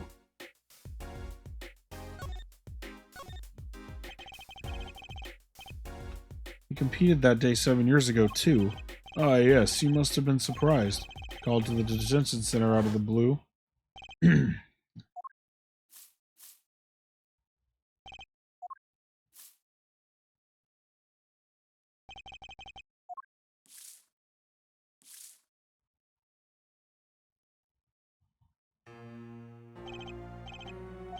lost. It's only a game of poker. A game I played for a long time and only lost twice. Who was the first? The man I killed, of course. You chose your defense attorneys by playing poker. Some are hired, others fired. When you compete, you see a man's true nature. You know what I speak of. I know that you do. Trucy's power. Trucy? She's in a class of her own. For 7 years I've played poker here at the Borscht Bowl Club, and I've never lost once. I'm good, but not that good. I win because whenever there's a big game, I bring in Trucy. And she sends me signals. Daddy, he's got a good hand. You might have a chance if you act quick. Better call him soon. Can you tell me what her power is? Judging a person's thoughts by reading their reactions is a staple of performance magic. But those of Trucy's line possess far greater skill. Her line? Recall, you were the second man to whom I've lost. Magnifique Gramarye. That was the first time I learned of this power, as you call it. Wait, so you're saying her power is genetic? It's just in the Gramarye blood or something? Blood. I'm sorry, but it's not something told lightly to outsiders.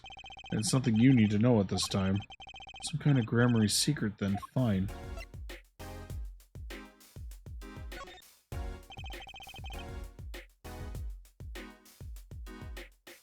She's 15 this year?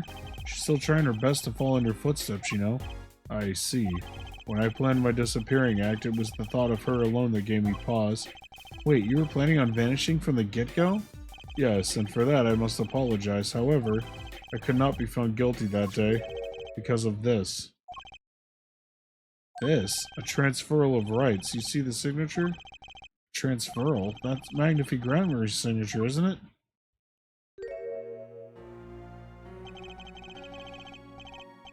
I hereby give all rights to the secret staging and performance of my magic to the recipient named below. The recipient's name is you, Zach Gramarye. Yes, it is I. Wait, this page looks torn. You recall the diary, yes? First, take a close look at this diary. Note that a page has clearly been ripped out. I have here what I believe to be the missing page. Wait, let me see that. How could I forget? That scrap of paper lost me my attorney's badge. This is the real page that was torn from the book. Magnifique gave it to me that night. You could have told me this earlier, like 7 years earlier. Once again, I must apologize. It was all I could do to prepare for my escape from that courtroom. The greatest of Magnifique Gramarye's illusions of true art As such, they are well protected by this document. Only its bearer may perform its illusions on stage. Sounds like a pretty important thing to have if you're his disciple. As the rightful heir to his art, I too wanted a rightful heir. Rightful? I'm sure you know who I chose as my successor. Your daughter. That's why I have risked all to come here tonight. Rushel? Sir? Ah, here you go. What's this? A letter passing the rights I have inherited to Trucy. I would have you sign here as a witness. But I'm not a lawyer anymore. And you need a public notary besides. I may not look it, but I am a certified notary. You are?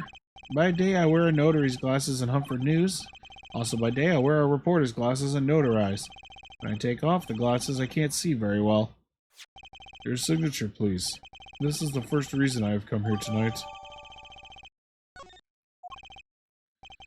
I finally figured it out. Now I know why you've come out of hiding only now. It's been 7 years, you said. Precisely. There's a law that covers your situation. After 7 years, missing persons are considered to be legally deceased. So, if someone was to vanish from the face of the earth for 7 years, they would lose all rights as a living person after 7 years from that day. Not to mention all their possessions. Exactly, which is why I'm here. I risk showing my face in public for the sake of this document before my 7 years are up. You might say I am securing my daughter's inheritance. But do you really need this document? Wouldn't Trucy inherit your estate automatically? Not in this case, I'm afraid. This case? Yes, I received the performance rights from Magnify Gramarye. However, this was done in secret without witnesses. Before Magnify died, 2 potential successors to his repertoire were named. Myself, Zack Gramarye, and Valant Gramarye. Not Trucy. I see, so you do need this document. I have known Brushel since before I vanished. He is a man I trust. Now only 3 know of my rebirth. I took the liberty of looking into Trucy's background and found you had no other close kin. Is as you say. Okay. Just kind of hoping he'd say something about the mother at this point. I know everyone else, but Trucy's mother is a mystery.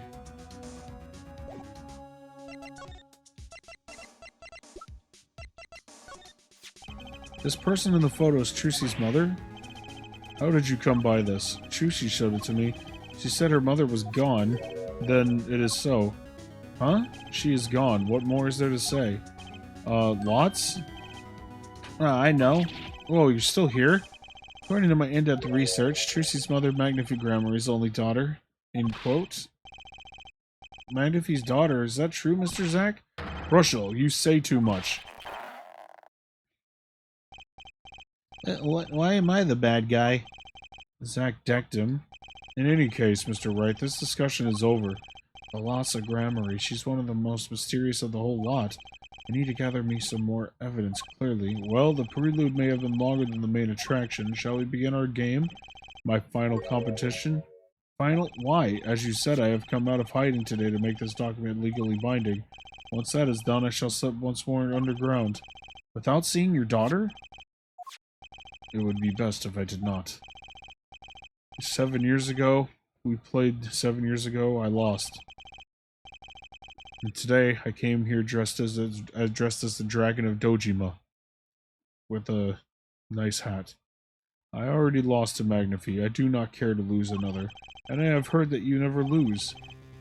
It's just a rumor. Yes, for it is impossible to never lose unless one has an ace up one's sleeve.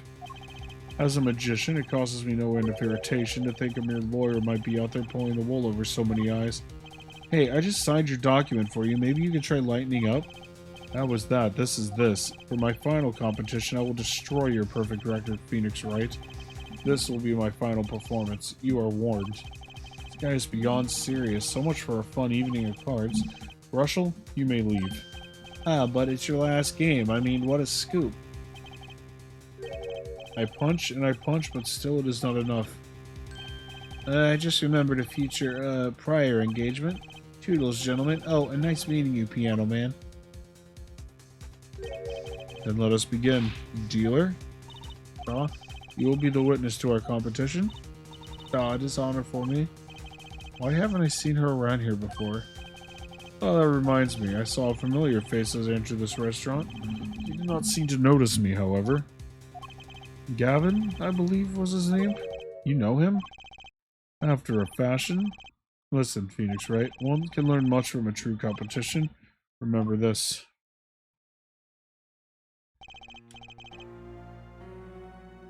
A Gramarye power. I was close to understanding it, but I needed more, and I knew where to get it. Trucy's mother. I need to meet that reporter again, that was clear. And one other thing. From the moment my final competition with Zack began that night, a name was running through my head. The name of a man now in prison. A name Zack Gramarye knew, but how and why?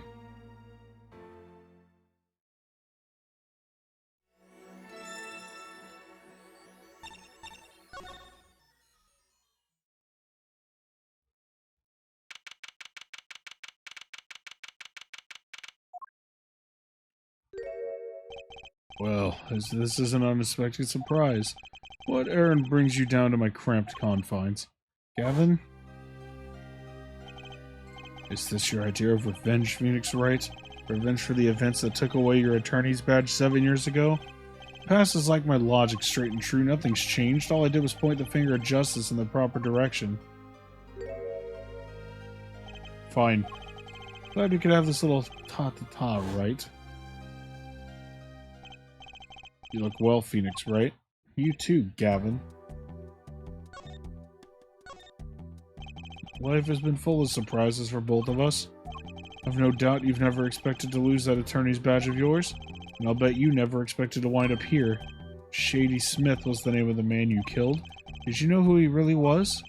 Who he was? Zack Gramarye, you know, the defendant. I remember him, of course.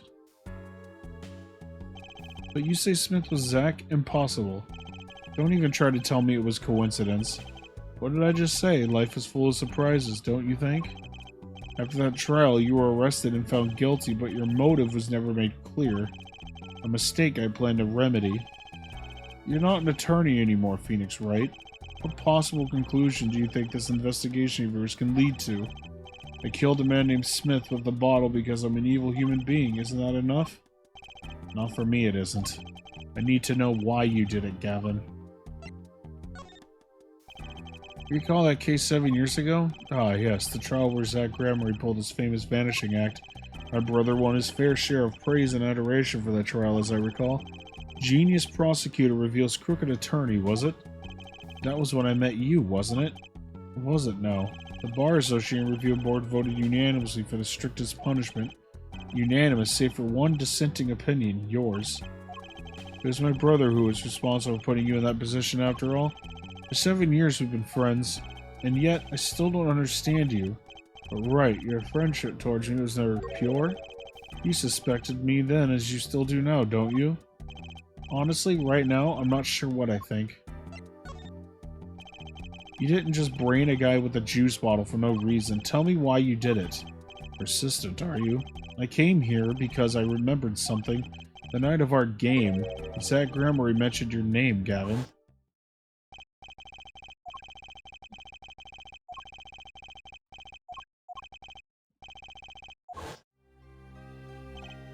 After that, he was killed, and I asked you to help me, because I remembered your kindness back when everyone had turned on me.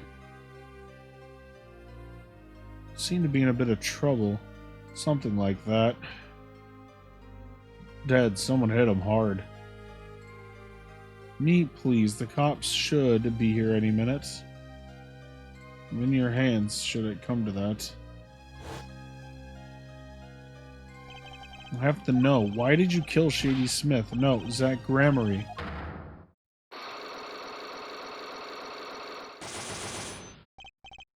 Whoa! I've never seen Cyclops like these.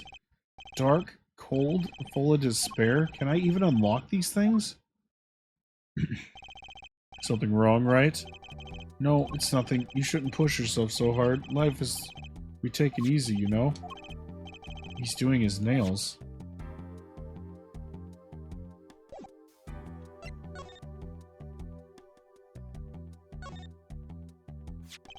You're thinking, what self-respecting man would use nail polish? Not really. I know appearances are a big thing with you. You know what I say? One cannot live a beautiful life without beautiful nails. First rate in all things, except nothing less. It certainly does look like a first-rate nail polish. I liked the sparkly bottle. It's crystal. If you're so drawn to it, please have one. It's on me.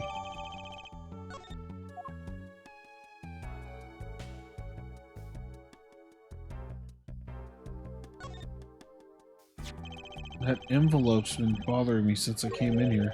It's not nice to peek at other people's mail. You get mail here in jail? And I do, though they read it first, apparently. Still, I'm allowed the pleasure of correspondence. Packages and the like are a different matter, however. Looks like sneaking a peek is out of the question.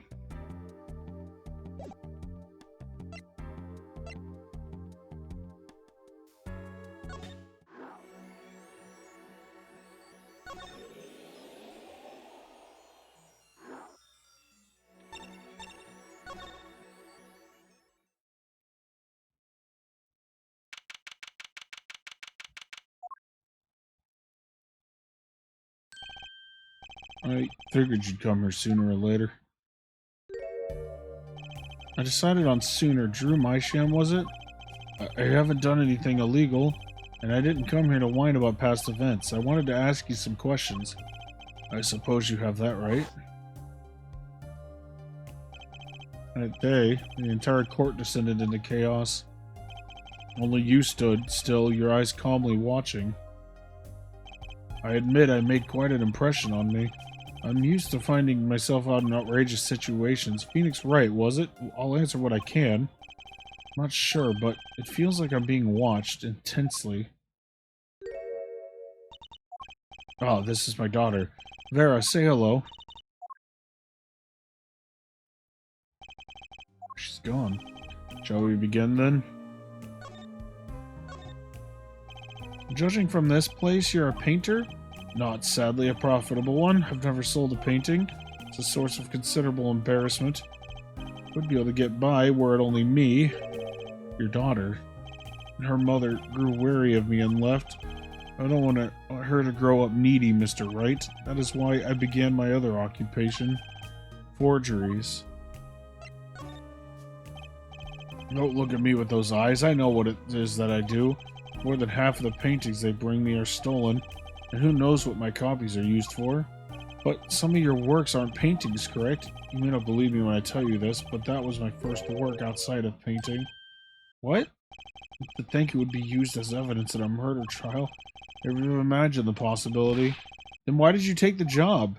I was well paid, very well paid. I think he feels worse about it than I do. The past is hard to escape. Honestly, the sooner I can put this behind me, the better. With apologies to you, of course. Sorry, but it's not going to be quite so easy. He's trying to forget what he made. Looks like we'll have to remind him.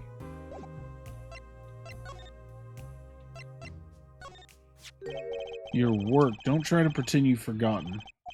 Sure, all you did was make a copy, but that copy might have destroyed the life of an innocent man. I'm responsible too, which is why I have to know, and you have to tell me. I knew it would be difficult to escape this. Then let's talk.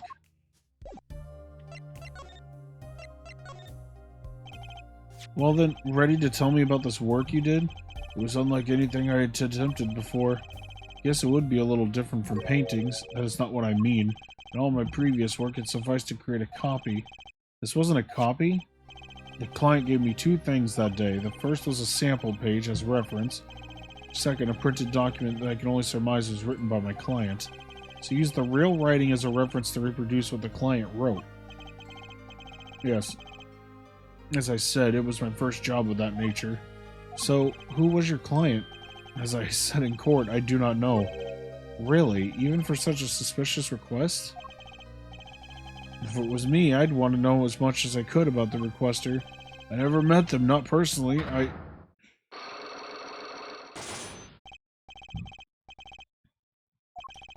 Seems like you're still hiding something. Something about this work.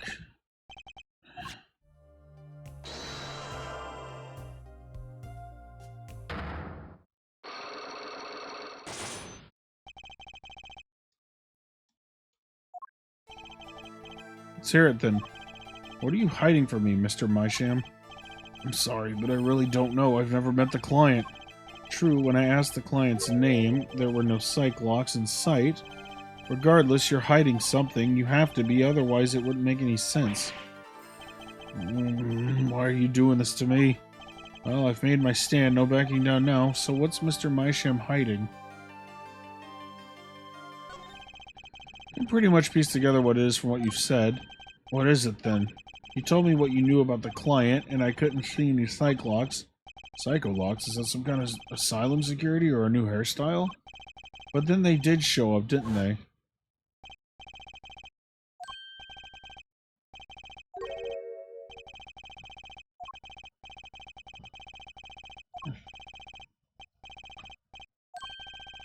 Not personally. Those words triggered the Psycholocks. Again with the Psycholocks, now I really must know what they are. So you didn't meet with the client, but someone else did. Maybe the real forger behind this evidence? Perhaps I'm hung up on this lock business. I'm afraid you've lost me. Yeah, well, I didn't come here to talk about the Psycholocks. As long as I come to the right conclusion, it doesn't matter how I got there. And your conclusion is... the real forger behind this wasn't you, Mr. Mysham. Poppycock, I don't know what you're talking about. That's my work, I tell you. Made here in my studio, who else could have done it but me? That's the real question, isn't it? If the forger wasn't you, then I don't have many other people to choose from. The real forger at True Studio is...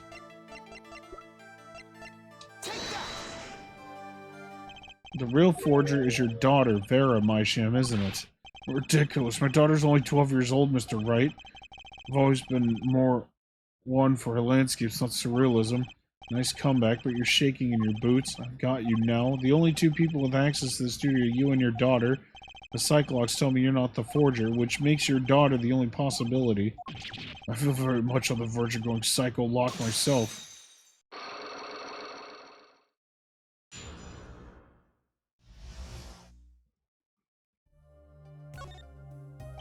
I don't know how you knew, but you're right. Only one who made this page was my daughter Vera, not I. She's only 12, a genius you might call her. Precocious little girl outshining her father. There's been a lot of that going around recently. Let her play in the studio and she watched me. She taught herself in that way. The drafting tools and analytical devices I bought when they became necessary, they're my little girl's playthings now. Do I detect a bit of fatherly pride? So Vera was the one who made this page? Would she know who the client was then? Actually, the client came once, here to the studio. What? Why didn't you say sooner? Her face was covered and they did not want to talk to me. So, they talked to your daughter. I will speak only with the artist, the client told me. That little girl is the key to our mystery client's true identity. Oh, shit.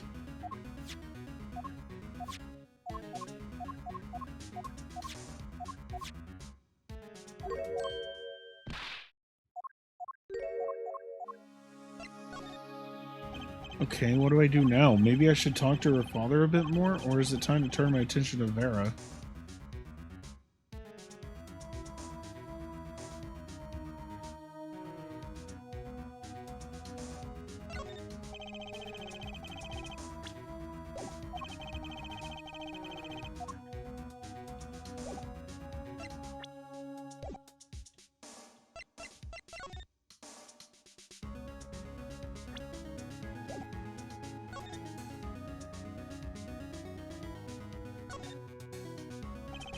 You know, just sidle on over here for a closer look.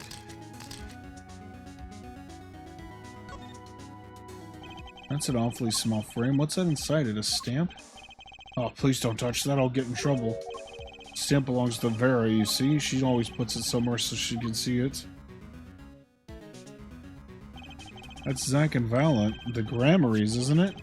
Post office issued that commemorated stamp last year when the Grammarys were at the height of their popularity. Not anymore, now that one of them has vanished off the face of the earth. Vera went to see one of their shows when she was quite small. She's been a dedicated fan ever since. She watched them every time it came on TV until the end. Stamp's quite hard to come by, I hear. Still wonder how she got her hands on it.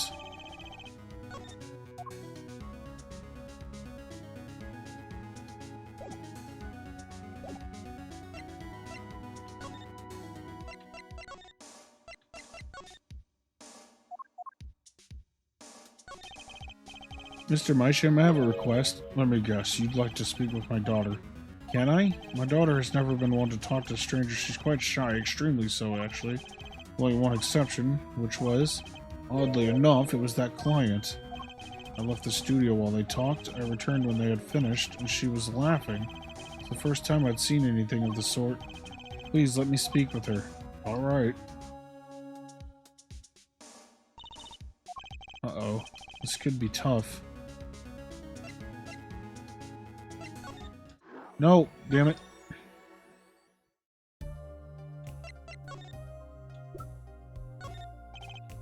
And then there's this. My stamp. Hey, she spoke. She can talk. Yeah, so the stamp, how can I keep her talking? Isn't Troop Grimari amazing?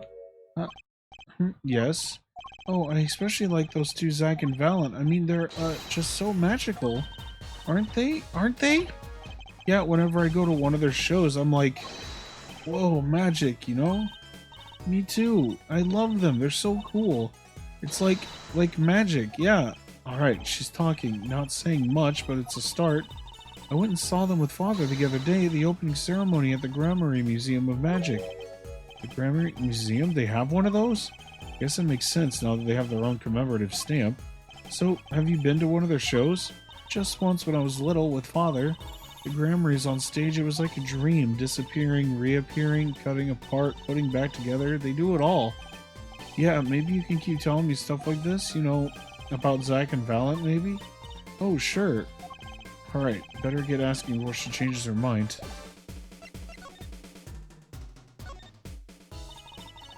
I don't go outside much. I like to paint in here. Why don't you like the outside? There's bad people out there. Well, true, but there are lots of good people, too. Actually, I should tell you, she was almost kidnapped once. Kidnapped? Since then she's been, well, you can see for yourself. She refuses to leave the house. I see. Wait, but that doesn't make sense. She said she went to the Gramarye Museum. With you, in fact. Oh, yes, actually, she was quite insistent on it, much to my surprise. That was the first and last time she expressed such a desire to me. That person gave me a good luck charm. Good luck charm? For when I absolutely had to go outside. Yes, apparently she received something, a gift, from that client, actually. She won't tell me what it was. Father, I told you to keep that a secret. From that client, huh? This is I have to hear about. So your father tells me you're good at painting all sorts of things. I really like painting a lot. Father's always very happy when I paint them exactly the same. So you did this too? Oh, yes, that was my first job. Your first? All I used to do was paint the same thing I saw, but this was totally different. The pen slips in the way the writer held the pen on the pressure on the nib. I had to use a microscope to analyze it on the computer. She seems happy. Odd, her work was the last nail in the Gramarye coffin. I guess no one told her. They're the best in the world. Oh, you mean the Troop Gramarye? Of course. Father gave it to me. Your father? But I asked him about it. He didn't know how you got it.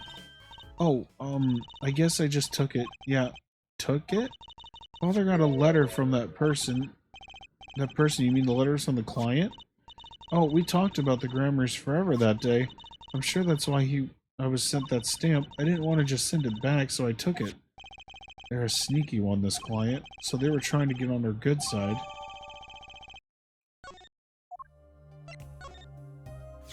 So, you met the person that asked you to do this job, and you talked with them? What's this about a good luck charm you received? I can't talk about it. If I do, it won't work anymore. That's what I was told. Yeah, but I really, really have to know.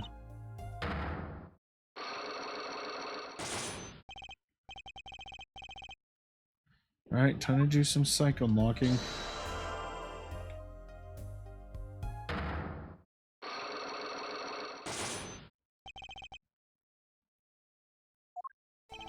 You seem to trust this client quite a lot, in fact. Because they gave you this stamp? No, that's not why. They listened to me. To my problem. The problem that keeps her inside all the time. Don't go outside if you don't want to. That's what they told me, but when I absolutely have to go out, all I had to do was use a good luck charm. A good luck charm that your client gave you. I think I know what your client might have given you, actually. Is this your good luck charm? This is what they gave you, wasn't it? The same bottles over there on your desk. Your good luck charm, right? I heard once cosmetics were once thought to ward off evil. This is a magic bottle. It has the power. Of course it does. I'll just refrain from commenting anymore on that one. I think I know who gave you that bottle, actually. The one who asked you to do this job? Was this the client?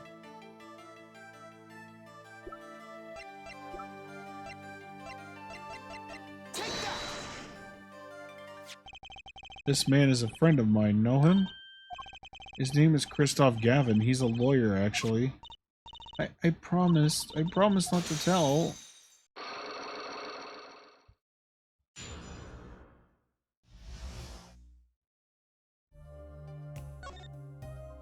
I'm sorry, I can't talk about the client. I promised, and if I break my promise, the spell won't work. I don't need a name anymore. I've got my answer. You're pretty confident in this charm, then. I think they might be the devil. Huh? Or maybe an angel? What do you mean? I saw it, or I think I saw it, when they gave me this. I saw the devil's face. Are you saying the client's face looked like the devil's? No, the client was gentle with a gentle smile. So where'd you see this devil then? It was so quick, I don't remember well, but that's when I knew that person wasn't like other people. That's why I believe in my good luck charm. Not sure what this devil she saw was, but it's pretty clear that Christoph Gavin has her charmed. Well, I think that's all. I'll be leaving now. I'm sorry for what happened. If you want to apologize, try to my client, Zach Gramarye. Did I do something bad? What makes you think that? Your eyes, they're sad. Very sad. I'll put on my smile next time I come, I promise. I hope to see you smile then too, Vera. Oh, okay. Thinking back on my first encounter with the young forger, I witnessed something of vital importance that day. Of course, by the time I realized it was already too late.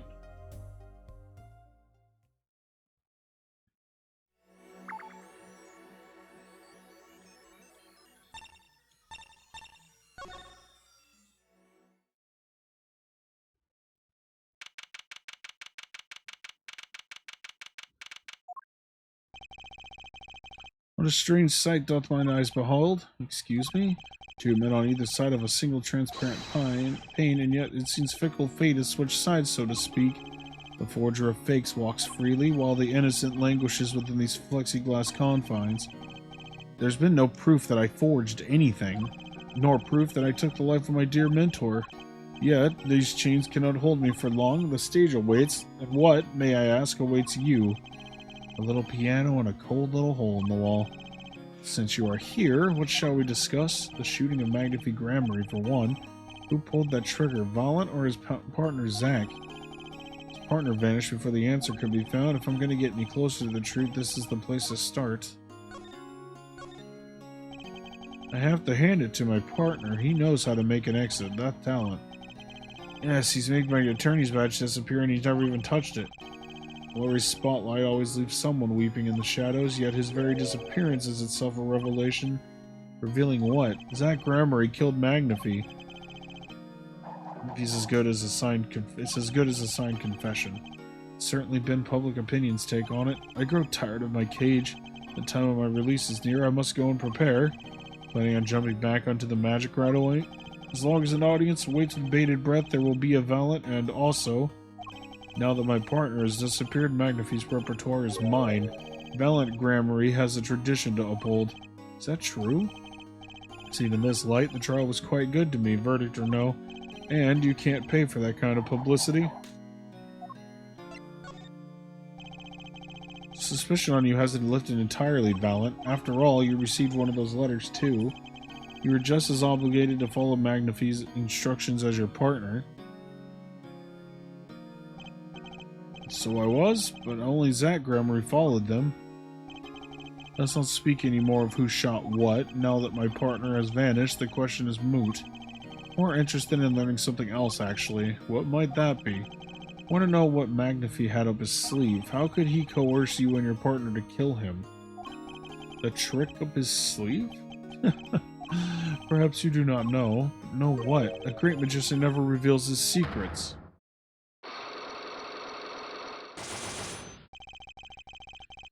Didn't think that would be easy. The audience must remain forever in the audience, bathing in the reflected glow of the spotlight.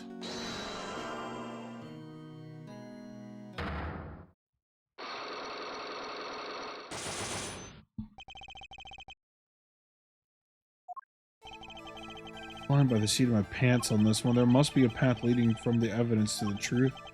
That's what I'm gonna find. To ask someone to take a life, even one not long for this world, that's asking someone to commit murder. Yes, our mentor was fond of dramatic moves and dramatic finales. And he got his wish. His life was taken. What weakness could be so powerful as to coerce someone into committing murder? My guess, it was a matter of life or death. Care to explain? Your troupe lived in a world of showmanship. The flashier the better. Flashy so often means danger, doesn't it? Let us make this as painless as possible. If you have proof of this danger, then show it.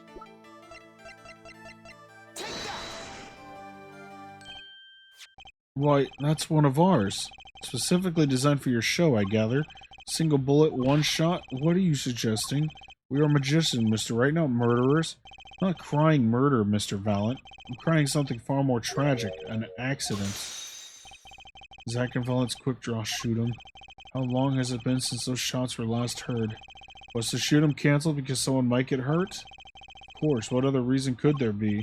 Well, it could have been canceled because someone had already been hurt.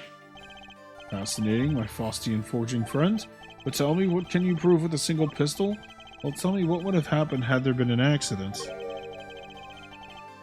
What if one of your bullets took a life on stage? The performance of magic is not concerned with what-ifs. It is concerned with precision. Precisely whom do you claim we shot? Looks like I've chosen the right path. Let's just hope it walks with me. Life was sacrificed and the show must go on. Might go on, and this shows who it was. But that's Zack Gramarye's wife and Trucy's mother. Thalassa, I believe, was her name. But how can you say this? How can you say she was struck by one of our bullets? Still in denial mode, huh? Thalassa was at the greatest risk of being shot, and this clearly shows just how much danger she was in. Troupe Gramarye's performance were very, very popular. So popular, they even made a commemorative stamp at the height of your fame. We were not merely the latest craze, we were an age, a golden age. It's all here on this stamp. There's Thalassa, yes? Trucy's mother is missing, I hear. What happened to her? I don't know. Part of his memory's still locked up.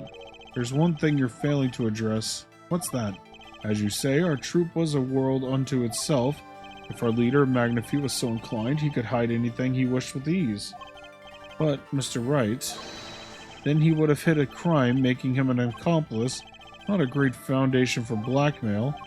Now it's got a point. If one of the troupe members died in an accident, Magnifee covered it up, his innocence would come into question.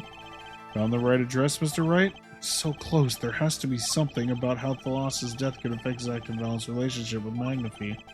I see it in your eyes. You still have something to say. How can you possibly prove more than you already have? I'll prove why Thalassa's accident has tied your hands completely. It's going to take a little knowledge of the players to crack this one. The accidental death of Zack's wife tied both of your hands. This information's proved why Magnifee held so much power over you.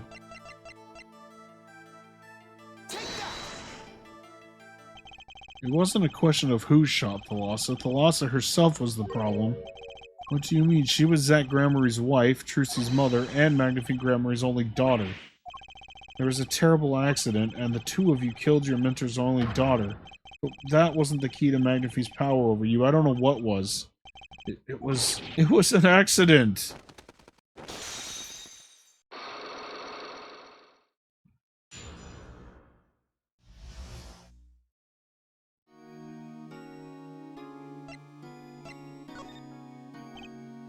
There's no proof. None at all. But Thalassa went missing, and your mentor blackmailed both of his disciples. It doesn't take a genius to put one and one together. Ours was a complex family. You mean Troupe Gramarye. The master, Magnifee Gramarye, and his only daughter, and his two disciples. That does sound like a recipe for disaster, doesn't it? Do not be tempted into faulty flights of fancy. Yes, there was an accident, but that is all it was. An accident. Zack and Valence tour de force. The guns blaze, the bullets fly straight towards that beautiful body on stage, and crash, zing, pow into everything but her. Now that's magic. Happened one day when we were practicing. Same trick with a new twist, and tragedy. But as for whose bullet stole Thalassa's life, we shall never know the answer. Thalassa disappeared from our lives, and Zack was bereft of his wife. Trucy lost her mother, and Magnify his daughter. And that led to blackmail, I take it. It's all part and parcel of the darkness that comes with the curtain's fall. Why did Magnify Gramarye try to cover up the accident? It was his own daughter who died. All I can say is it was a critical time for True Gramarye, a passing of the torch from Magnify to Zack and Valent. We all sacrificed that it might be a success. Thalassa's death was the greatest sacrifice of all. Yet, even with her life was extinguished, her presence was not. What do you mean? In time, we, myself and Zack, found we could no longer oppose Magnify's wishes. Magnify forced us to perform his art for his benefit. I see, I guess I can understand. I mean, he did lose his only daughter, but do you not find cowardice in his actions? To decide to hide the truth from your own daughter's death is one thing, but then to hang that death as a guillotine above our heads? Things are dark behind the scenes in True Gramarye, that's for sure. Does Trucy know? She was not told, naturally. Who would want to know that their father might have taken their mother's life? True. They had not thought of that accident for a very long time. Sorry to dredge up old memories, but this has helped a lot. Not to find Magnify's slayer, I should think. True. After that accident, there was one who came sniffing quite persistently. A reporter? He called himself a newsman at the time. Often I spied him lurking about the dressing room doing his research. Do you happen to remember his name? What was his name? Sorry, I have forgotten, but in the course of his interviewing, he became quite close to my partner, Zack. I liked him not. See, his name, I do not recall, but his scent, the cloying aroma of mint. Yes, whenever he smiled, which was far too often. See, thanks for your help. It does no good to interfere with the past, Mr. Wright. You will not uncover answers, only wounds. I'm sorry. Began to notice a dark curtain hang over True Gramarye, and I began to realize what I had to do.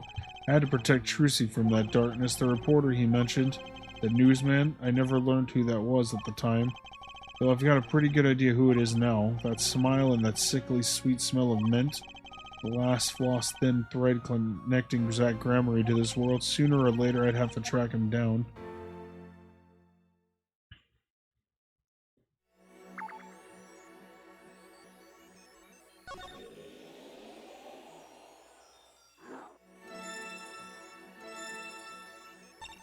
I think I'm done with all the past ones. Yes, I am. Okay.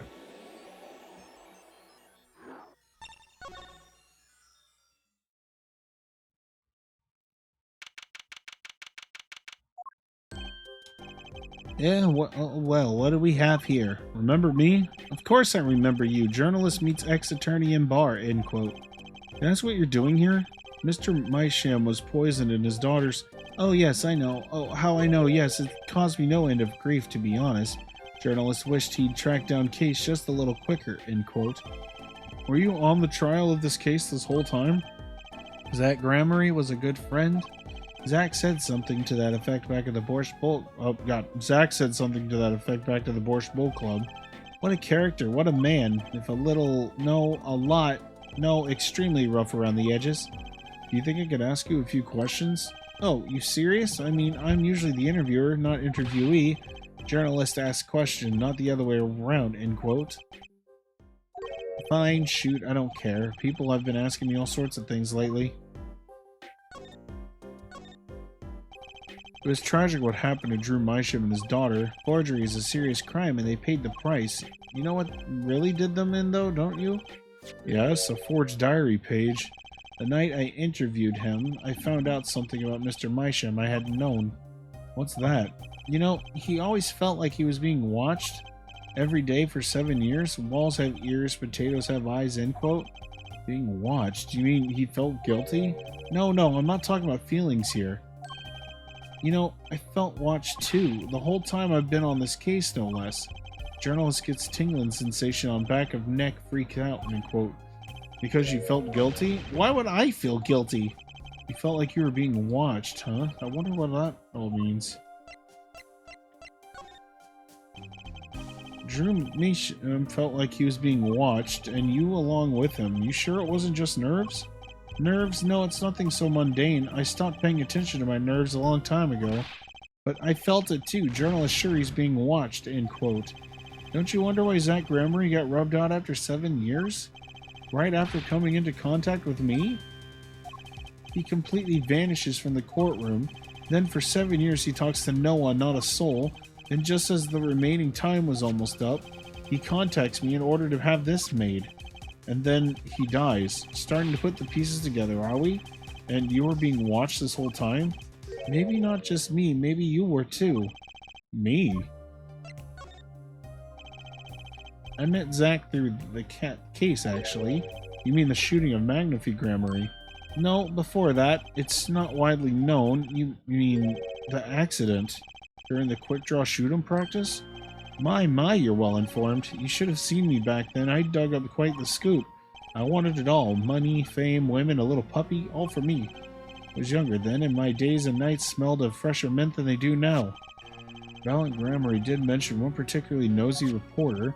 In fact, I was on close speaking terms with Magnify Gramarye at the time. I knew his daughter too, of course. Thalassa, was it? Really? Then Thalassa disappeared quite suddenly at that, and Magnify wouldn't say a word about it. Yeah, my evil habit got the better of me. Journalist catches scent of a scoop, goes on feeding frenzy, end quote.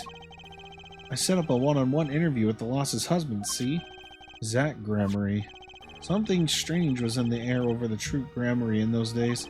The whole screwy mentor-controlling disciple scene started by then, I'm guessing. Thalassa, she was part of it all, right? Come on, you can tell me off the record? Sorry, I don't know. Anyway, I kept prying and eventually became friends with Zach. Sure, he punched me once or twice or 5 times, but over time he came to see me as his confidant. He's been waiting this whole time, 7 years, huh? Waiting? For his big comeback, of course, a big revival of the Magnify miracle?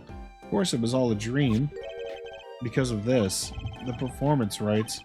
In the absence of any official documents, he was golden. Who's to say the old man didn't give his right to both Zach and Valiant?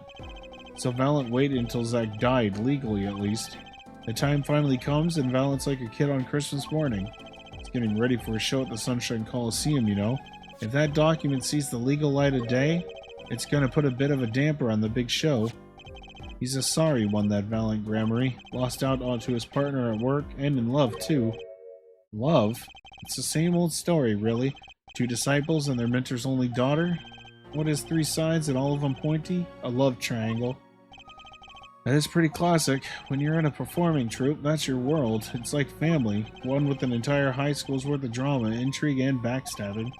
In the middle of all this, Thalassa has Trucy, and then she dies. I need to find out more about this Thalassa.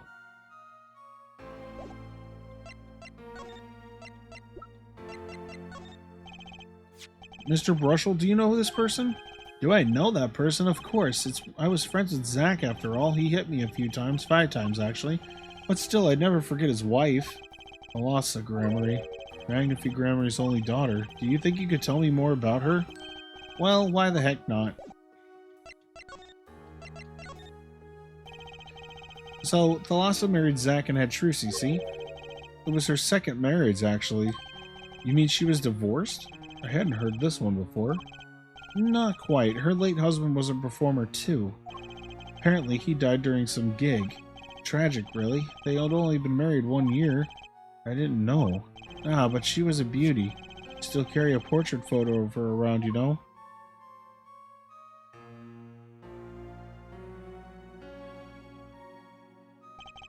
I've known Trucy since she was a little thing, too.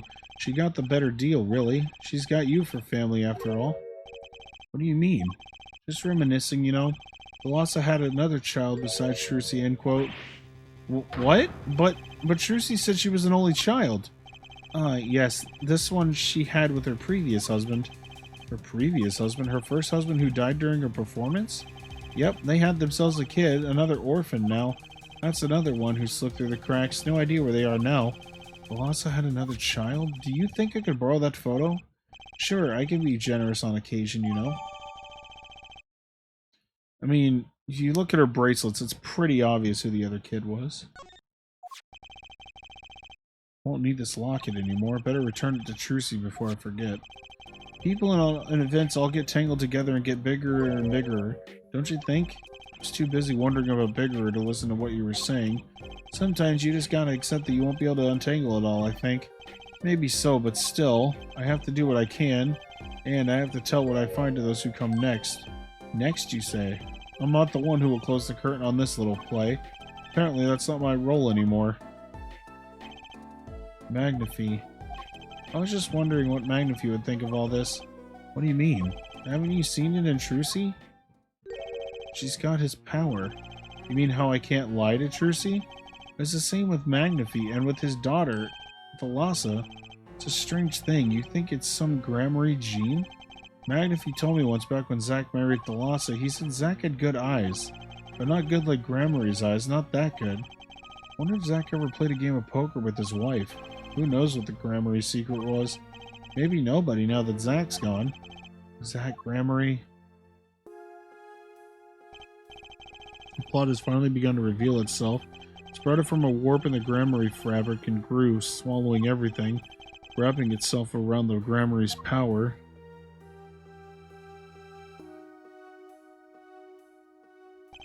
Power which passed from Magnify Gramarye to Thalassa to the next generation.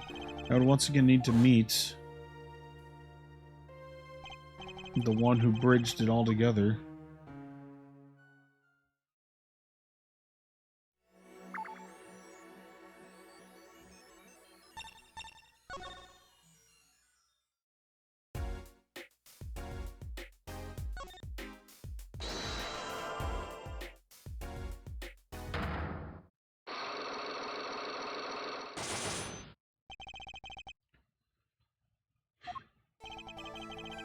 I have to know more about this power of Trucy's. It's like she can see right into people's minds. The first time I saw her do it, it blew mine.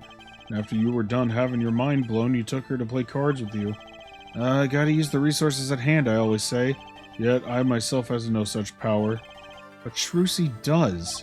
Why is that? Maybe Trucy got her power from her mother? Thalassa Gramarye?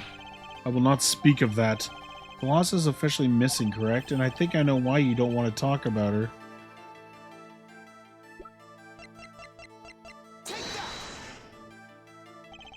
Three of you were a team once. Not that the entire country doesn't already know this. At your peak, you were the biggest stars around. Yet, there's another story behind the frame, one that not many know. Thalassa lost her life during a rehearsal. To you and Valiant Gramarye's bullets. It was an accident. It wasn't me. How could I shoot my dear Thalassa? Sir Valiant would say the same thing. Why, it's just like another murder, I might mention. Damn you. Her eyes. I loved Thalassa's eyes. I think you could read my mind was frightening. But there was a warmth in them that I felt. Like an embrace. She's dead and Magnify Gramarye has joined her. So the only one with her power left now is Trucy? Mr. Zack?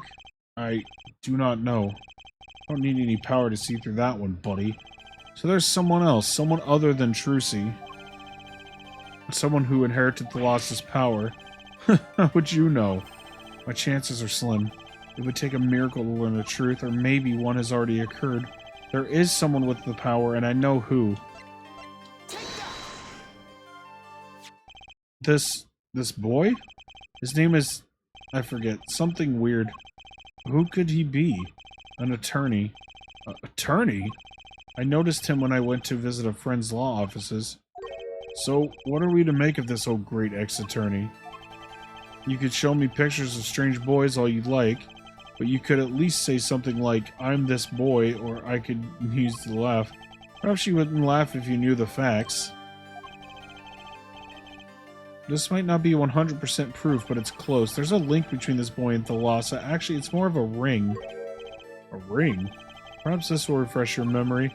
Just so I happen to have evidence showing this missing link. Actually, I know something. Your marriage to Thalassa was her second. How did you know this? Her first husband, he died a year after they were wed, yes? He was a performer. They met when he joined us Gramarys as a guest in our show. After Thalassa wed him, she left the troupe for a while. And you say she had a child then? I have a photograph of her here. Couldn't help notice what she was wearing when I first saw this. Those bracelets stand out. They're a Gramary family heirloom. This boy wears a bracelet just like the ones in this picture. What? So, that's why. Why what, Mr. Zack? I took this photograph of Thalassa before she left us. When she returned, she wore only one bracelet. I bet I know where that other one went. She gave it to this boy. Her son.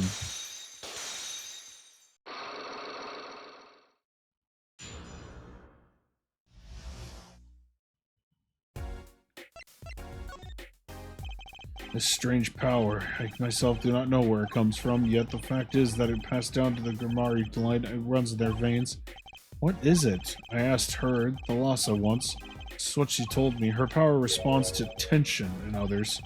Tension? If she were to face a person and they became tense even slightly, then she would know, no matter how hard they tried to hide it from her, so she could see it. Not quite. This is the strangest part of it all. She wouldn't realize that she was subconsciously detecting this tension without the use of a particular object, or in this case, her objects. Wait, were they something she wore? Yes, her bracelets. I admit the first time I saw one of these, I felt there was more to it than just fashion. What kind of power could a bracelet have? I have made a decision. I will tell you all I know. Consider it a gift. Well, I hardly need you to tell me at this point, but those two are brother and sister? Yes. And the brother, too, has this power of theirs. So Trucy has an older brother. Wonder what'll come of that. Mr. Wright, tonight, after our game is done, I will return to a life of hiding. I would not see her live her life without knowing. I understand. I'll tell the two of them when the time is right. I am in your debt once again. No kidding. What I want to know is how all this got to be so messed up. Those bracelets are made of a special alloy and it's said to expand and shrink very slightly in response to body warmth.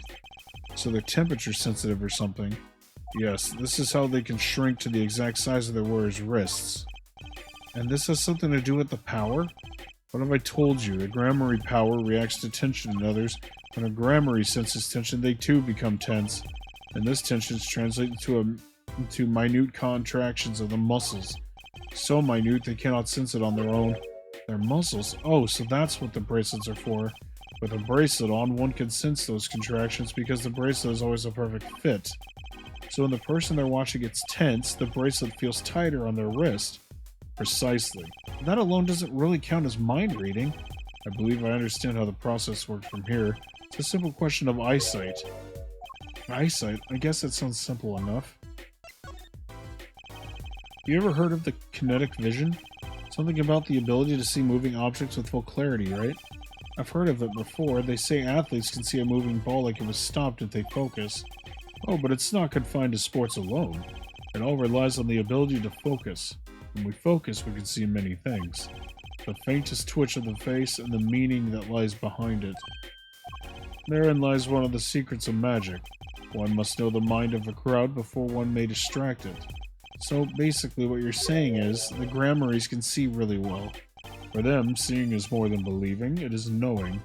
Their power relies on eyesight combined with exceptional focus.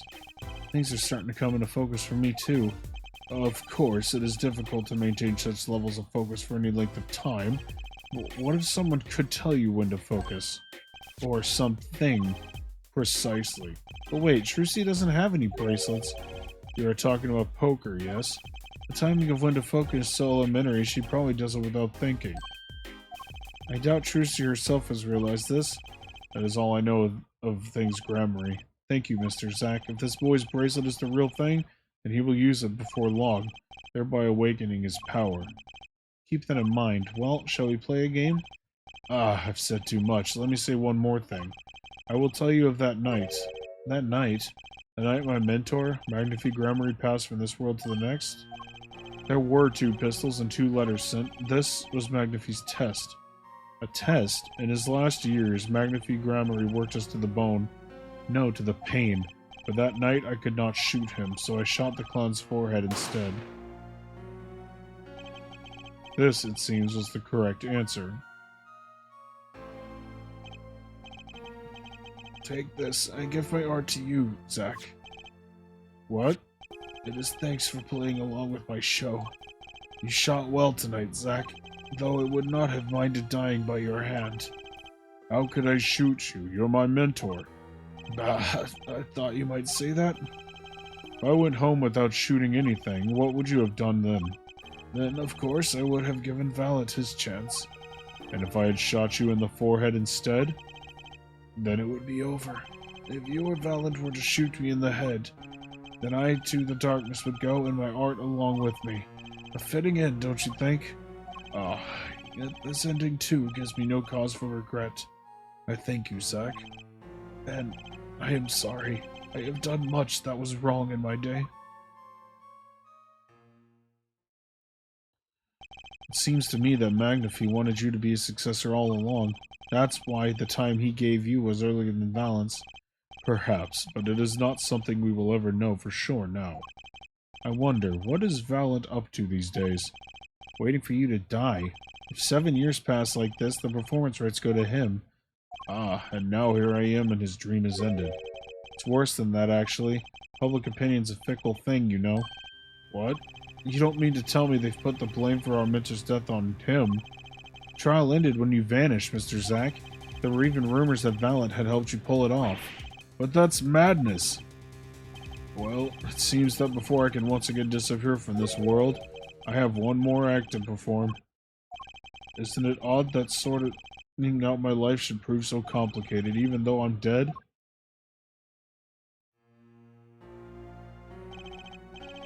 That night Zack Gramarye was killed. He died as Shady Smith, a mysterious traveler with a secret past.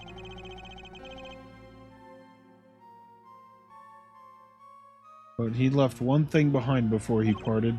This. To whom it may concern. 7 years passed, I, Zack Gramarye, murdered my mentor, Magnify Gramarye. I apologize for the trouble caused by my sudden departure from court and hereby confess to my crime. His confession, to use as I saw fit. Of course, he'd killed no one. This was his way of tying up loose ends with little partner, Valent Gramarye.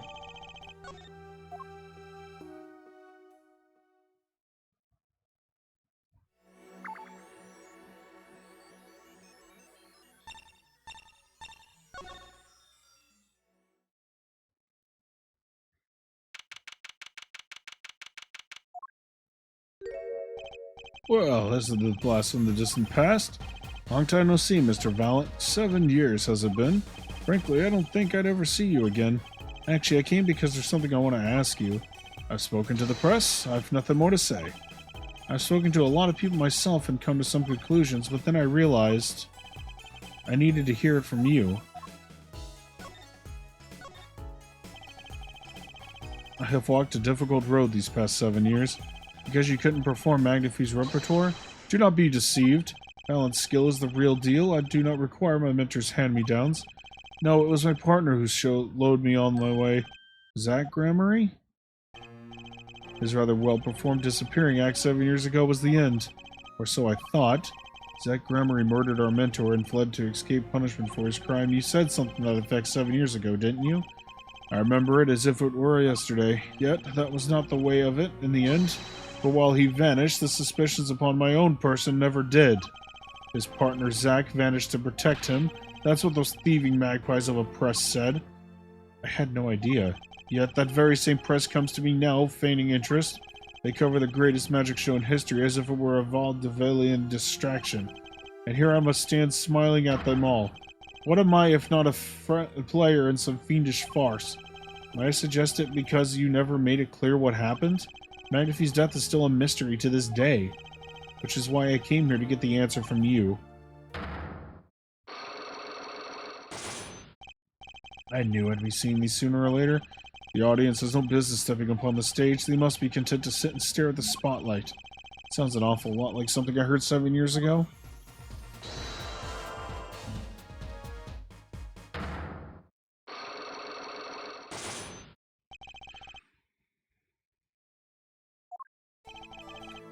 Ask what you will, you'll get nothing from me. I'm as much as part of this affair as you are now. I have to know what happened. For 7 long years I have endured. Now, finally, the curtain lifts on my new golden age. All the miracles of our troop within my grasp. Sorry to do this, Valiant, but right now I need answers. I think I'll start by dropping a bomb that should shake things up. Valiant, I wouldn't be so sure about those miracles. Not as long as I have this.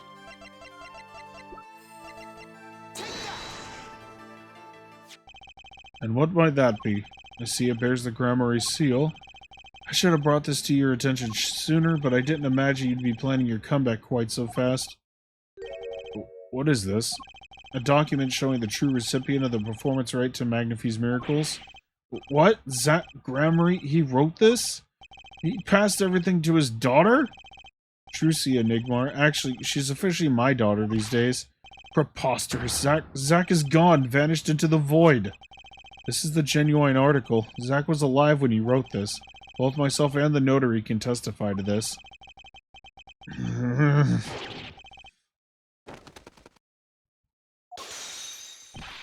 Why does fate tour with me so? Why must my life be lived in thrall to the end? You're not the only one with that problem.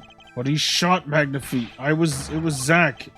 And then he left and my career as a magician fell into darkness. Do you think there might be some way out of it? Say, if you could prove Zack Gramarye shot Magnifie? Was that why you testified? Yes, my way out. It should have been my way out. Well, it might not be too late, Mr. Valiant. All you need is a way to prove your case. Who really killed Magnifie Gramarye? I believe I have the answer to your prayers right here. Zack Gramarye wrote one more thing before passing on. But this is a confession, in which he admits to the killing of Magnifie Gramarye. See, all according to your plan. I am a magician by trade. Deception is my life's work. I fool the audience, give them a fleeting dream. Yet, it seems the tables have turned. Now I am the audience, believing in the deceptions I've wrought upon myself. Zack wrote this right in front of me, after I explained your situation to him. Kazu.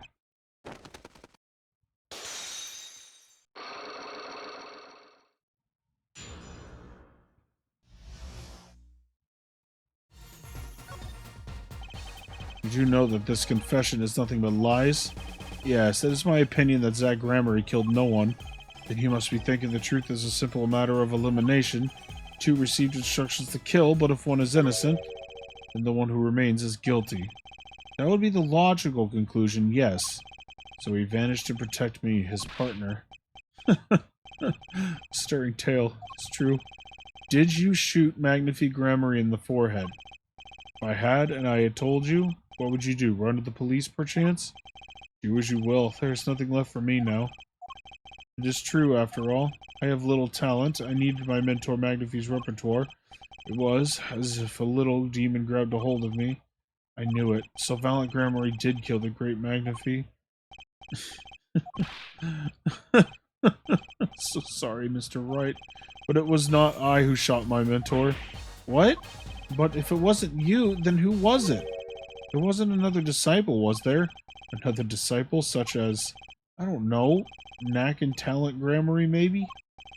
Your wild fancies couldn't be further from the truth. Only Zack and Valiant received those threatening letters. But there was another. One more person could have fired that pistol that night. I don't suppose you figured it out by now. If it wasn't Zack or Valiant who shot Magnifie, then it had to be the only other person at the scene. Which means... Wait, you don't mean... Yes, the great Magnifie Gramarye himself. So, Magnifie Gramarye committed suicide? You find it hard to believe? To be honest, I hadn't even imagined it as a possibility. When I arrived at that scene, the old man was still alive. He appeared to be asleep. I could not shoot him. But when I turned and made to leave the room, the old man called out to me. So you spoke with Magnifie Gramarye? Yes, and this is why I knew what he had done. Magnifie transferred the rights to his repertoire to my partner, Zack, not me. I see. Then I guess I owe you an apology. I always thought you were the one who did it. You owe me no apology. My crime was, in a way, more serious than that of murder. What? Your crime? Is Valiant Gramarye confessing something to me? What could be more serious than murder? You see, I knew that 2 letters had been sent. There are no secrets between partners. It was easy to find out. That was when I understood Magnifie's plan. He wanted to die by one of your hands. Little did I expect it had anything to do with the rights to his repertoire. That was when I heard it. A little demon whispering inside my heart. A demon. Let me confess, I had intended to shoot Magnifie. And I had planned on framing my partner for the crime. What? That night, I prepared something before going to Magnifie's hospital room. Which was? IV fluid, of course. I'd seen it on an earlier visit. If Zack did not shoot, I would do the deed. Then I would use the IV liquid to place the murder on his hands. That was my plan. But you didn't shoot him. I could not. The demon in my heart fled when the moment came. But then Magnifie called me back. I am sorry, Valiant. I am giving my magic to Zack, not you. You still lack the draw he has. Please help him if you can. I left the room, and then I stopped. The shock of what I had just been told consumed me. That was when I heard that fateful gunshot. Magnifie Gramarye killing himself. Then the demon awoke anew within me. Zack killed him. He was the one. Frame him, and the magic will be yours. I altered the scene of his suicide. I took the pistol from his hand, wiped off the prints. Then I used the syringe to add the IV liquid I'd brought. So in the end, things happened pretty much as planned. Magnifie died, and you framed Zack for his murder. As planned. Indeed. Of course, the outcome was somewhat different than I had anticipated. Well, what do you think? Do you believe my story? Can it be believed truly? That was 7 years ago. I don't know what to believe, but yes, I'm glad I heard it from you, Mr. Valiant. Thank you. It is I who should be thanking you, Mr. Wright. Only when I had lost everything could I make my decision. You're going to turn yourself in? My partner may have vanished, but not so my guilt. As my guilt stays, all else begins to leave me. My friends, my performance rights, my magic. I've had enough of vanishing acts.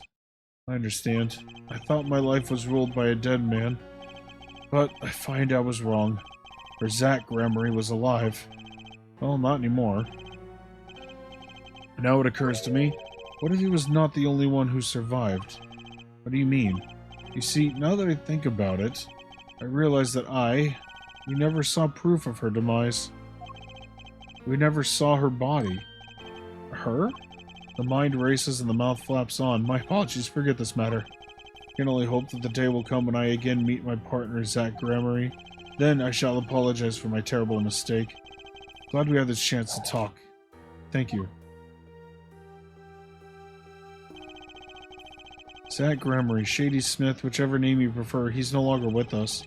Truth revealed in that trial was only a sliver, and the impenetrable darkness that remained has taken yet another life. I knew what I'd have to do to push back the darkness for good, and it would involve paying that man a visit.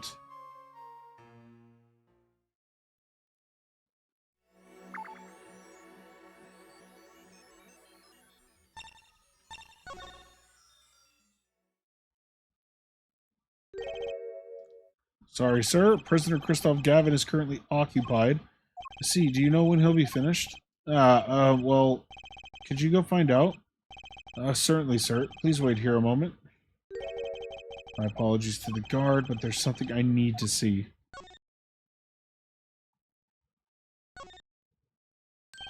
There it is. The yellow envelope. And the sender is Drew Mysham. I was right.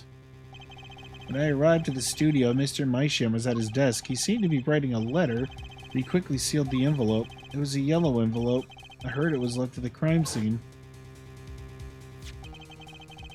If this is the last letter Drew Mysham wrote, then there's something I need to do. The last thing I need to do, in fact. Here it goes. Let's see if the citroncoine spray finds anything.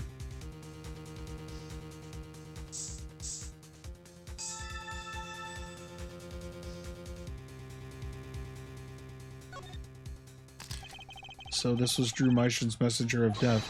It was the stamp, all right, no mistaking it, and his last letter was sent to Christoph Gavin.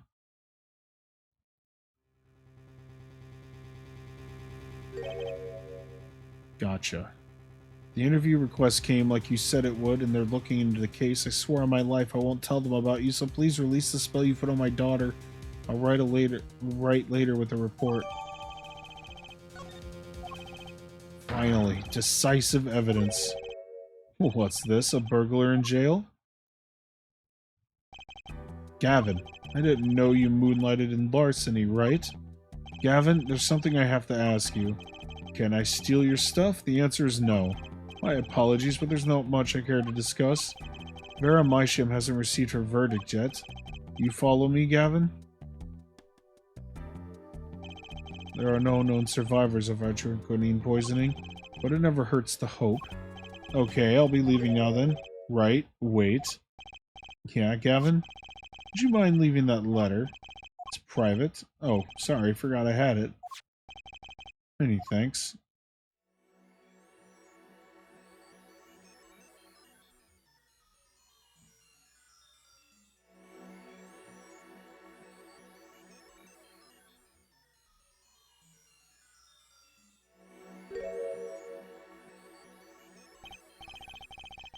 Now seen all the clues in this case, clues I gathered over 7 long years. Now it is time. Every story has an ending. We've come to the final chapter, the final trial. Find the truth, you're the only one who can.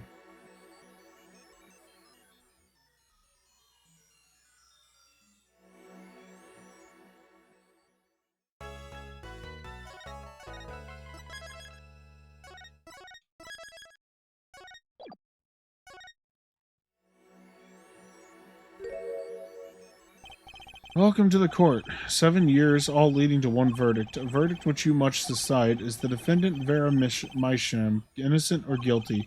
Courtroom doors are opening. The trial awaits. Are you ready to begin?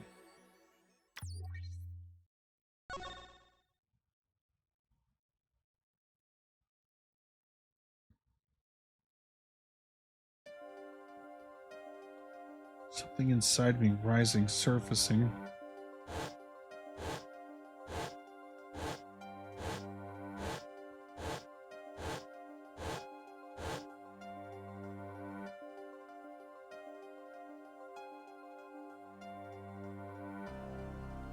Something important lost long ago. It's close now. It's so close.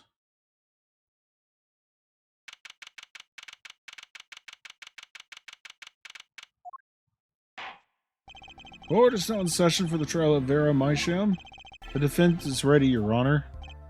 Prosecution ready to rock. Prosecutor Gavin, how is the defendant Vera Mysham's condition? Acute atrocyanine poisoning, according to her physician. She could die at any time, thus her absence from the courtroom today. What? They can't put her on trial without her being here? It is unusual. They should wait for her to get better and do it then. It's so bureaucratic of them. That being a little harsh.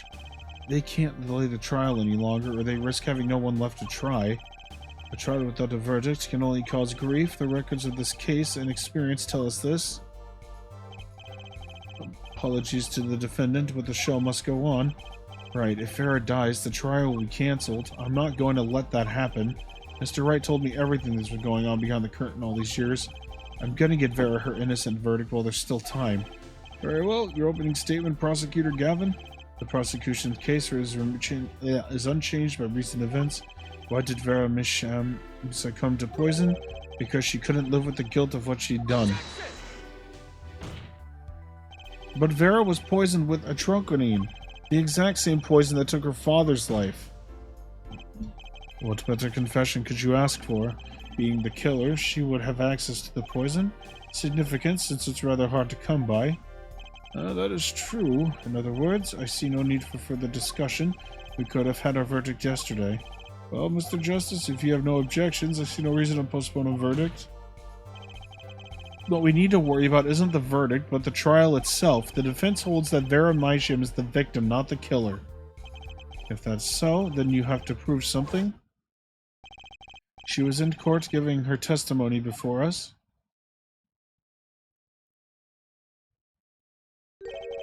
How do you propose her killer poisoned her? Oh, and incidentally, it would be nice if you told us who her mystery killer was. Prosecution's objection is sustained.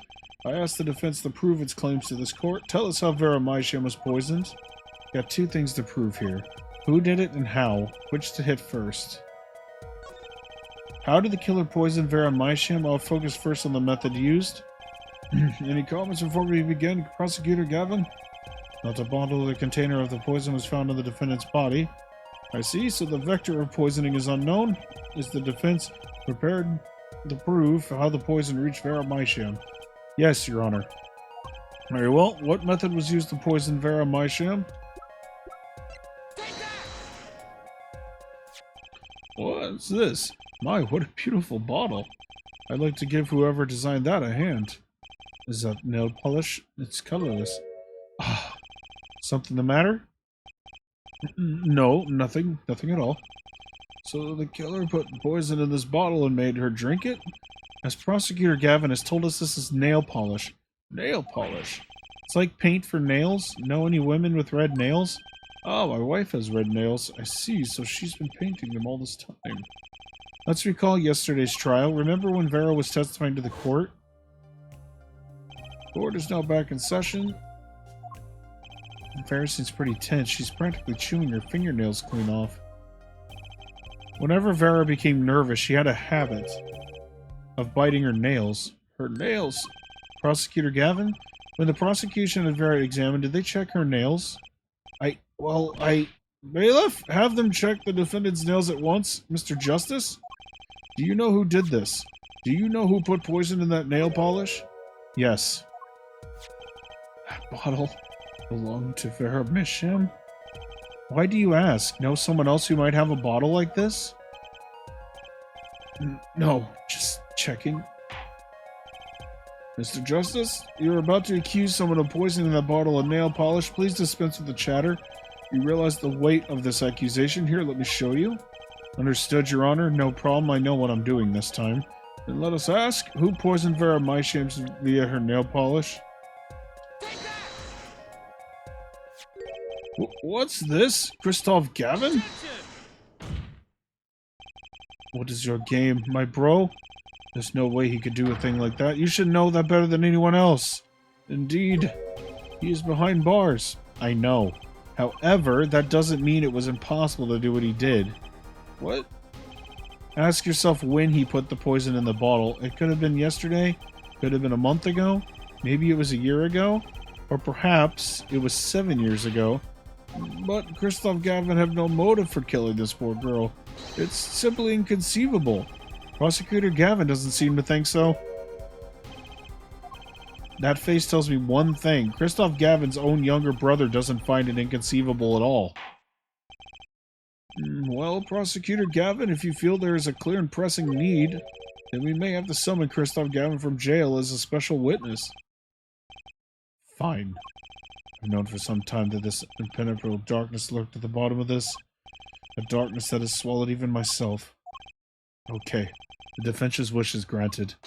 Let prisoner Christoph Gavin take the stand. Bailiff, begin proceedings to call a special witness. The witness is Christoph Gavin, currently residing in solitary cell 13 in Central Prison.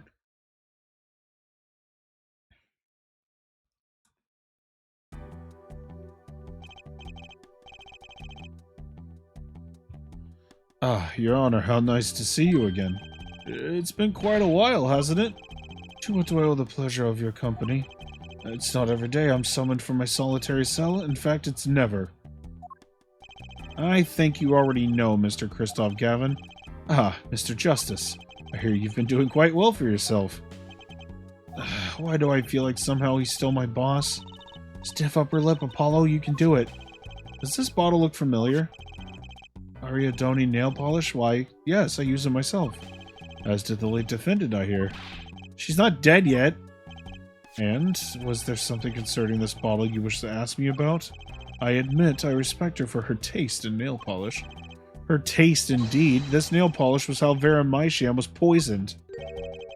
Atrocanine, wasn't it? You're well informed about this case, Mr. Gavin. Even in solitary, much comes to my desk, and I have nothing but do but read. Well, Clavier? Maybe you can explain this? You're being accused again. By him again. And you agree with this accusation, do you? So the proper trial, shall we? Christoph Gavin, your testimony, please. I'd be delighted. The charges against you are quite severe, Mr. Gavin. You are suspected of the poisoning of the defendant, Vera Maishim. Please testify on this matter to the court.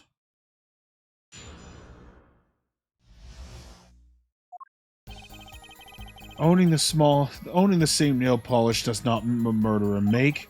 I have been in solitary confinement for half a year. How could I poison her?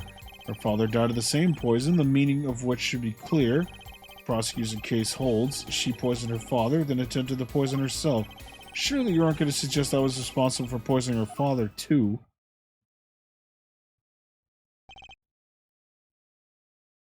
Well, I'm afraid the defense's claim is something rather unlikely. Naturally, for one, I don't even know the Maishams. Isn't that so, Mr. Justice? I'm sorry, one second here.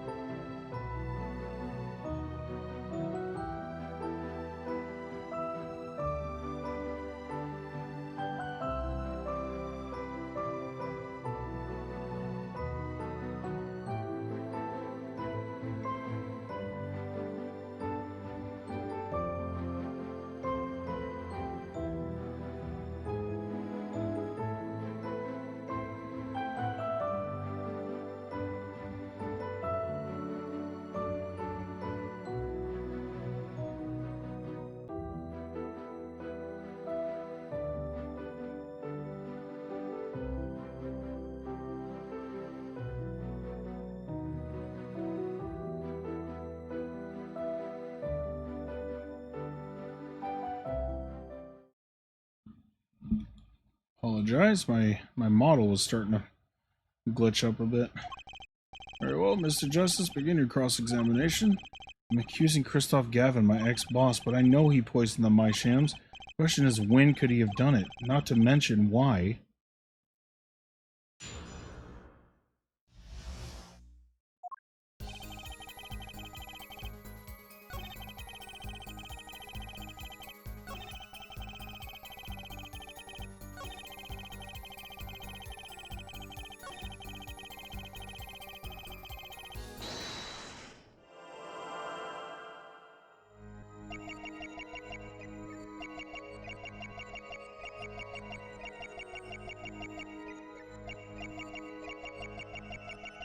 The fuck?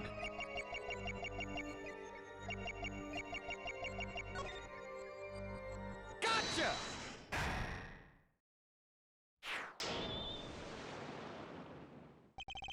It was you who killed Drew Maisham. A bluff worthy of your new mentor, Mr. Wright. Oh, really? But you see, I saw it. Right when you said her father, too. Your hand tensed unnaturally, and a little devil appeared to give me the news. And let's assume, for the sake of argument, that you saw me being tense. What does that mean? Are you are all tense witnesses guilty?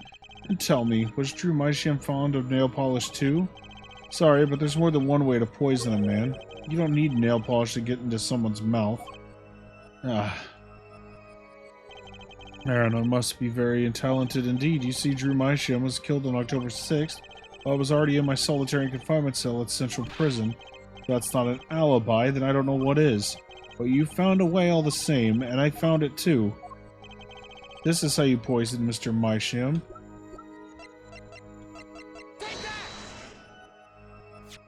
I'm sure this commemorative stamp requires no introduction. The night Mr. Maisham died, he was seen writing a letter. A trunquinine was found on the stamp, Mr. Gavin. So am I to understand this stamp was the murder weapon? Yes, you are. Oh, and yes, this stamp was found in your prison cell.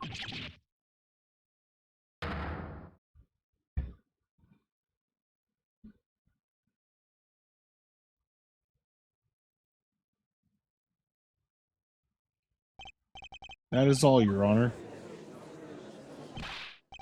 Order, order, order. Poison on the back of that stamp? After Drew Mysham was killed, someone paid a visit to this witness's cell. Phoenix Wright. Daddy? That's when he found the stamp. You made Drew Mysham write you a letter. That's how you killed him. What? My.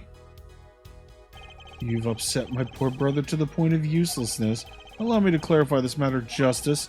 All you need to do is recall witness Spark Russell's testimony. Well, that's the thing. See, after he put his letter in that envelope, Mr. Mysham sat there searching his desk drawer for something. His desk drawer? Yes, a stamp, a so-called postage stamp, end quote. He was looking for a stamp. Ergo, he had no intention of using this stamp. What are you getting at? What I'm arriving at is that this commemorative stamp was in a frame. It was a mere coincidence that he used it that night. That would seem to be the case. Or perhaps you mean to suggest that I could somehow manipulate coincidence. He does have a point. How would this witness know if the victim was going to use that stamp? Without that, he couldn't have planned the murder. Really, Clavier, you should be seeing through this weak-spined bluffs by now. He's right, though. How could anyone have known Mr. Mysham would use that stamp that night? Least of all, Christoph Gavin locked away in his cell. Well, it seems the defense has run out of things to say. You assume he had something to say in the first place. I believe the defense's bluff has been called. The defense's bluff? I'm not sure I agree with you there, Christoph. Clavier? Honestly, I wanted to believe you, but the defense wasn't trying to get away with a bluff. You were, Christoph. What are you saying? Prosecutor Gavin? Air forehead. What was your accusation again? Huh? Oh, it was that this poison stamp killed Drew Mysham, yeah? To which my brother responded thusly.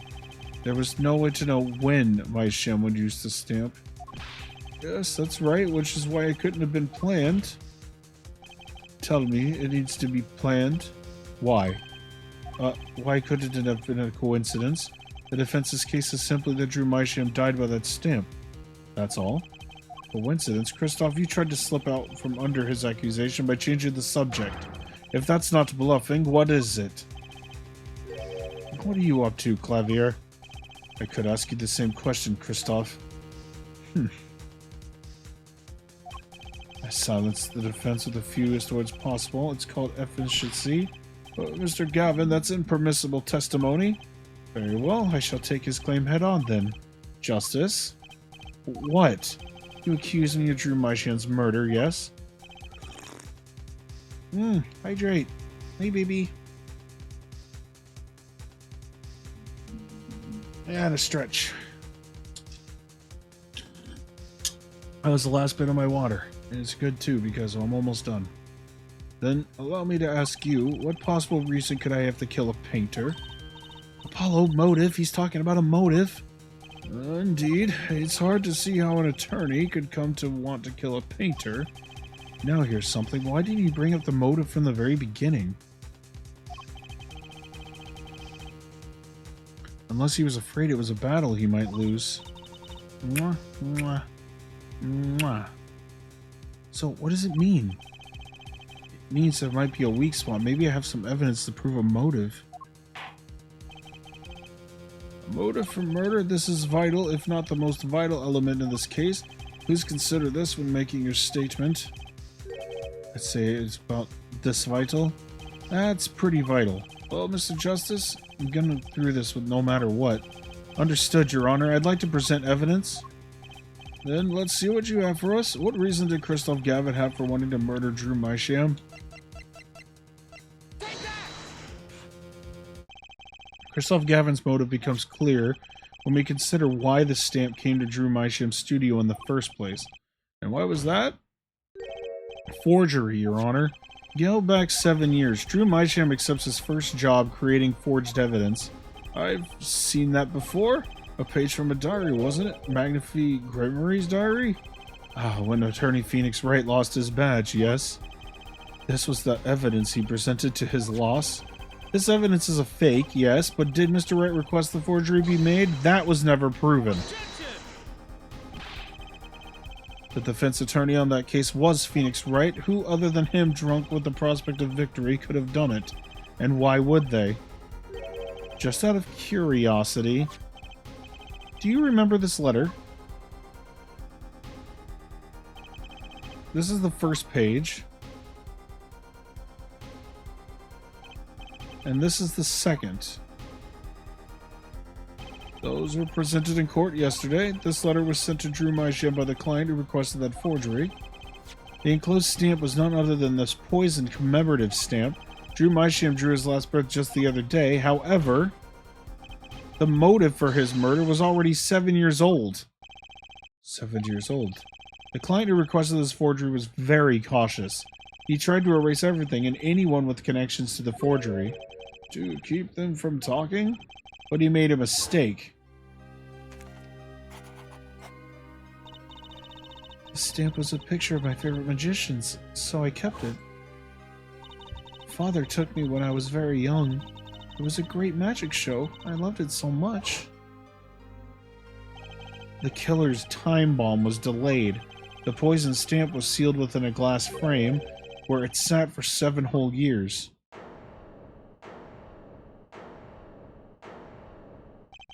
Air Forehead, do you understand what you're telling us? The one who schemed up the forged diary page was the one who poisoned the stamp, and it was Phoenix Wright who presented the forged evidence 7 years ago. Adding the two statements together, the one who schemed to kill Drew Mysham was none other than Phoenix Wright. Objection! Sorry, but that's not how this is going to go down. Oh, then how will it go down? I checked through the records on that case when I found this. 7 years ago, just before the trial began? Oh boy, here. What's this? I don't know. I just got it over there in the hall. They told me to give it to the old boy in the blue suit with the spiky hair. And one more thing. I'm sorry to have sprung this on you so suddenly. I received the files from your previous attorney only yesterday. I understand that I'm asking the impossible of you. Yes, well, you haven't really told me what happened yet. All we did was play cards, and that was enough. Phoenix Wright was put on the case the day before the trial started. He didn't have time to request a forgery. The day before? Now, here's a question. Just who is Shady Enigmar's previous defense attorney? No, this can't be. But it is all true. There was another man, a defense attorney with a badge on his collar. It was you, Christoph Gavin.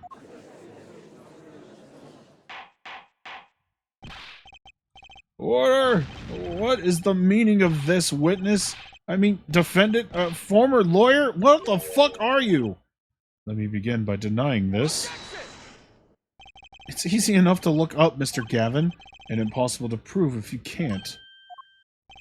Attorneys are registered with the court the day before the trial begins. In other words, no record remains in the court. How exactly do you intend to prove Phoenix Wright's claim? That would be difficult. I'm afraid this line of inquiry won't yield. Yeah, Forehead. Are you sure you don't have evidence? What's wrong with Prosecutor Gavin? He looks clammy. Evidence. Evidence that shows this man, Christoph Gavin, requested that forgery 7 years ago. Clavier? Just prove it. Clear up these doubts now or I swear I'm off this case.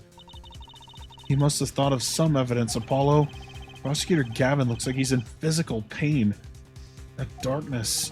I have to pull that darkness out of him, and proof is the only way I can. What proves Christoph Gavin's link to Drew Mysham?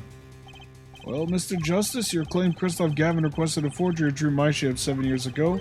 Prove it? It can be proven. Simply ridiculous. Why even discuss it? This evidence does not... Are you telling the truth, Apollo Justice? I am. Then I say we give him the benefit of the doubt. Very well, but if you're wrong about this, prepared for a penalty. Your Honor, you do the defense an injustice. Mr. Justice is clearly passionate about his claim.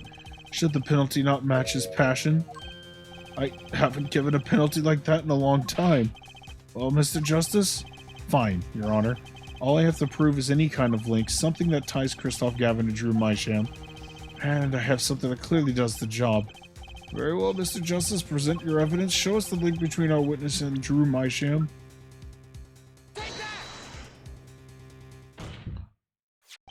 This evidence proves there's a link. That scrap of paper, I'm afraid I can't let you submit that. Is there some problem? There is. How could you possibly have that? You couldn't. Hmm? Hey, that's Daddy's handwriting. Mr. Wright's handwriting? What is the meaning of this? I see now. Yes, of course. What do you mean, of course? I just remembered I had a visitor yesterday. Phoenix Wright came to my cell, except I wasn't there. Phoenix Wright? When I returned, I saw he had something of mine in his possession, of course. I had no intention of letting him get away with reading my private mail. Mail? You mean this letter was in your cell? No. However, it appears Mr. Wright has yet to be cured of his bad forging habit. Well, if it's a forgery, it's not a very good one. The handwriting's terrible. This is Mr. Wright's reproduction of what was written in the real letter. Reproduction? When Mr. Wright visited Christoph Gavin's cell, he brought with him a small video camera. What? He recorded his entire conversation with you, Mr. Gavin, and the contents of your personal mail. Regardless, this mockery of a piece of evidence will never be accepted by the court. Evidence based on a video a man with no authority whatsoever claims he took. A man who happens to be an ex-attorney suspected of forgery. Prosecutor Gavin? Prosecutor Gavin? As embarrassing as this is for me to say, I'm afraid my brother is incapable of making rational judgments at the moment. Your Honor, your decision, please. The defense's claim is denied. What? Only actual evidence is permitted in a court of law. Please remove the defense's evidence from the record. Better luck next time, Justice.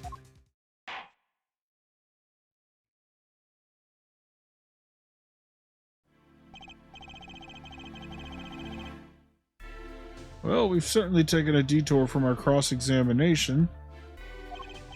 But the defense appears to be lacking proof forced in the cross-examination of Christoph Gavin at this point. Apollo, do something. I'm thinking, but without evidence, I don't have anything I can use on him. Very well, this ends the special witness's cross-examination. The show's over, yet the crowd screams for more. Only now do I understand why. Prosecutor Gavin? Frankly, I'm relieved. This has been bothering me for 7 whole years, and I'm tired of the whole youthful angst scene. Now's our chance. Let's clean out the family closet, hey, Christoph? Javier, you're spinning out of control. Calm yourself before you say something you'll regret. Spinning out of whose control, mine or yours? Take a moment to consider everything you've built. Your reputation as a prosecutor, your fame with the masses. You could lose it all, Javier. Apollo, did you see that? He's trying to press Prosecutor Gavin. Prosecutor Gavin, try to remember what's really important to you. You amuse me, Forehead. I couldn't forget what's really important to me, even if I tried. In fact, I haven't, not even once. 7 years ago.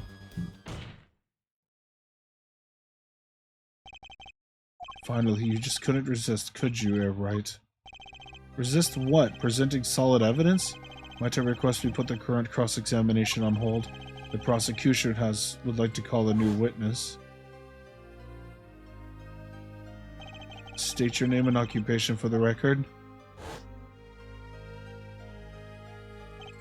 I'm familiar with the trial. I've watched the video several times. Didn't you find anything unnatural about it? Unnatural? Well, you did seem unusually well prepared. I mean, Mr. Wright had only just presented his evidence, and the next moment you call in Drew Mysham. It was almost as if... Almost as if what? Funny, it didn't even occur to me to wonder. But now that I do, I see there's only one possible explanation. Almost as if from the very beginning, you knew Mr. Wright was going to present that evidence.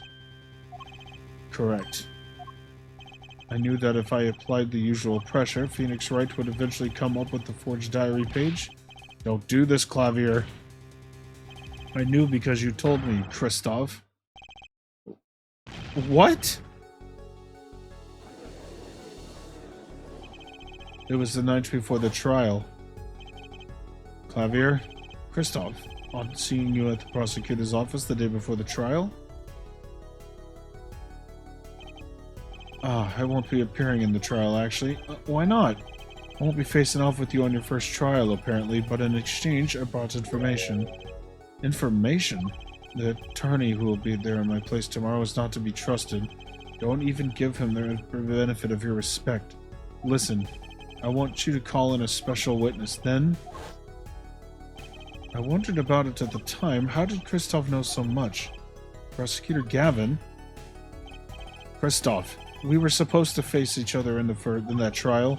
A fair fight, brother to brother. I deserved that much. You let me borrow the victim's belongings. You showed me all your research on the case. The victim's belongings, which would have included Magnifie's diary, wouldn't it? Mr. Gavin? My, Clavier, you disappoint me.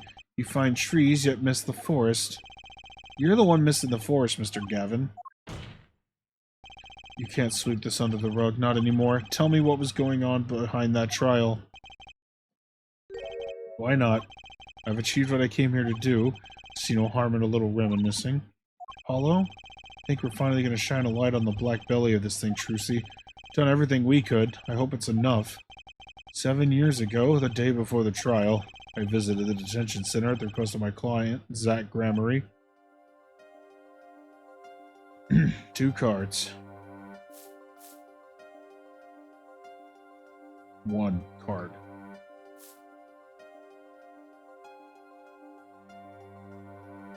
Showdown time. Enough. You lose, Gavin. Thanks for the work. Now go. To be honest, I don't know what his reasons were to this day. As far as I could tell, he dismissed me as his representation because I lost in a game of poker. I came to no other conclusion. Daddy used to say something, if you want to know a man, you have to compete. Zach wasn't watching his points or the cards, he was watching the man behind the cards, Kristoff Gavin.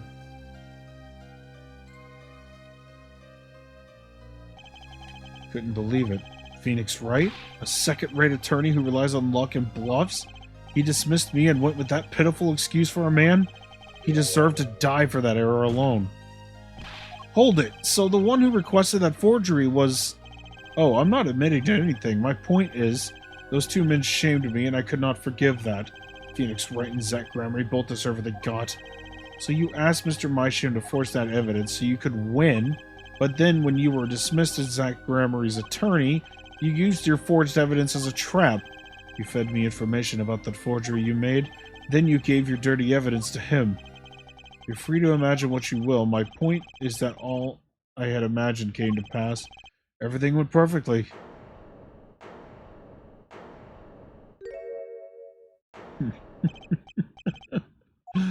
Incredible.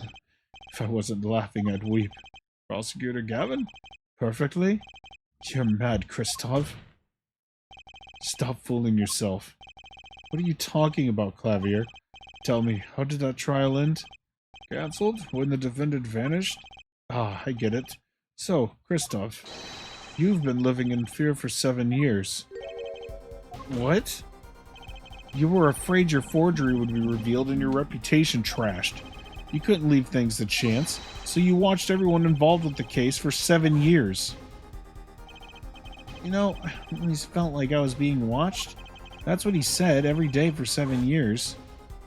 But I felt it too. Journalist sure he is being watched, end quote. Don't you wonder why Zach Gramarye got rubbed out after 7 years? Right after coming into contact with me?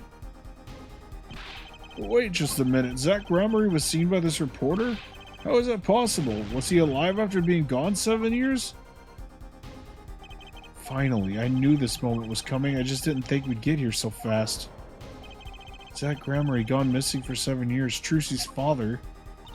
What's wrong, Apollo? Go get him. Right, leave it to me. Allow me to refresh the court's memory. 6 months ago, Kristoff Gavin was charged with murdering a mysterious traveler. I remember him quite well. Shady Smith, was it? Poisoned in a Chinese restaurant. Tragic. The details don't really matter. What matters is that traveler was Zach Gramarye. What is it, Apollo? Huh? Keep going. We'll talk about it later. Did she already know? Someone please explain this? Mr. Justice, can you explain this? It all started 7 years ago. The great magician Magnifi Gramarye's death started it. Magnifi Gramarye's death and his student Zach Gramarye, the suspect. Whoever defended Zach in court successfully would be famous beyond belief. Thinking that, Christoph Gavin did the unthinkable. He forged evidence. Drew Meisham. Actually, it was his daughter, Vera, who really did the work. You took precautions when you had that forgery made, didn't you, Mr. Gavin? Precautions? To keep people from talking, of course. These two know too much. Leave them alive and there'll be nothing but trouble. That's when you planned your poisoning of the forgers. Atroquinine. Applied to a commemorative stamp. But luck was on Mr. Meisham's side. The bomb didn't go off. His daughter, she saved him by taking the stamp, I see. But that wasn't the only bomb he set up. The Aridonian nail polish, of course. You noticed something when you requested that forgery. When Vera Meisham is nervous, she has a bad habit. A tendency to bite her nails. That nail polish was her good luck charm. She was almost kidnapped once. Since then, she's been, well, you can see for yourself. She refuses to leave the house. That person gave me a good luck charm for when I absolutely had to go outside. It protects me. Yes, apparently she received something, a gift. She won't tell me what it was. It was from that client, the one who wanted that note made. It was his insurance. Insurance? As long as she lived quietly at home, there was no danger to her. But what if she had to go outside? If she ran into any trouble, she'd become nervous, and then the nail polish would do the rest. His time bomb sat there for 7 years, and then they went off almost simultaneously.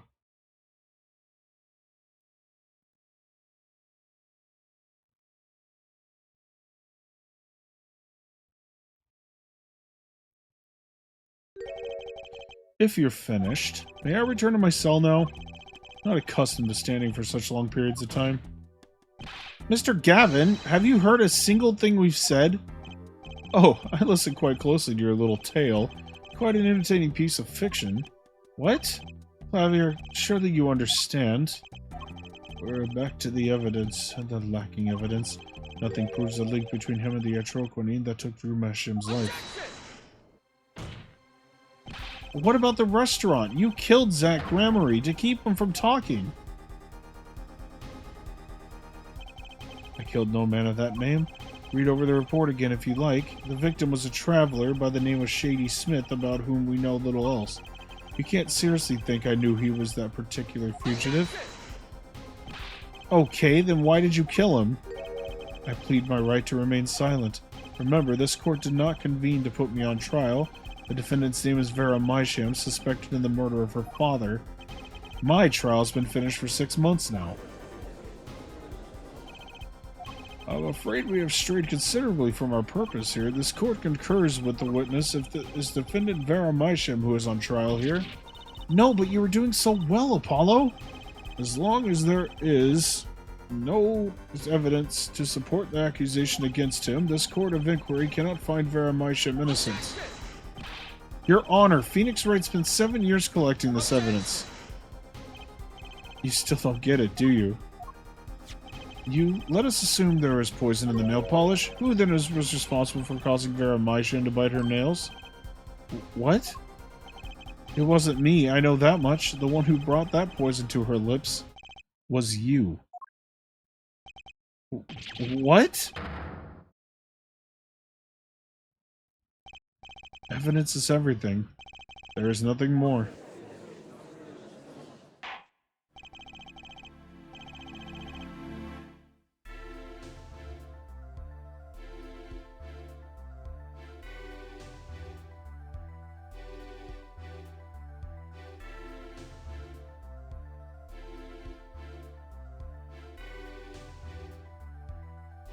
I believe this discussion has reached its conclusion.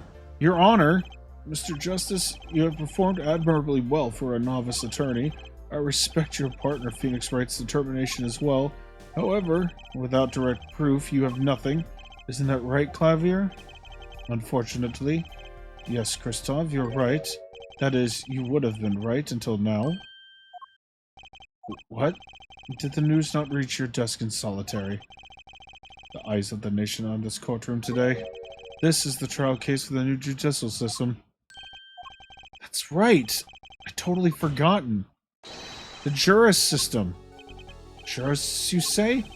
The current judicial system has been deemed too closed off from society.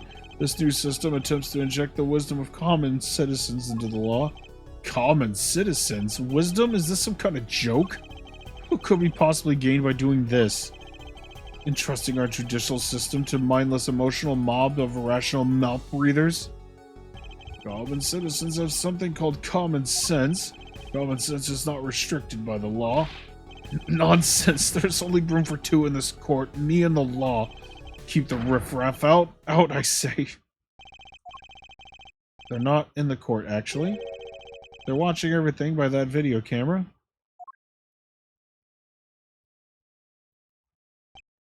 How can you allow this? Incidentally, the one who responsible for making this happen was Phoenix Wright. Phoenix Wright?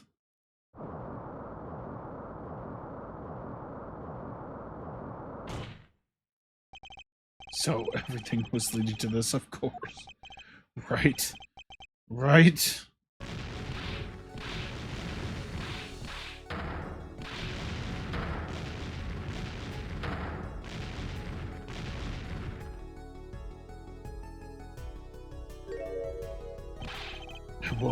I can't accept. This is no court. Law. The law is everything. Law is absolute. You'd let ignorant swine soil your courts? Kristoff, it's over. Clavier? The law is absolute. You can't be serious. What? Odd. I thought you'd spent your life looking for loopholes. The law isn't absolute. It's filled with contradictions. The law is the end product of many years of history, the fruit of human knowledge, like a gem polished to a gleam through trials and errors. It is this fruit we receive and pass on and face in our time, and it's always changing, growing naturally. Nurturing it is our task as human beings. Except for you, Kristoff, you aren't changing, you've stopped. You're not needed anymore. Couldn't think of anything to say, maybe because I still haven't seen enough, but someday I'll know what law is and I'll fight to change it if I have to.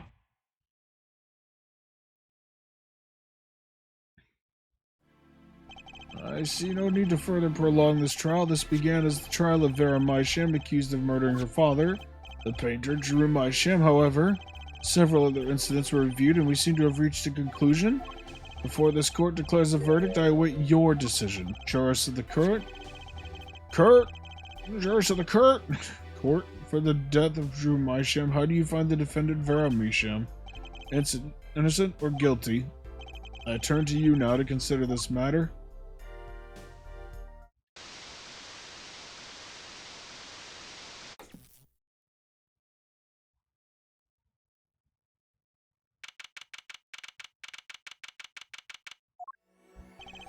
This ends the trial for this case. Only the verdict remains to be decided. Defendant Vera Mysham is currently in intensive care.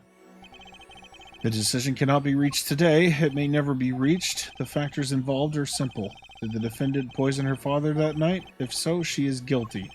Or was there another reason for Mr. Mysham's death? Did another person poison him? If so, she is innocent. Panel has been provided for each of you to input your decisions. That is all. Please, wait. Yes, Jurist number 6? There's something in the Jurist Handbook here. Persons involved with the case may not be jurists. That is correct. I've looked into all your dossiers. None of you were involved with the development of the case. With the development of the case? I see. Does that answer your concern?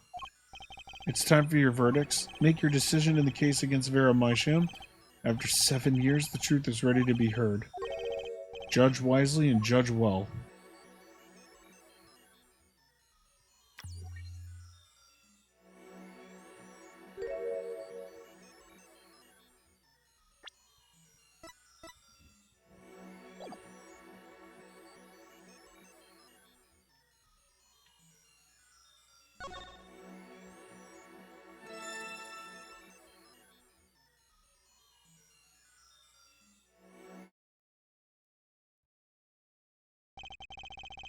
So the verdict was reached on October 9th, 2:14 p.m. The first verdict under the jury system.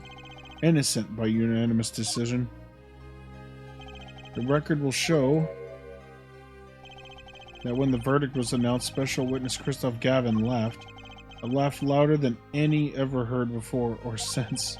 A laugh that echoed in the halls of justice, lingering for what seemed like hours.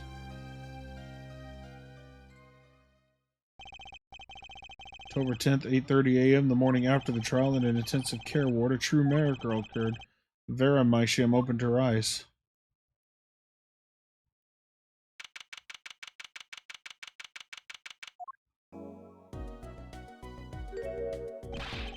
Vera, I'm so glad. Don't cry, Apollo. I'm happy too and proud. You did well, Apollo. And I thought about what if Vera... Hey, now don't you start crying too. I'm sorry you had to see us like this. Vera? Thank you so much, Apollo. Thank you. No, I'm sorry. I shouldn't have pressed you like that. If I hadn't, you never would have bitten your nails. No, I was wrong. Staying locked inside like that, clinging to my good luck charm. Vera, when I opened my eyes and saw you, I finally understood. It's important to be a part of the world. To see things with your own eyes.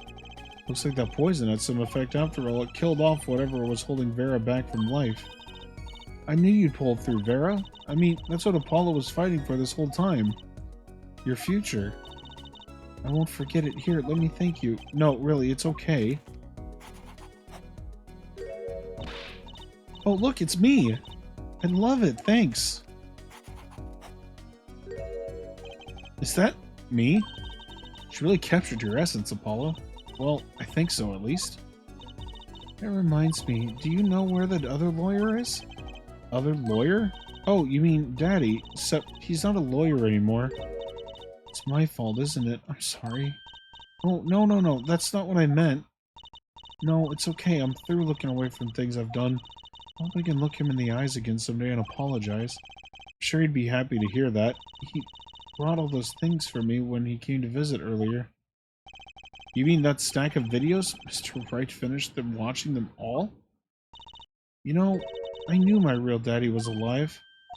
I was there 7 years ago, remember? I was the one who helped him vanish from the courtroom. You did... How? I'm not telling. He promised me that day he went away. We may not meet again for some time, Trucy. But know this, I will be watching, and one day I shall return. You're the next Grimari, after all.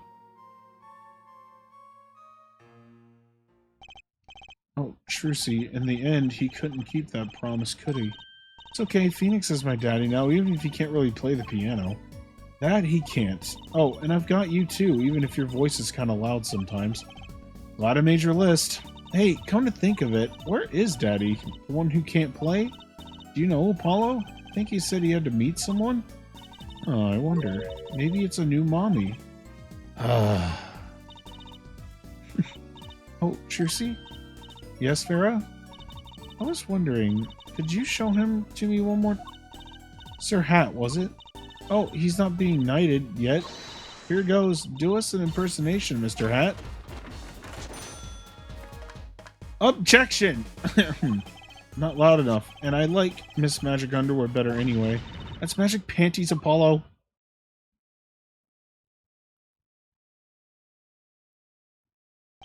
So, your memories returned. Mr. Wright, was this all part of your plan too? I don't know what you're talking about. When I lost my memory, I was reborn as Lemrior. But you knew my true identity, did you not? That's why you chose me as one of your jurists? Ah, you're thinking too much. Besides, there was no guarantee that regaining your memory would make you happy. Of course it's a happy thing. For so long I thought I was alone, but now I know I have children. 2 dear children. I'm so proud of them. This, too, I think, is thanks to you. You gonna tell them? They do not know? Nope. They don't know their mother. They don't even know their siblings. I will go to them when the time is right. Until then, Don't worry, I'll take care of them for you. They're very important to me, too. A little annoying at times, but still. I have to keep an eye on her, at least. Because I'm the only one who knows how she really feels on the inside. Your bracelet. Yes? I've seen a lot of mysterious things these past 7 years, but your bracelets were one of the strangest of all. I remember meeting him half a year ago now in Christoph Gavin's office. And then I met you, two fates destined to intertwine, and I was there when they crossed. I'll never forget that. Such a small thing, that bullet, yet it tore who I was away.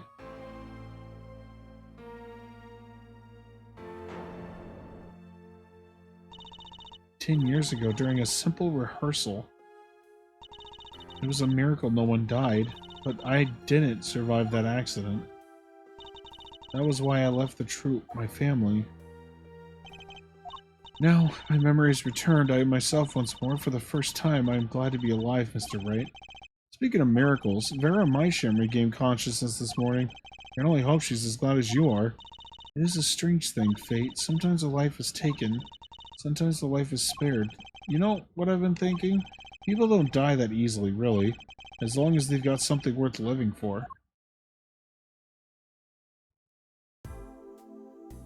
That's pretty much the end of my story, for now anyway. I've still got a long way to go, and this power of mine, well, it needs some work. But there's hope now. We'd lost it, but somehow we found it again. That's why people are smiling again. Hope? Yeah, I think I'll keep at this lawyer thing for a while. Oh, training time. Gotta go. Cords of steel. Here comes justice.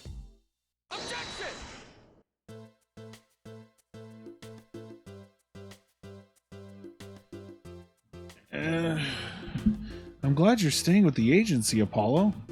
It's like I found my long-lost big little brother. Oh, and don't you worry about Troop Grimari. Trucy's on the case. Now that I have this, thanks to Daddy. Trucy Grimari? Frankly, I got my doubts, but heck, Grimari, now that'll pack him in.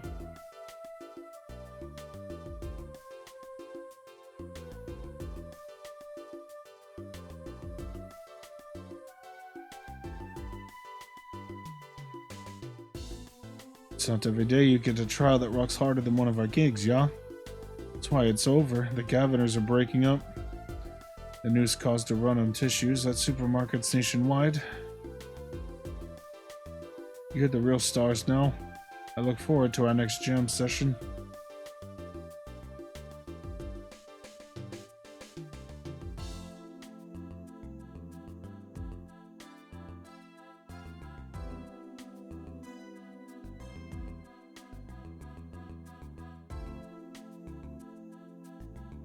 Well, it's finally over. You know, thinking about it, I've been a piano player for longer than I was a lawyer. Now that everything's sorted and I've got time on my hands, maybe I'll take some lessons. Or maybe I'll take the bar exam. Again.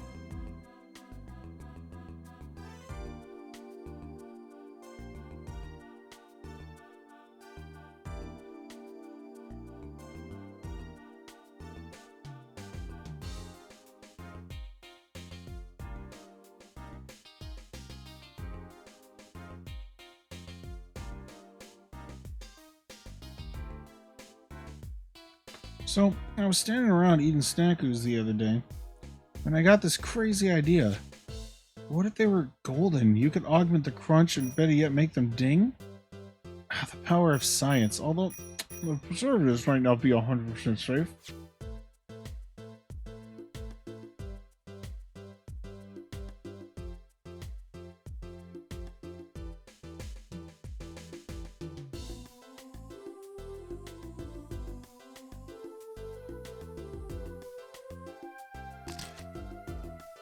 It's unlikely event you are wanting a Russian feast. Come to the Borscht Bowl Club.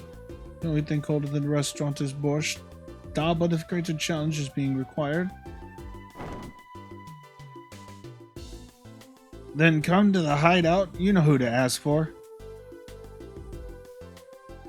That's not the voice I meant to give her, but you know.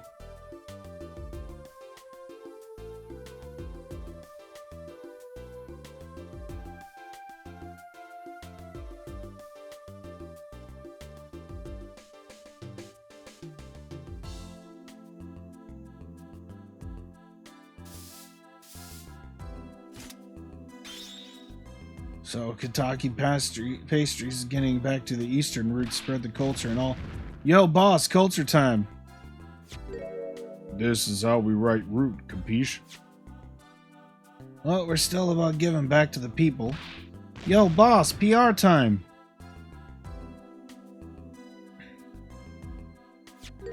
And this is how we write people, alright? Not that Walkie's paying any attention. Kids.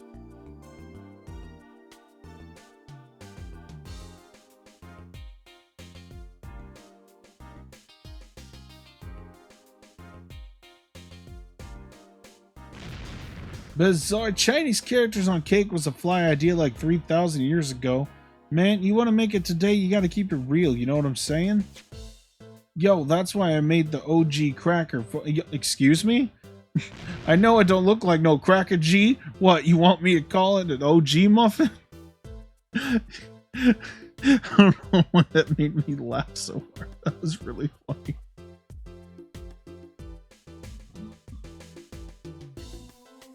I don't know where all this talk about food is coming from. You ask me, there's only one food, and that's noodles. Noodles forever. Got a new one, too. See, this time I just put a big chunk of salt in the bowl. Why pretend I'll do noodles is about the salt. Salt forever.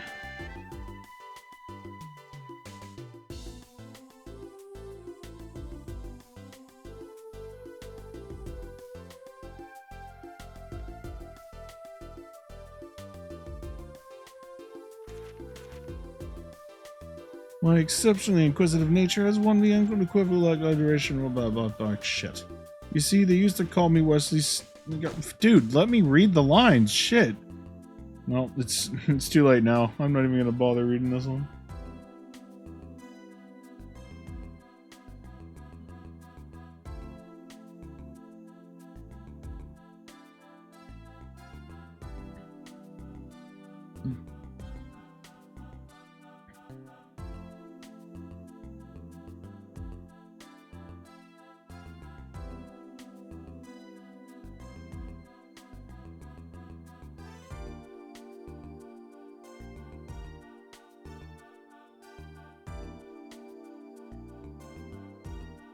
I don't know how to thank you for all you've done. Light has returned to my life, and with it, joy. I may have lost years, but I have gained a treasure, 2 treasures, in fact. I will thank them when I write my next song. I will think of them when I write my next song.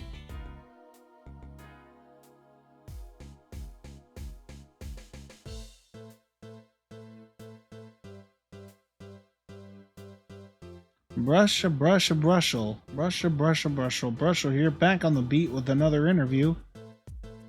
How do I feel about how things turned out? No scoop yet, but journalistic confidence in mint condition. End quote.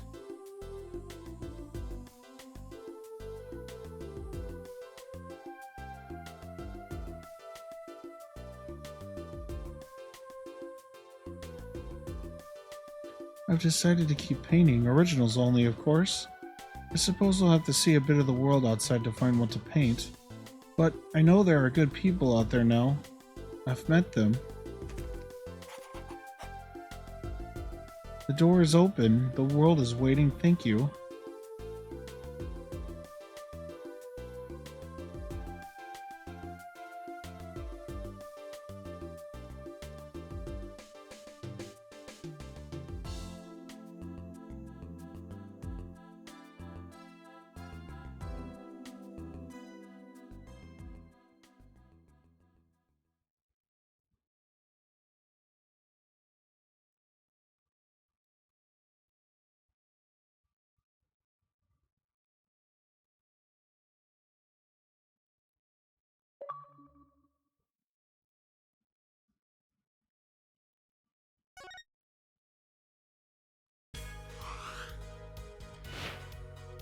I gotta, no, we're not gonna, yeah, hang on, I wanna,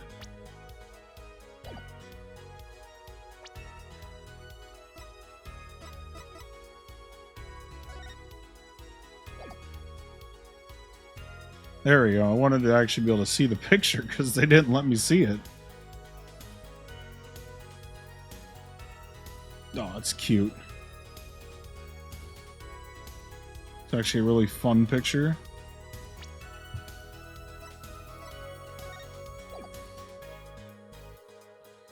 Well, that does it for the original Apollo Justice. And next up, Dual Destinies. Oh, I'm excited. Dual Destinies is one of my favorites in the series, which is actually kind of a hot take because I know there are quite a few people that aren't really a big fan of this one, but I personally really enjoyed this one. So that will be the next Ace Attorney game we tackle. But like I said, after every Ace Attorney game, I like to take at least a little bit of a break between them to give my voice at least a little bit of a rest because it's nothing but reading. So it's just constant me talking, like just reading the text and stuff. So, which is the whole point of them, really. But it's for like 4 or 5 hours at a time, and that's just like, oh my god. So, yep. So that's gonna do it for this stream. So I will see you guys on the next one. Goodbye.